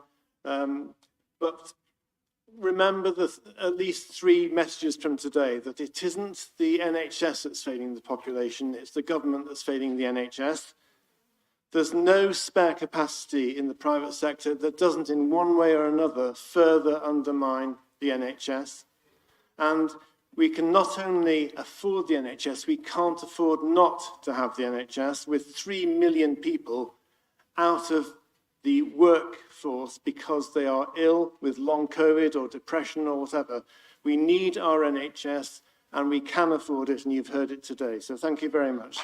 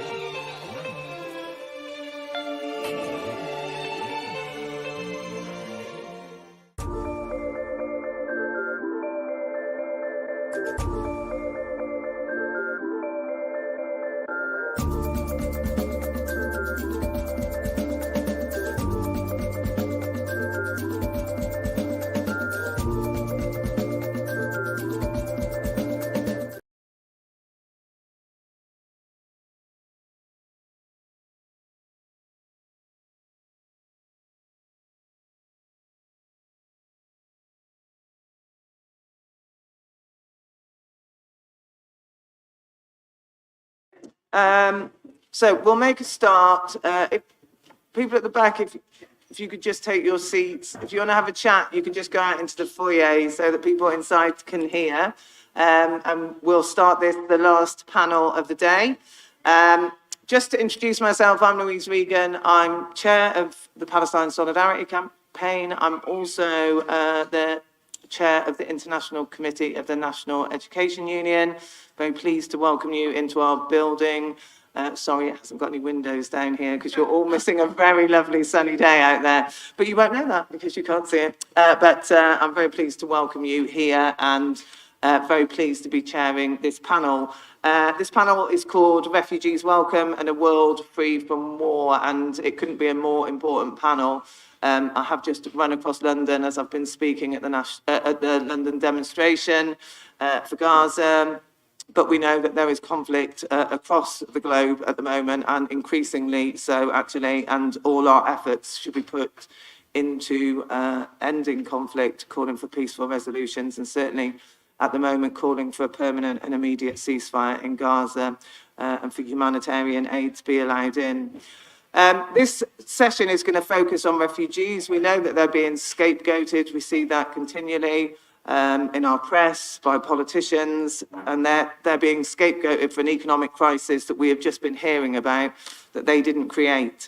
And we have to work together towards a world of peace, free from nuclear weapons, where conflicts are resolved through diplomacy and negotiation. We need a humane migration system. The current system clearly does not work, and it needs to be a system that is based on dignity, compassion and care, which gives asylum seekers the right to work, healthcare and housing. And we all know that the refugees that are arriving today are going to be our future doctors, teachers and neighbours, and we should be welcoming them with open arms, not preventing them into our community.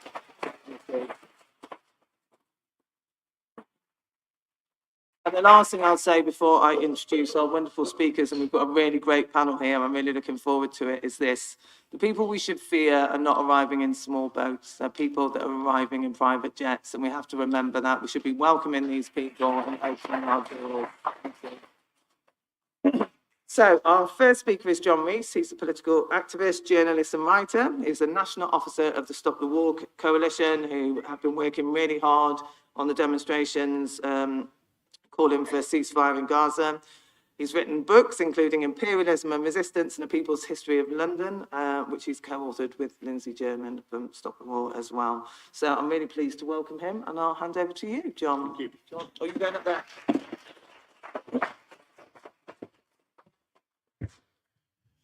Yes, like Louise, I've just come from the Palestine demonstration. This, of course, is the latest demonstration that's taken place since we began calling these demonstrations in October of last year. And I think you have to stop for a moment to really appreciate what an enormous movement that is. It's true that there probably hasn't been a single demonstration larger than the demonstration against the Iraq War on the 15th of February 2003, but the demonstrations have been more numerous and more intense and often the same scale as the demonstrations that we organised against the Iraq War. And I've been thinking about this, and I think in British history you would have to go back possibly to the suffragette movement, perhaps even to the Chartist movement of the 19th century, before you would see continuous mass mobilisation on this scale. And that has had a dramatic effect. We can chart this in any number of ways. But firstly, when we had the first demonstration, only one MP turned up because they thought it was worthwhile to talk to 150,000 people. That MP, of course, was the future MP for Islington North.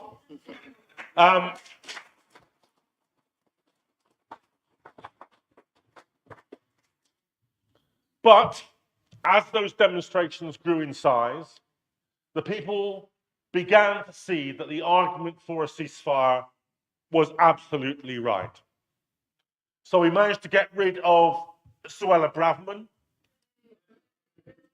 the most toxic cabinet minister that we've seen since Enoch Powell was a cabinet minister in this country. We forced a cabinet reshuffle. We got the Liberal Democrats to adopt a no ceasefire position, the Scottish Assembly, the Welsh Assembly, the biggest revolt against Keir Starmer that he's had in his premiership, and bigger proportionately than the revolt against Tony Blair over Iraq. We have moved the dial from simply calling for a ceasefire to the demand today, which 57% of the British population support, to stop arming Israel.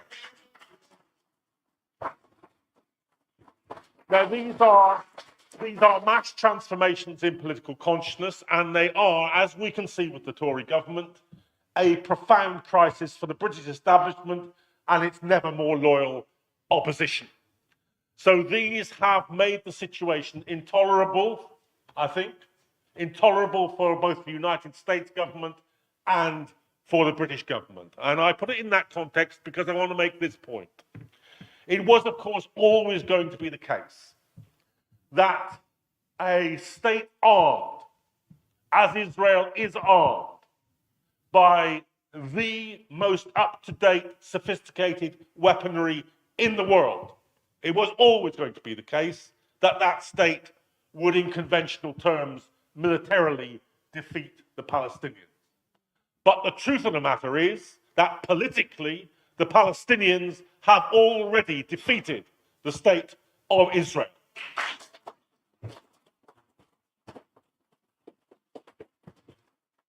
And it very often happens this way in national liberation struggles. Let me give you two historical parallels. The Tet Offensive by the Vietnamese resistance was a military failure, but the United States never recovered politically from the Tet Offensive.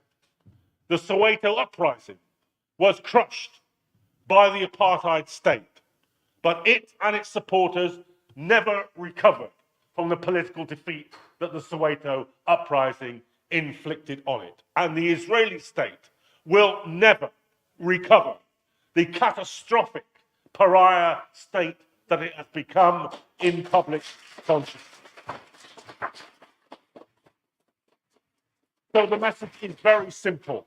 Mass action makes a difference.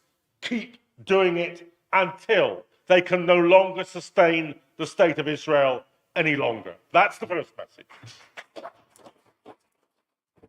But the second is this: support for the state of Israel is part of a much wider military and imperial commitment by the British state, its allies, and of course by the United States. And they are currently in the business of attempting to reboot and refurbish the imperial project in this country.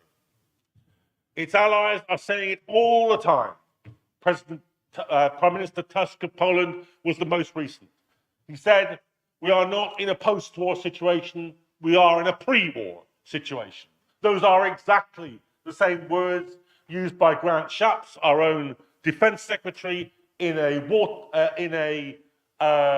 turning point speech, in a watershed speech at Lancaster House a few weeks ago. He said exactly the same thing. This generation has to learn it's in a pre-war situation, not a post-war situation. That's when he announced that defence spending would be rising to a historic high of 2.5% of GDP. And Keir Starmer has, now here's a surprise, just repeated exactly the same thing. There is an establishment consensus that we have to rebuild the armed forces. I'm not surprised, by the way. They have a huge recruitment crisis in both the British and the American armed forces. They've just had to mothball 2 Royal Navy ships because they can't get the crew to crew them. They've just missed, for the latest year, and it's every year since 2012, the recruitment target for the British Army. Not surprising, because they privatised it to Capita, and they failed in every year that they've had that £1.4 billion contract. It's the only time I've ever been glad to see privatisation fail so spectacularly. But they will reboot this armed forces if they can. They will if they can. And there's talk now, Boris Johnson, the right-wing press, about introducing conscription. They are terrified of the defeat that is happening in Ukraine, and they are determined to rebuild NATO no matter what and at no matter whose cost. So there is a much bigger imperial project being now restructured. And we have to say plainly and clearly, we will not pay with our wages, with our education, with our health service, with our welfare state, with our universities. We will not pay to send, and it is this, predominantly working class kids, and the army targets families on £10,000 a year and less, will not send the poor of this country to murder and butcher the poor of other countries in order to defend a system which roots inequality and oppression at its very core. Thank you very much.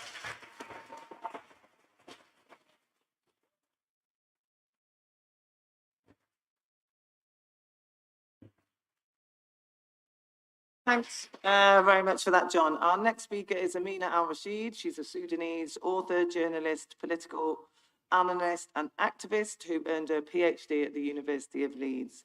She has written for Liberation Journal, and the Morning Star on issues including conflict, migration and religion, and was previously the Senior Gender and Regional Advisor with the UN. So we're really pleased to welcome you, and you can speak from here. Or, yeah.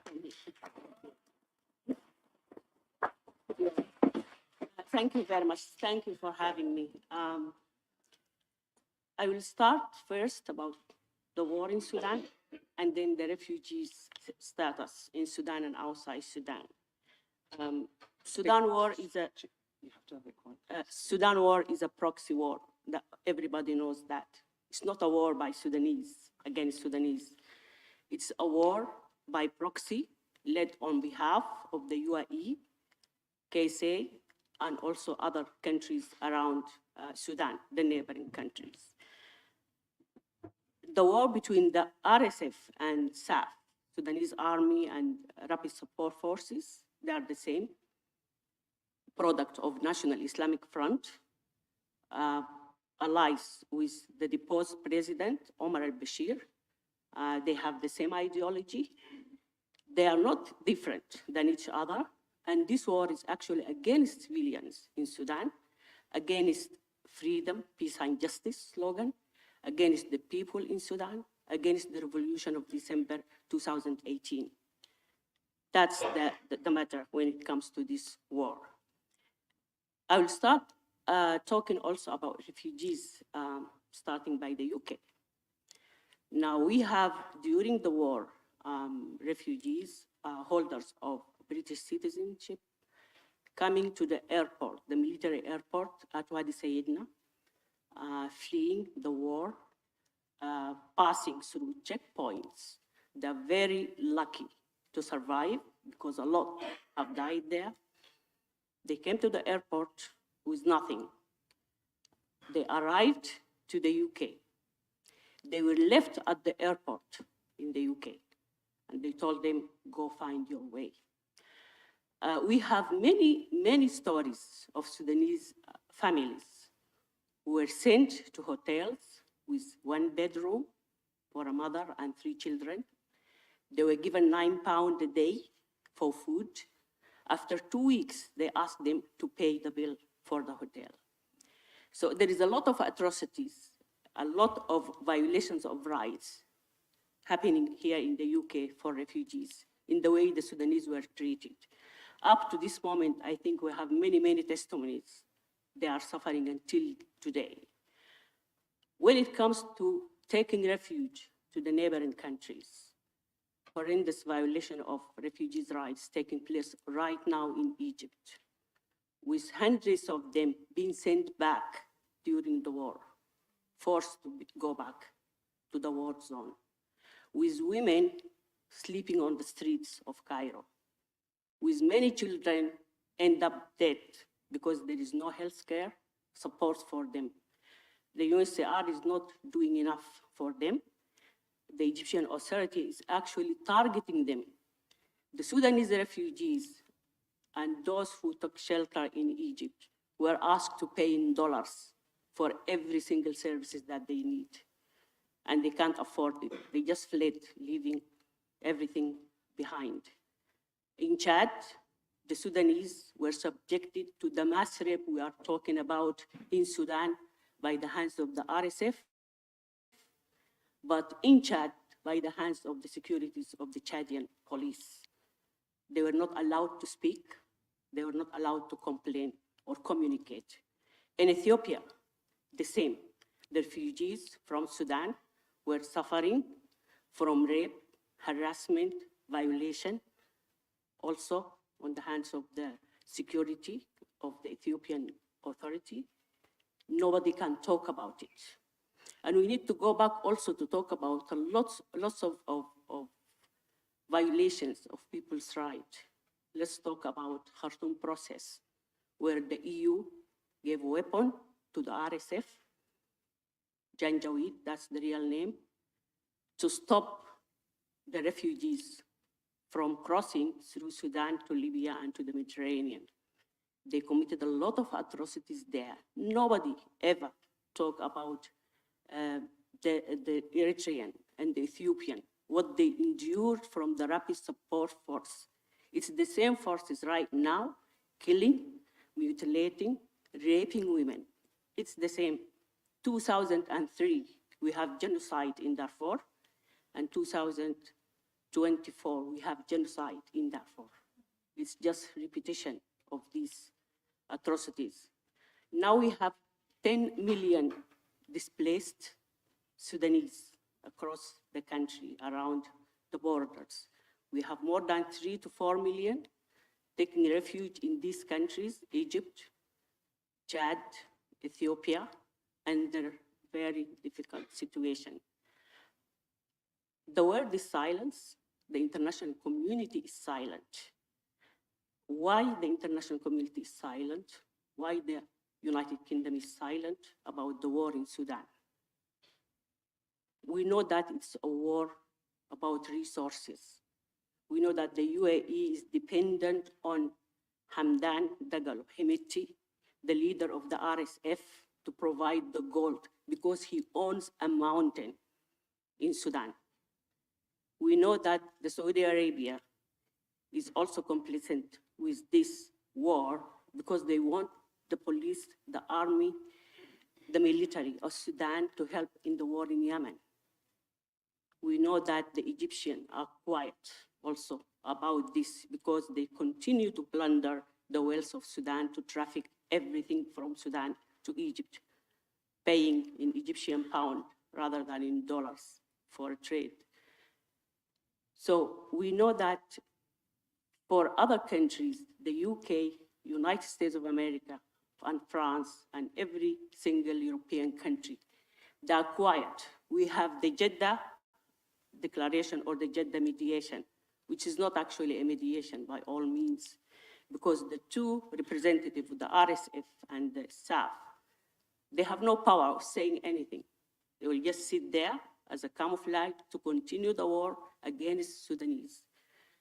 The outcome of this war is not only disastrous for the civilian, but it's the rejection for the civilian rule in Sudan that will disturb all the dictatorships around, that will bring the country to a peaceful path, that will take the Revolutionary Committee taking power in this country and really helping people taking hold of their power, of their wealth, of their resources. This is the fact about this war. But when we talk about refugees, I cannot even describe what's going on in Egypt. I cannot describe what's going on in Ethiopia.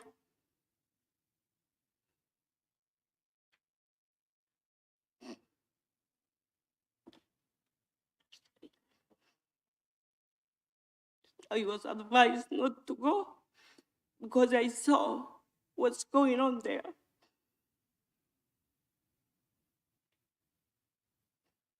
I think it's time for people to stand for Sudan. I think it's time also to force those countries to abide by the international humanitarian law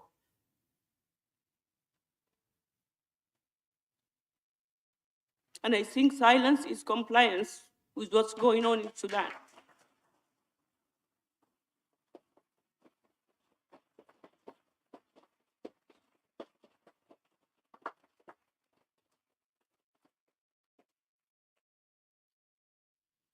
I hope that people would really look around, get the news about what's going on in Egypt, what's going on in Ethiopia, what's going on in Chad. It's very important to see because the level of violation is unimaginable. 10 million refugees, 10 million displaced. This is actually too much. This is the crime of humanity of the century, and it should be stopped. And I hope that everyone here would really support and stand in solidarity with Sudanese people. We need you to raise your voice against what's going on in Sudan. We don't have two generals who are Sudanese or who is working for the country. We have two criminals. Hold them accountable. Support our people to bring them to justice. Thank you.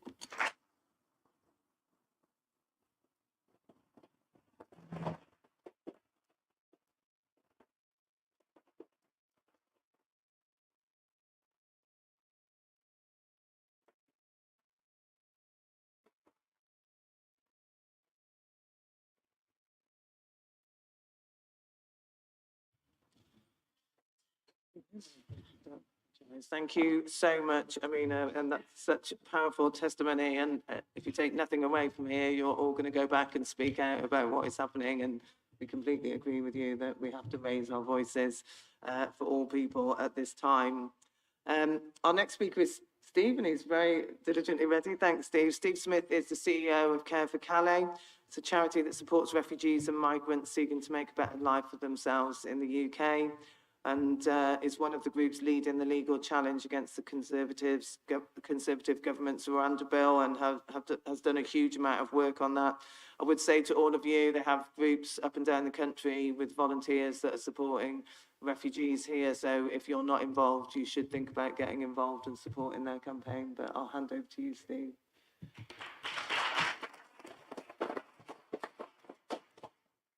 Crikey, I almost feel embarrassed having to follow Amina. I mean, how can you possibly follow that? Let's try. Tough on crime, tough on the causes of crime. I'm sure you remember that saying. Can't remember quite who said it. It was some bloke called Tony or something. But the Tory government seems to have taken that same approach to refugees. It goes something like this. Tough on refugees. Sorry, that's it. There's no other bit. Because there's very little interest in being tough on the causes of refugees. In fact, we almost seem to revel in exacerbating the causes, the things that cause refugees. Where did we get the idea from that we could send troops into Iraq on the false premise that weapons of mass destruction were present in the country without destabilizing the entire region? There are now around 1.2 million internally displaced people across Iraq, and in addition to those internally displaced, millions more Iraqis became refugees. At their peak in 2007, more than 2.3 million Iraqis had fled the country, and 80% had ended up in neighboring Syria and Jordan. It's gone down since, but as at 2022, the UN had registered over 345,000 Iraqi refugees living outside the country. The invasion of Afghanistan commenced in 2001. As of March 2023, more than 70,000 Afghan and Pakistani civilians are estimated to have died as a direct consequence of the war.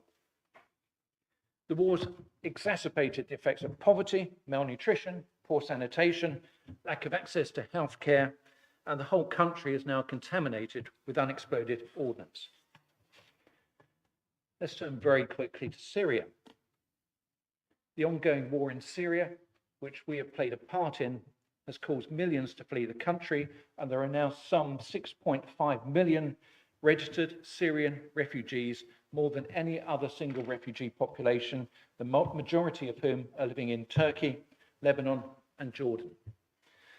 And while the majority of Syrian refugees are living in neighboring countries, over 1 million have applied for asylum in Europe. Now, of the top 10 nationalities that are applying for asylum in UK, over half have a grant rate and acceptance of their refugee status of 85%. And of these, the figures for those coming from Afghanistan, for Syrians and for Eritreans, it's 99%. So added to this, is there a complete blindness to the fact that the relentless bombing of Gaza is going to result in yet another refugee crisis, and that will impact on many countries, including ours, in due course. And it's this relentless lying about the situation that I cannot stand. So on February the 14th, Valentine's Day, February the 14th this year, Robert Jenrick, the former immigration minister, was reported in the Telegraph as saying, and I quote, "The global asylum system has become a backdoor to the labour market for economic migrants who are in search of better prospects, but not in fear for their lives."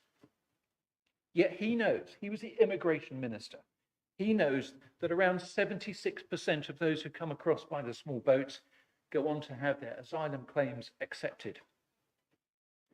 Lee Anderson pumps out repeated lies. He was good with Care for Calais last week. Apparently, Care for Calais is as bad, as complicit as the people smugglers. Lie. Apparently, we actively encourage young men to come from Africa. How are we doing that? Are we putting up notices in newsagent windows and saying, come to Calais and get a free pair of trainers? No. Apparently, we're taking advantage of the asylum system because it's a multi-million-pound industry now. Lie. Oh, and he's also absolutely incensed that we're, and I quote, learning them to speak English.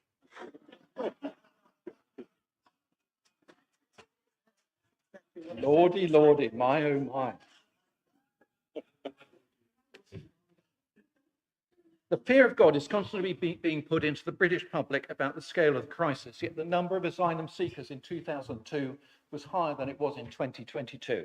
It was 84,132. In 2022, it was 81,130.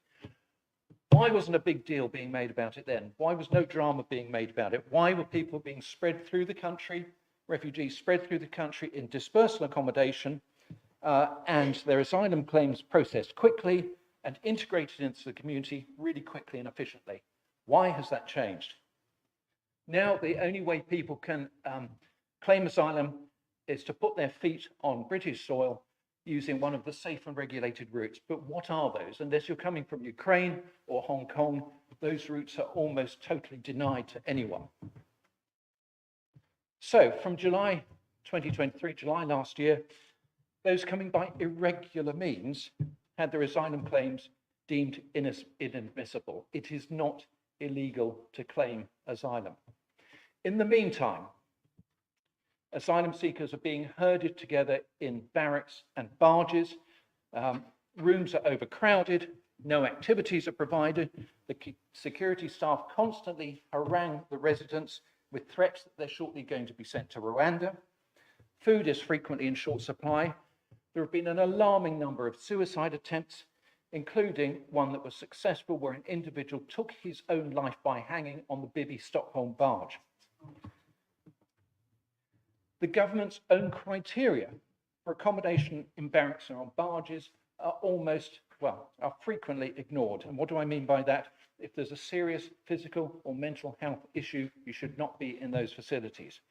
We are challenging them constantly, and as a result, hundreds have been removed from those facilities because they weren't properly assessed before being put in there. To top all this, to clear the so-called backlog, the government's now rushing through asylum claims like crazy. But there's a problem with that. Individuals used to be given 28 days notice from the point of notification, from the point of notification. So you're told that your asylum claim is accepted, you have refugee status, you can settle in the country, you've got 28 days. Now it's from the point of decision. What's the critical difference about that? It can take days, it can take weeks to get the decision to the individual concerned. Frequently, the address that that individual's at has been lost in the process as well. This is ending up with individuals having something like a week to 24 hours notice that they've lost their asylum accommodation and they now need to get on with the rest of their lives, like signing up with the NHS, opening a bank account, trying to get a job, trying to find somewhere to live. And if English isn't your first language, can you imagine how difficult that is? And of course, on top of all this, we've got the threat of removal to Rwanda, to which at least £290 million, possibly more, has already been committed. A decision by the government to overrule 5 of the top judges in the country in the Supreme Court, and to a country where refoulement, that is returning refugees to their country of origin, it has been a frequent occurrence in the past. This is the situation that this government has created, and what is Careful Cali advocating for. Drop these so-called deterrent measures. They don't work, and they are a stain on the reputation of this country. Institute offshore processing to award visas similar to the Ukrainian scheme, which clearly works quite smoothly, allowing asylum seekers a safe and regulated route into the country, and that will put people smugglers out of business like that.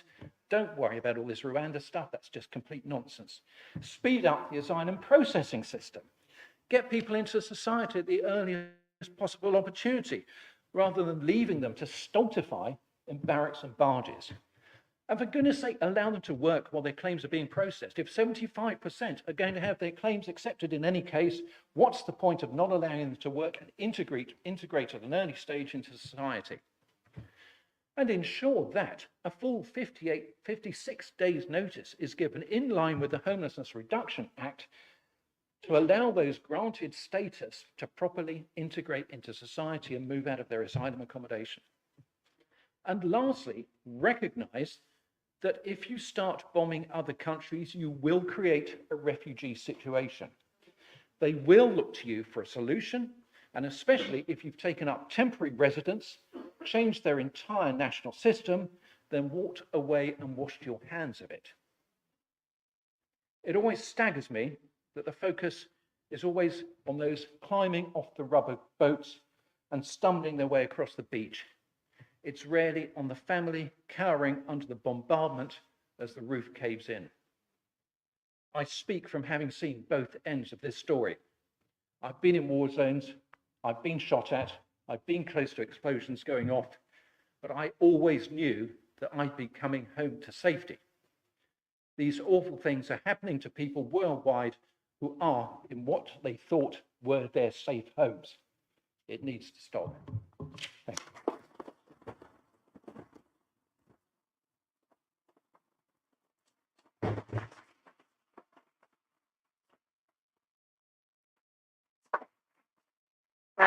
Thanks very much, Steve. Our final speaker is Liam Mohammed. She's a British Palestinian activist who's consistently advocated for the rights and struggles of the Palestinians.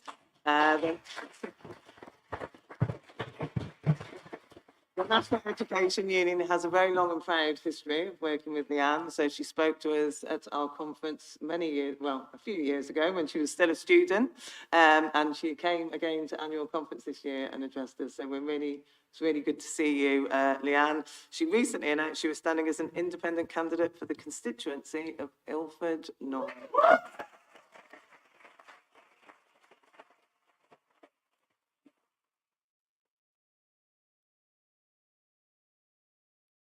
Thank you very much. I believe it's only right to begin today by expressing my solidarity with the people of Sudan. So once again, can we give Amina a massive round of applause?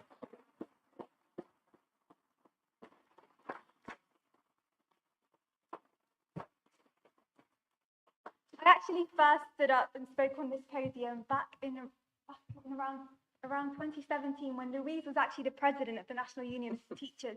So it's an absolute pleasure to be back here with you all today. But no doubt it is obviously a difficult but critical time, and even more important that we are here together today building the real alternative that we all desperately need. and one that inspires hope in what currently is, for us Palestinians, I'd say the darkest of times. So today I'd like to introduce myself to you as a granddaughter of the 1948 Nakba, the Palestinian catastrophe.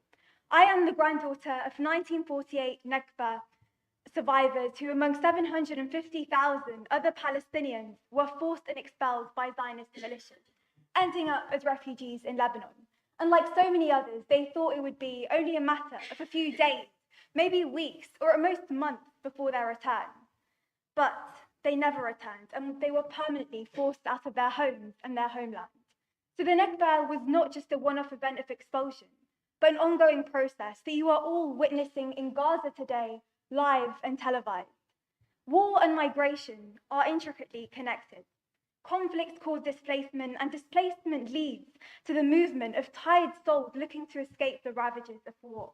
Now, my father came to the UK as a refugee, fleeing a life forgotten by most of the world, a life of a generation of dwellers in refugee camps, the sprawling, temporary yet permanent abodes of millions of Palestinians who've had to forcibly leave their country to satisfy a project that has its roots right here. Now, in the case of my grandparents, they were uprooted from their ancestral homes in 1948 to make way for a European settler colonial project. You see, the connection between our foreign policy, conflict, and migration should never be underplayed. It is often the case that the lack of ethical standards in our international activity inevitably leads to a destabilized world. And in such a world, it is ordinary people that pay the highest price. So just look at the last 20 years of occupation, interference, and military action in the Middle East, and consider how migration flows are its inevitable consequence. Afghan refugees in London have a share in my father's dislocation, and so do Iraqis, Libyans, Yemenis, Syrians, Ukrainians, and many more, all huddled masses yearning to breathe free. Yet we often forget it was our actions that suffocated them in the first place. This is one of the reasons why I am standing this year as an independent parliamentary candidate for Ilford North, because I want to shine a spotlight on how our country conducts its foreign policy. There has got to be a better way. We cannot sacrifice the people of this world for a national interest that is never shared. Now, Britain is, at its heart, a tolerant country. And despite the sabre rattling and jingoism of both the Tories and Labour, both of whom look to win votes off the back of the most vile xenophobia, despite this, I believe that most decent-minded people are humane and love humanity. So let us work to break this cheap electoral impulse, to stoke anti-migrant sentiments and help our fellow man and woman. Because God forbid, it may be us. We may one day too, because of no fault of our own, but the fault of others, require the help of others. So never forget, what happens over there happens over here. The bottom line is 2024 will be an important year for all of us, and your solidarity is needed now more than ever. So please remember, the fight to defend fundamental Palestinian rights is a universal one, allied with all struggles for freedom, justice, and equality. And your allyship is so important because we, as Palestinians, and here, as British Palestinians, we know that we cannot do this alone. Thank you.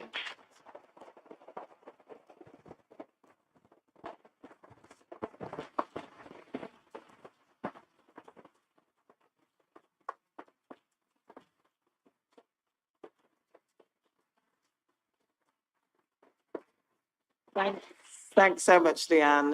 What a fantastic panel of speakers.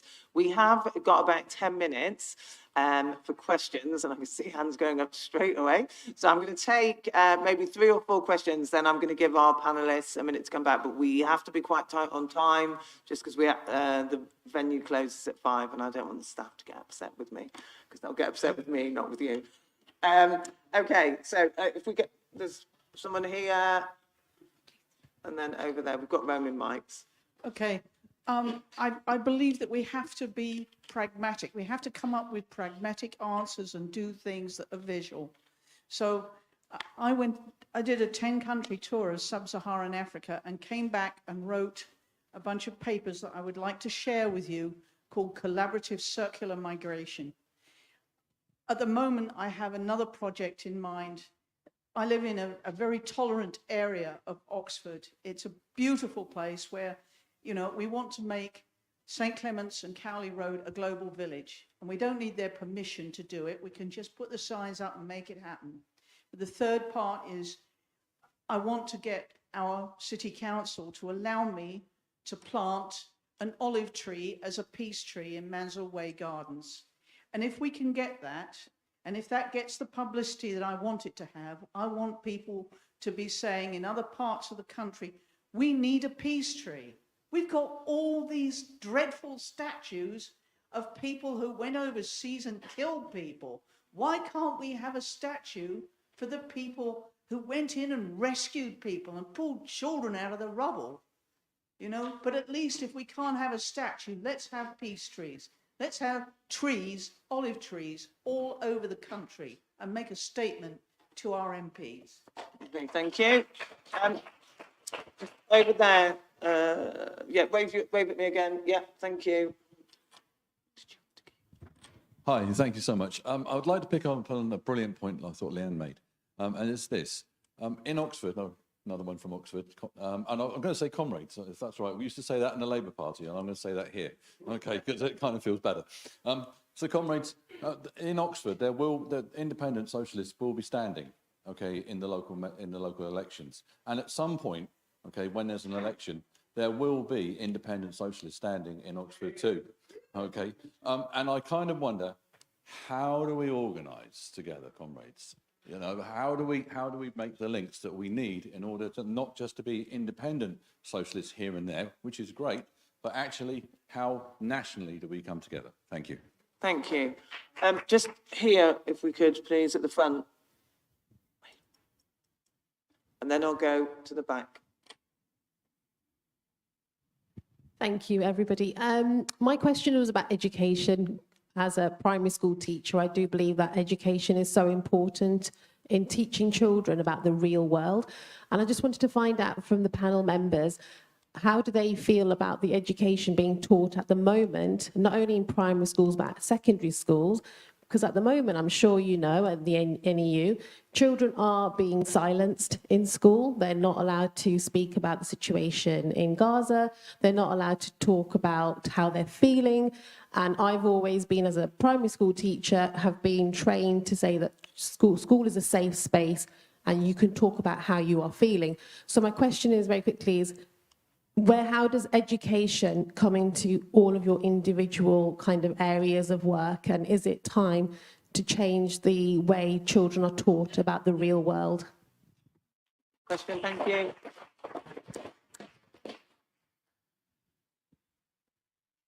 Hi, I'm Mandy Parry from Transform, from Bristol. Was it okay if I spoke? Yeah, thank you. I'm going to echo a point that's already been made by the comrade from Oxford. So I've listened to so much brilliant comment today, and I'm so glad I came. But for me, I think towards the end of the day, it's time to address clearly the elephant in the room, which is, what on earth are we going to do? What are we going to do? We are at the position where there are hundreds of thousands of people who were politicized and re-politicized, in my case, by Jeremy Corbyn. There is no progressive alternative to the Tories currently offered by the Labour Party. There are people looking for solutions, looking for direction. So what are we going to do? How are we going to coalesce? How are we going to collectivise? How are we going to make sure that our voices are heard? For a start, I would say definitely vote for Leanne Mohammed, definitely, 100%. But of course there are other candidates out there. There will be, we hope, Andrew Feinstein, there's Emma Dentcode, there's Jamie Driscoll, there's Tusk candidates, there will be Transform candidates. Dare I say there will be Jeremy Corbyn himself standing once he enters the fray. Let's collectivise, let's build an alternative to the Tories, red and blue. Thank you. Thank you very much.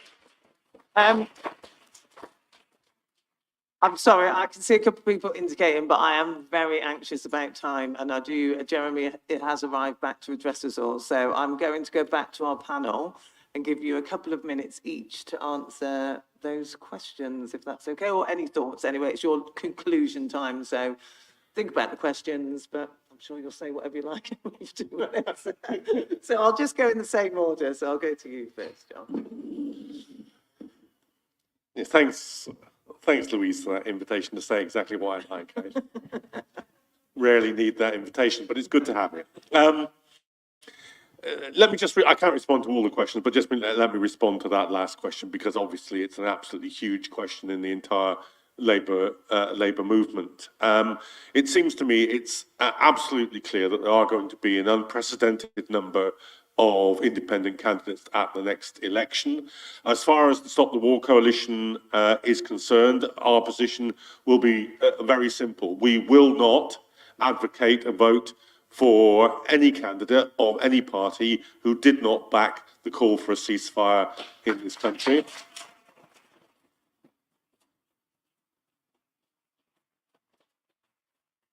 And we will actively encourage people to back any candidate who is for a ceasefire, who has stood with the anti-war movement, and who is opposed to the British state's imperialist policy. So that is the official position. I think it's going to be an incredibly interesting election. I think independent candidates may well do very well, although I've organised electoral challenges to the Labour Party in the past. Indeed, I've stood in council elections in the past, and I would say this: never underestimate the roots and capacity of the Labour Party machine. It's a formidable opponent in an election, and if you're going to win, you have to take it incredibly seriously, and you have to take the business of building a base, not just for your electoral campaign, but a political base rooted in the mass movements, in the anti-war movement, in the anti-austerity movement, because people want to see people who fight all the time, not just when there's an election coming, not just when they're the candidate. They want to see people who are people of principle, who will fight on those issues 365 days of the year, every year. And that, I think, is the basis of a successful electoral campaign. And I think it should be a radical campaign. I'm speaking personally here. But, you know, this isn't the first time we've been out. Look at the experience across Europe. There is experience of trying to build alternatives, of Syriza in Greece, of De Linke in Germany, of Podemos in Spain. There have been some significant gains, but there have been some really difficult problems and some failures as well. And we have to take the business of building a radical principled alternative, which doesn't split on opportunist lines, which nearly all those projects have done. So it's a hard task. I don't underestimate it, either practically or politically, but it has to be done, because we cannot have a society which develops into the American model of having, as Noam Chomsky described it, one party with two different factions. Thanks, John. Okay, Amina, I'll hand over I'll to just you. try to look at two issues. First of all, as a movement that really support people around the world, that support Sudan, Palestine, all the oppressed people around the world. I hope that you go closely and look at the communities, because they shy out, not because they don't understand, but because of maybe the barriers, the language barriers, or the fear also that's really coming to them from this government right now. Please knock their doors, talk to them. They will be on your side. That's something I'm sure of. They are outside politics just because they were completely left behind. And I think they are looking for people to reach out to them. When it comes to the question about schooling, so I have one experience. We need to accommodate more people in the schooling system. Also to have different kinds of curricula and syllabus that addresses their issues. We don't have these things. At the high school, I remember my two daughters were expelled from the Islamic classes because they were not veiled. So the teacher told them, you cannot sit there, you are not Muslims. So I changed that one because I went to the school and I talked to the head teacher. So there is a need to accommodate issues of intersectionality because we are not really all black. We cannot be one category of black people or one category of Muslim people.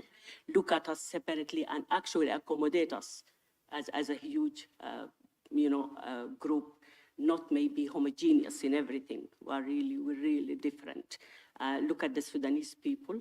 Reach out to them. You will find them in the churches.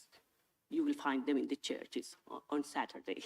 So go around across the UK, you will find them there because they do celebration there. They do the Ramadan there. So I hope that this would just help the community and to reach out to the community. I'm sure that they are just left behind. Thank you.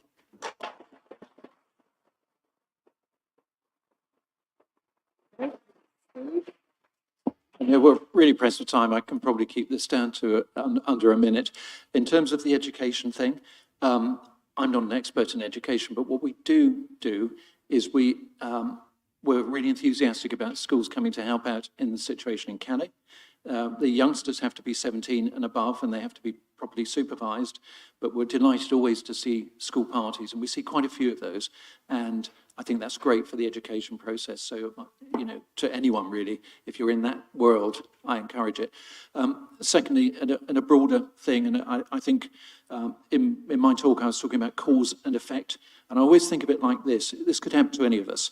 We could be on holiday somewhere overseas with a suitcase, maybe a family with kids, with all the money we've got on us, maybe some cash and that sort of thing, and somebody rings you up and says, you can't come home. You can't come home because your house has been taken over by the opposition, they've killed all your neighbours, they're now making it large in the house that was yours, and if you come back, they will kill you. And that could happen to any of us, and that's what's happening to many of these people who are now finding themselves as refugees. And that's where our compassion should really go. So thank you very much. And finally to Leanne, thank you. Thank you so much. Just on the point on education, some of you here may recognise me as the girl who spoke out and was silenced, or the girl who was censored for hoping for freedom. And my activism story actually began at the age of 15, and I raised the issue of Palestine, and I was referred to as the nicest girl. So I know how it is to be silenced as young people, and I think that this is where I really learned what resistance really is, and I refuse to be silent. And education, I spoke about this at the NEU conference last week. Education cannot be propaganda, it has to tell the truth. And if we don't develop inquiring minds, people with a heart, people with passion, a generation that wants to do good, then we succumb to a system that wants us all to be indifferent. And so I would like to give all the teachers in the room and all the people at the National Education Union leading this a massive round of applause for all the good work they do to really encourage these young minds to speak out, because it is young people, and especially students, that have to be at the forefront of challenging apartheid, wherever it may be.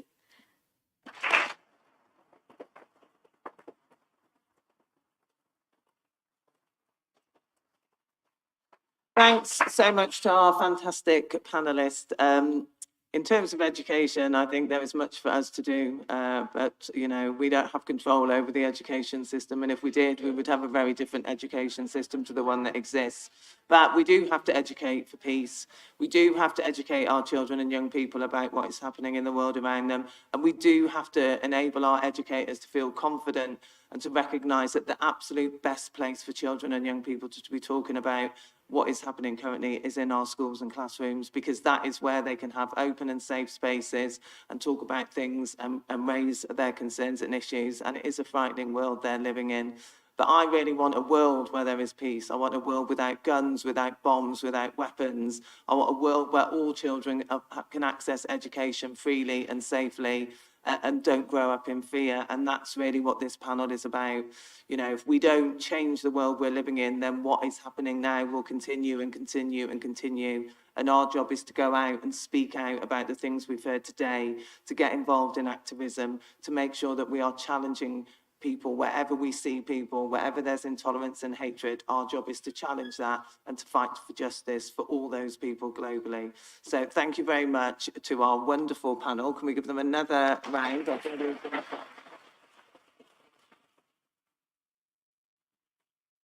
And I now have the pleasure of introducing our final, or your final speaker for today. And he, as he is fondly called on our Palestine demonstrations, the People's Prime Minister. And we wish that he was our Prime Minister, but you can be sure that if you want to look at what you should be doing for a better world, then you don't have to look far but to watch what Jeremy does, because he has always stood on the side of right. He has always stood on the side of justice.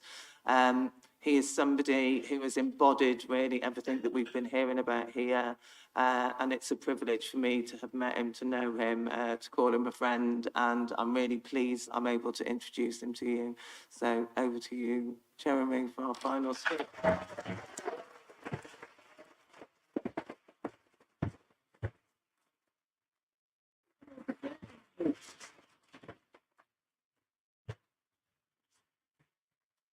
Thank you so much, and thank you all for being here today. I ask you all to stay in your places because there are 10,000 people following this meeting online at the moment. So that means you're all like on a film set.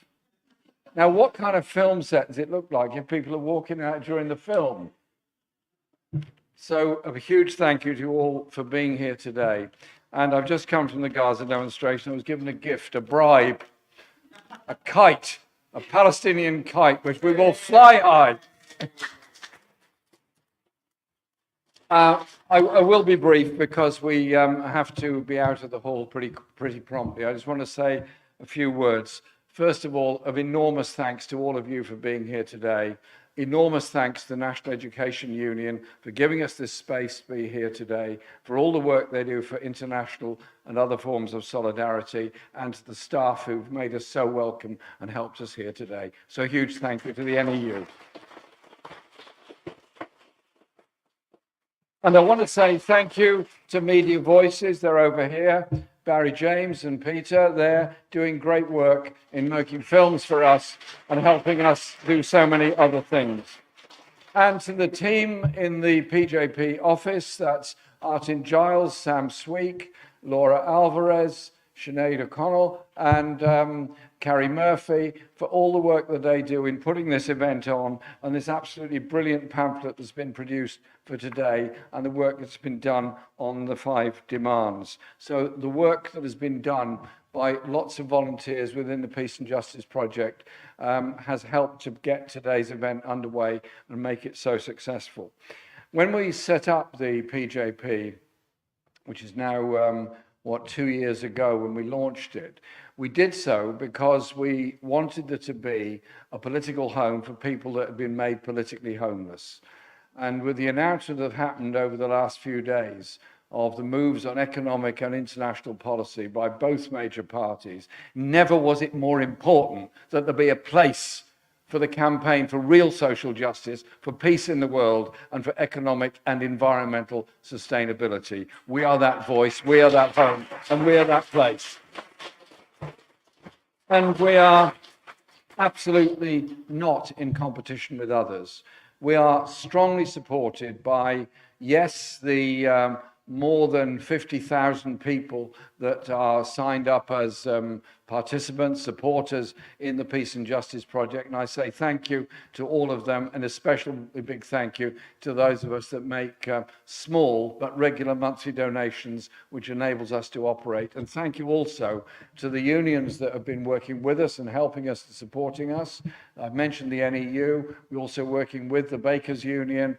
We're working with the International Transport Workers Federation, who've been enormously helpful and supportive, particularly on the international work that we've been doing, and all the other unions that we work with day in, day out on the railways, in the communications sector, and obviously all those industrial disputes have been happening over the last few months. The 5 demands are a major part of our campaign, also one of international solidarity. And on September the 14th, we're holding our 2nd international conference. You'll get all the information and details about it. And at that conference, we'll be launching a book called The Monstrous Anger of Guns, which will be a very well prepared and thought out and current critique of the power of the arms industry within our society and to drive global conflict. There's a whole lot of people contributing to it, including Professor Paul Rogers and Andrew Feinstein, and campaigners from all over the world who are both in countries that produce weapons and also in countries where people suffer from those weapons.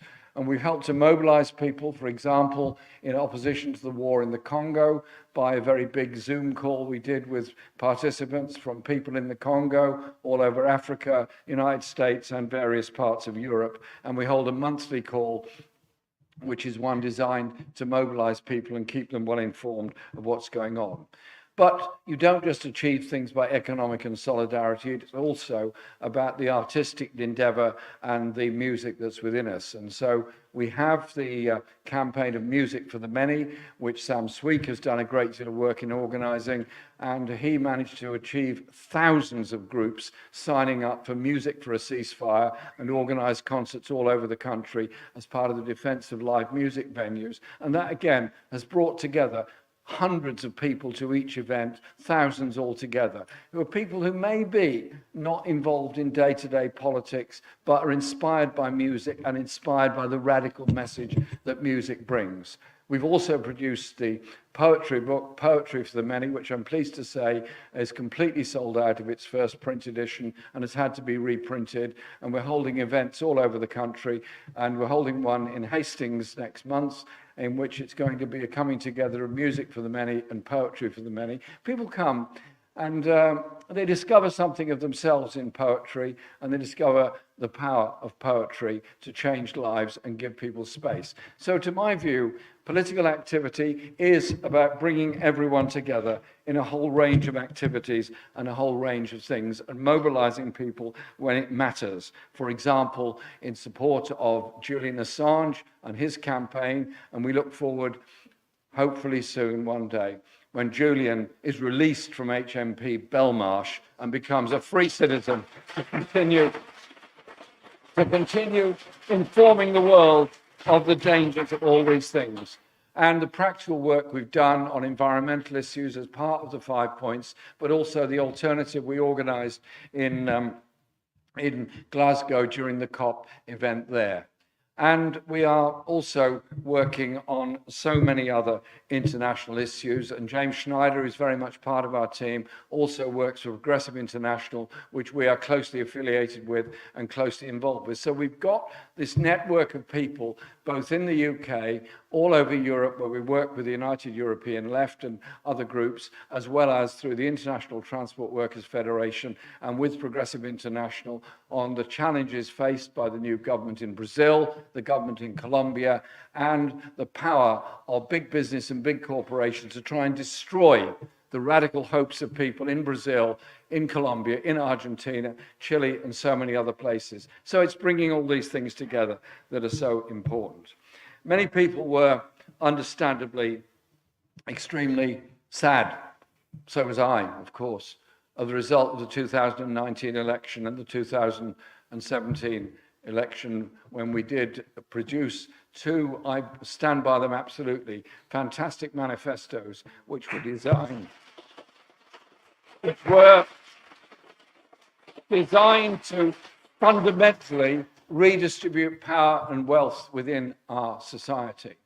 You saw the excitement of people around those manifestos, and you also saw the power of the right, the power of the establishment, the power of the media to try and destroy all of us because we dared to dream of something different. We dared to mobilize people for something different. Well, my message to all those people is, we ain't gone away, we ain't disappearing, we are here, stronger than ever and more determined than ever to bring about political change. To bring about real political change. And you can think on the economic issues. What were we offering? A national investment bank, a serious national minimum wage, empowering of workers at the point of production, empowering people within society, a benefit system that was fair and decent, an end to the sanction system and the disgrace of the way in which people are humiliated because they need to access some sort of public and state support. A housing policy that provided homes for people. All those issues. One by one, all of those things are disappearing into some straitjacket of consensus between the front benches where they offer nothing on economic change, nothing on improved living standards, and they keep on with the idea that somehow or other you redistribute wealth by tax breaks to the very richest, redistribute wealth to the biggest corporations by tax breaks, by tax-free zones, by free ports, whatever you want to call it, and investment incentives, and somehow or other, magically, this money is going to trickle down from the tax havens of the Cayman Islands to help people who are going to food banks in every constituency in this country. It's utter nonsense and utter bunkum. They all know it. You have to have an interventionist economic approach. You have to have an approach that does redistribute power and wealth, that does tax the very richest and the very biggest corporations, that does invest in the needs of the poorest people, and does give young people hope of not leaving university or college with a debt of £40,000, 50,000 or whatever it happens to be, and a lifetime in the private rented sector paying half your wages in rent. Instead, offer them a hope, an opportunity to contribute to our society and be uplifted by their own achievements in education and training. These things are not pipe dreams. All these things are possible. So let's not allow ourselves to be forced into that straitjacket of economic conformity, of Me Tooism and front bench agreement to gain approval of the right-wing media. Let's offer an alternative that does excite and inspire people into the kind of world they could live in and the kind of society we could be. We just had the session on international affairs, and it's very, very powerful. It was too. And we started the fifth point on international solidarity from the perspective of refugees. Some people said to me, why do you start with refugees? They're not the only issue. I said, of course they're not the only issue. But wars have consequences. Wars create poverty. Wars create terrorism. Wars create the wars of tomorrow. Wars enrich arms manufacturers and impoverish the people who are the victims of wars.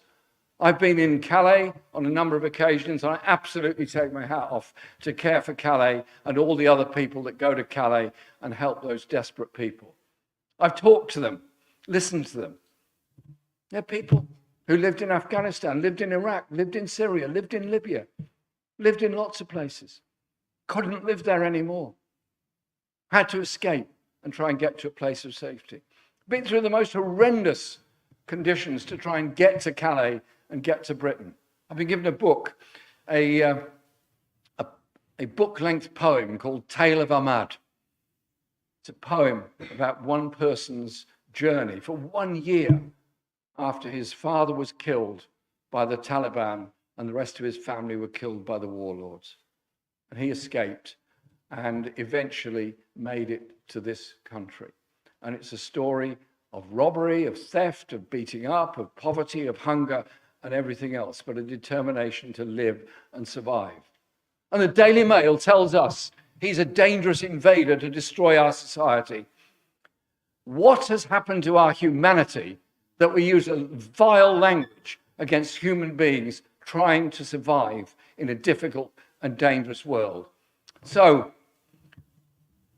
when there's an agreement that we have to increase defense expenditure to 2.5%, build yet more nuclear weapons and nuclear submarines, when we could be investing so much in better public transport, in better, more sustainable shipping, we could be investing in so much more medical and other forms of technology with all those brilliant skills that are there making weapons at the moment. That's why we exist as a project, so that we are able to put all these views forward, put all these views into political debate and mobilize people. Above all, that's what it's about. So I want to thank you all for coming today and giving up a day of your precious time to be here. Thank you for all of that. Thank you for the support you give. But above all, let's work together, develop together, so that we do build that strong political movement that is a voice in all circumstances for decent wages, decent conditions, environmental sustainability, and above all, a humanitarian view of life.